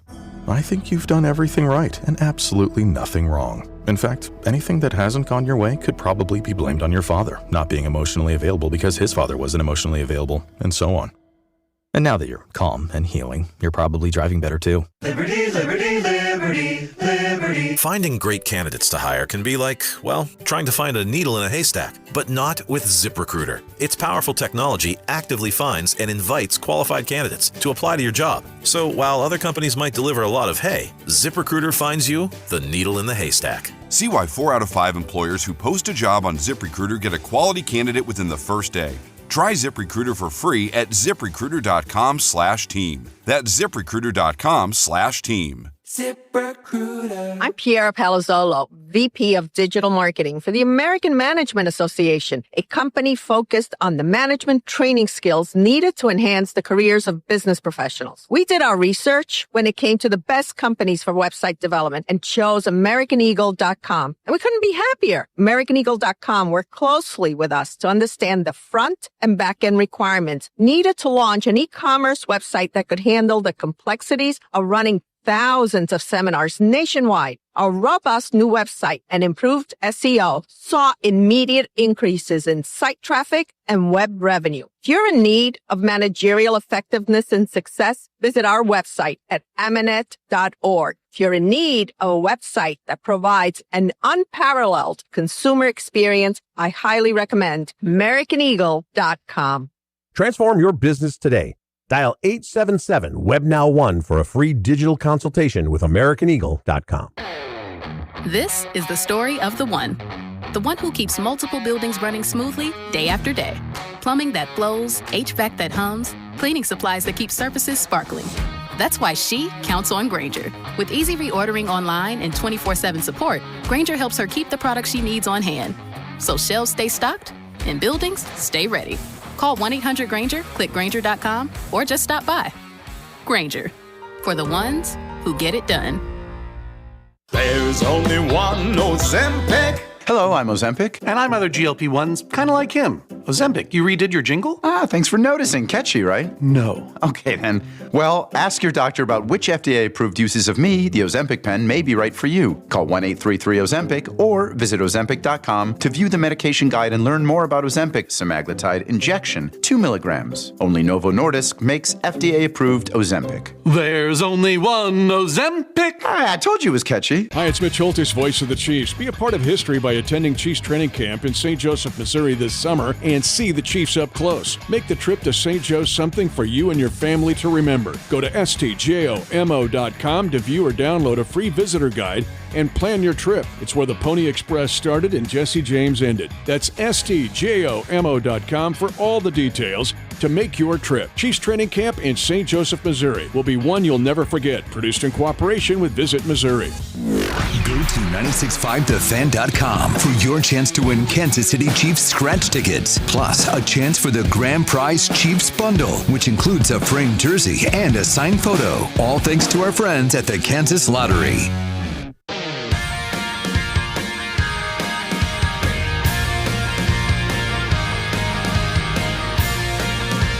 Nathan Smasher Pass, Nothing Bunt Cakes has a new bunt cake out, Turtle Cheesecake Swirl.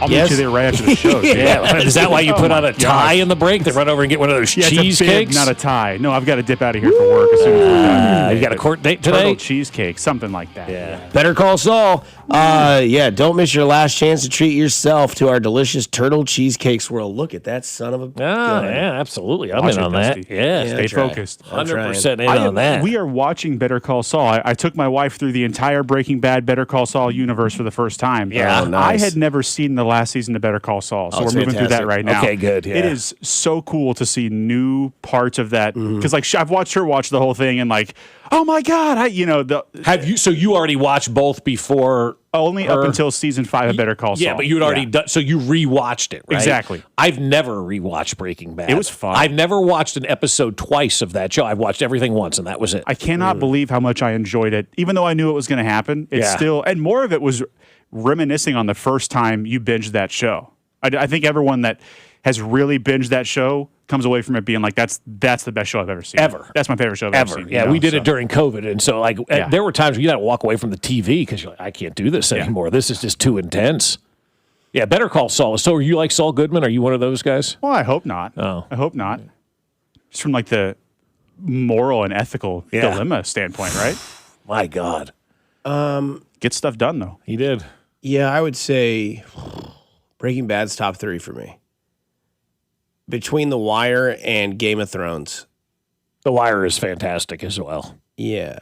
And then Breaking Bad's probably third. Now, Breaking Bad was interesting because I've watched it all the way through 3 times. Oh, my God. That's so intense. Really? Yeah. Wow. First time, obviously, was like, so where I stopped watching it from being on, streaming devices, I got caught up all the way when Hank's on the toilet and opens up the book. Okay. So I had to wait, for the season to actually come out episode for episode. Once that happened, I'm like, this is where I end? Because didn't they do a break in between in the middle of season 5? Yeah, they did. Okay. And then I watched it and I loved it. And then I was like, okay, I'm going to watch this again. So I waited like 3 or 4 months. I went back and I was like, what did I miss out on? What were things that I didn't like? What character development did I miss out on? And I started watching it and started getting like more of a respect for Skylar. Yeah. Like obviously her whole debacle with Ted. Like I don't know what you do if you're a husband coming home. You got soup made, stew, and all of a sudden, by the way, I effed Ted. Okay, well, that's going to make Walter go a little crazy. And then you fast forward throughout the season, and they're in the casino staying there because they're hot on the trail, and he sneaks out and goes and talks to Saul or whatever, and she uses the line, she goes, if we're in this together, I need to know everything. Yeah. And you're like, okay, so she's a bad woman. And then you get the very end where like she's like, if you say that you did this for this family, and then Walter finally gives her I did this for me. Because I was good at it and I liked it. And you're like, all right, I'll smoke one with you, Skylar. So I mean have goosebumps over here. Yeah. So you go back through. And again, I've watched it way too much, all the way through 3 times. Every Game of Thrones episode 3 times. The Wire I've only watched once. The Sopranos is an honorable mention. I love The Sopranos. Great show. I've only watched that series 1 time. That's just such a grind, man. Like every episode is an hour plus, and there's 7 seasons. So you're looking at like 700 hours of like The Sopranos. Yeah. I eventually will get there, but yeah, when you look at Breaking Bad, dude, it's up there. It's one of those shows. It's fun to watch with somebody for the first time. It's definitely fun to watch a second time. I will tell you that because you'd be like, oh yeah, I forgot how this happens. Oh yeah. And then like, the scene where like Pinkman realizes the rice and cigarette is gone. Yeah. Watching that series again, you see when Walter does that with the shark vacuum and like hides it and pulls it out and and you're like, oh, that's where this happened. And you start to kind of put the pieces together. There are so many unexplained little points and just people in little movements like that. Walter slips this thing, and if you were talking or looking the other way, you might have missed it. And then you watch it and you're like, oh, okay, I guess somehow he got the cigarette. But then when you rewatch it, you notice those finer details. Okay. It's exactly right, Dusty. And you guys have seen Ozark? I have not seen Ozark. I'm a big Ozark fan. That's a great show. See, I turned into Walter White during... I remember that. You had the birthday. Will you do that for 5-0? Why not? Yeah. Keep the mother trucker alive. No, I actually put 52 on there like Walter White did. Yeah. That's right. Yeah. Somebody says, did you watch El Camino? I did. Yes. Was disappointed. I watched it because I was so hooked on it. And look, for me, it was just tied up everything. No, you really didn't need it. But at that time, I needed more Breaking Bad, though. Like, when we finished binging that during COVID, I was like, I need more of this. And then so we went right into Better Call Saul, and then right into El Camino after that. And this can maybe piggyback to Nathan's point from the 913. Just rewatched Game of Thrones with my wife, who had never seen it. I think I might have enjoyed it more watching her reactions. It was awesome sitting there and being like, so what do you think's going to happen? Like, we just pause after an episode's done. What do you think? How is this going to end up? And sometimes she's right, sometimes she's wrong, but it just like getting inside her mind as she, navigates it for the first time. Mm-hmm. That's my favorite, definitely just like universe of any show ever. I like Better Call Saul just as much. Yeah. It's amazing how everyone that hasn't seen it is like, yeah, it's a spinoff about that stupid lawyer who's corny and like, it can't be that great. And then you just like mind blown. You can't believe all the little elements that come into it. Yeah. So it's been super fun. Mike is such a great character in that series, in that both of those shows, obviously. And he wasn't, I don't think he was supposed to be that. He was like another one of those, kind of like Cliff Clavin was written in after he went to the audition for Somebody Cheers. actually brought that up on the text line. Oh, did they? They said, did you also know Mike wasn't planned on Breaking Bad? Vince Gilligan had to come up with something because Bob Odenkirk had prior commitments to How I Met Your Mother, so he couldn't be there for the last few episodes of season 2. Yeah, there was something, I know. I heard that. I just remember reading something about that. And so they made Mike a bigger character on the show, and boy, he proved to be like, that guy was clearly the glue that held the entire thing together. I mean, he was so good in that show. Yeah, somebody asked me if I've watched Peaky Blinders. I've watched it all except for the final season. I need to watch that. What is that? Peaky Blinders? I've heard of that. Prohibition show. It's got Cillian Murphy in it. Oh, okay. It's Prohibition. Okay. And they're the Peaky Blinders. So they have little blades in their, the penny and the Benny, the hat, that whatever that hat is called. Yeah. They put blades in it, and that's how they fight. They'll take it off, and it's cool. It's a good show. Sam Neill's in it, R.I.P. He's in the first 2 seasons. He is cold-blooded. Okay, because you say Pinky Blinders? Pinky Blinders. Okay, I always thought it was a kid's show, to be honest with you. Could be far from it. Not. Yeah. Adrian Brody's in it. Okay, because there was a Broadway show called Kinky Boots, and so you say Blinders, Peaky Blinders. I'm like, oh, okay, it's probably something like Kinky Boots. It's weird. Peaky Blinders. Cillian Murphy's great in it. And then you've got, what's the guy that played Bane? Hardy. Tom Hardy's in it. Yeah. He's really good in Peaky Blinders. But they're not always in it, if that makes sense. Yeah, okay. Sam Neill's in the first 2 seasons, and he's ruthless. Okay. Very ruthless. Kind of like The Wire, where it's different every season, so to speak. No, not like that. More so like there's different bad guys that will eventually show up. Okay. Like then all of a sudden like Jen gets introduced, right? Not your wife, but like GIN. Like you're selling bourbon and whiskey and all that, and then all of a sudden Jen becomes popular. Like how do we? And that's where Adrian Brody kicks into the series. So, Gotcha. Did you ever watch Squid Game? No. Pretty solid, intense. Yeah. I'm a bad person. Did you ever? No. The answer is 99% no for me. It's just. You know what we do like is any game on like Netflix, Hulu, any of the apps where it's like a trader type game. So you have the traders, you have like the mole on Netflix where you got a group of people that try to rat out who is like the imposter essentially. You put one of those out there, my wife and I are in front of the TV with dinner watching that thing. Can't get enough of that style of TV. Yeah, I'm all about the dramas, man. I don't want the comedies. Yeah, I'm the comedy. Give me 30 minutes of just let me go to mush. You love laugh tracks. Yeah. I'm going through Arrested Development for the first time right now as well. That's kind of what I keep going back to. That is a phenomenal show. I mean, it's insane. Did you binge watch The Office, or were you watching The Office? Office live. You did watch it live? Oh, Good yeah, for you. yeah, oh, yeah. You ever seen Dexter? No, I've not. Never did Dexter. No. First 4 seasons are great. Last 2 to 3, horrible. What happens with these series? They go too long. That's exactly what happens. Money.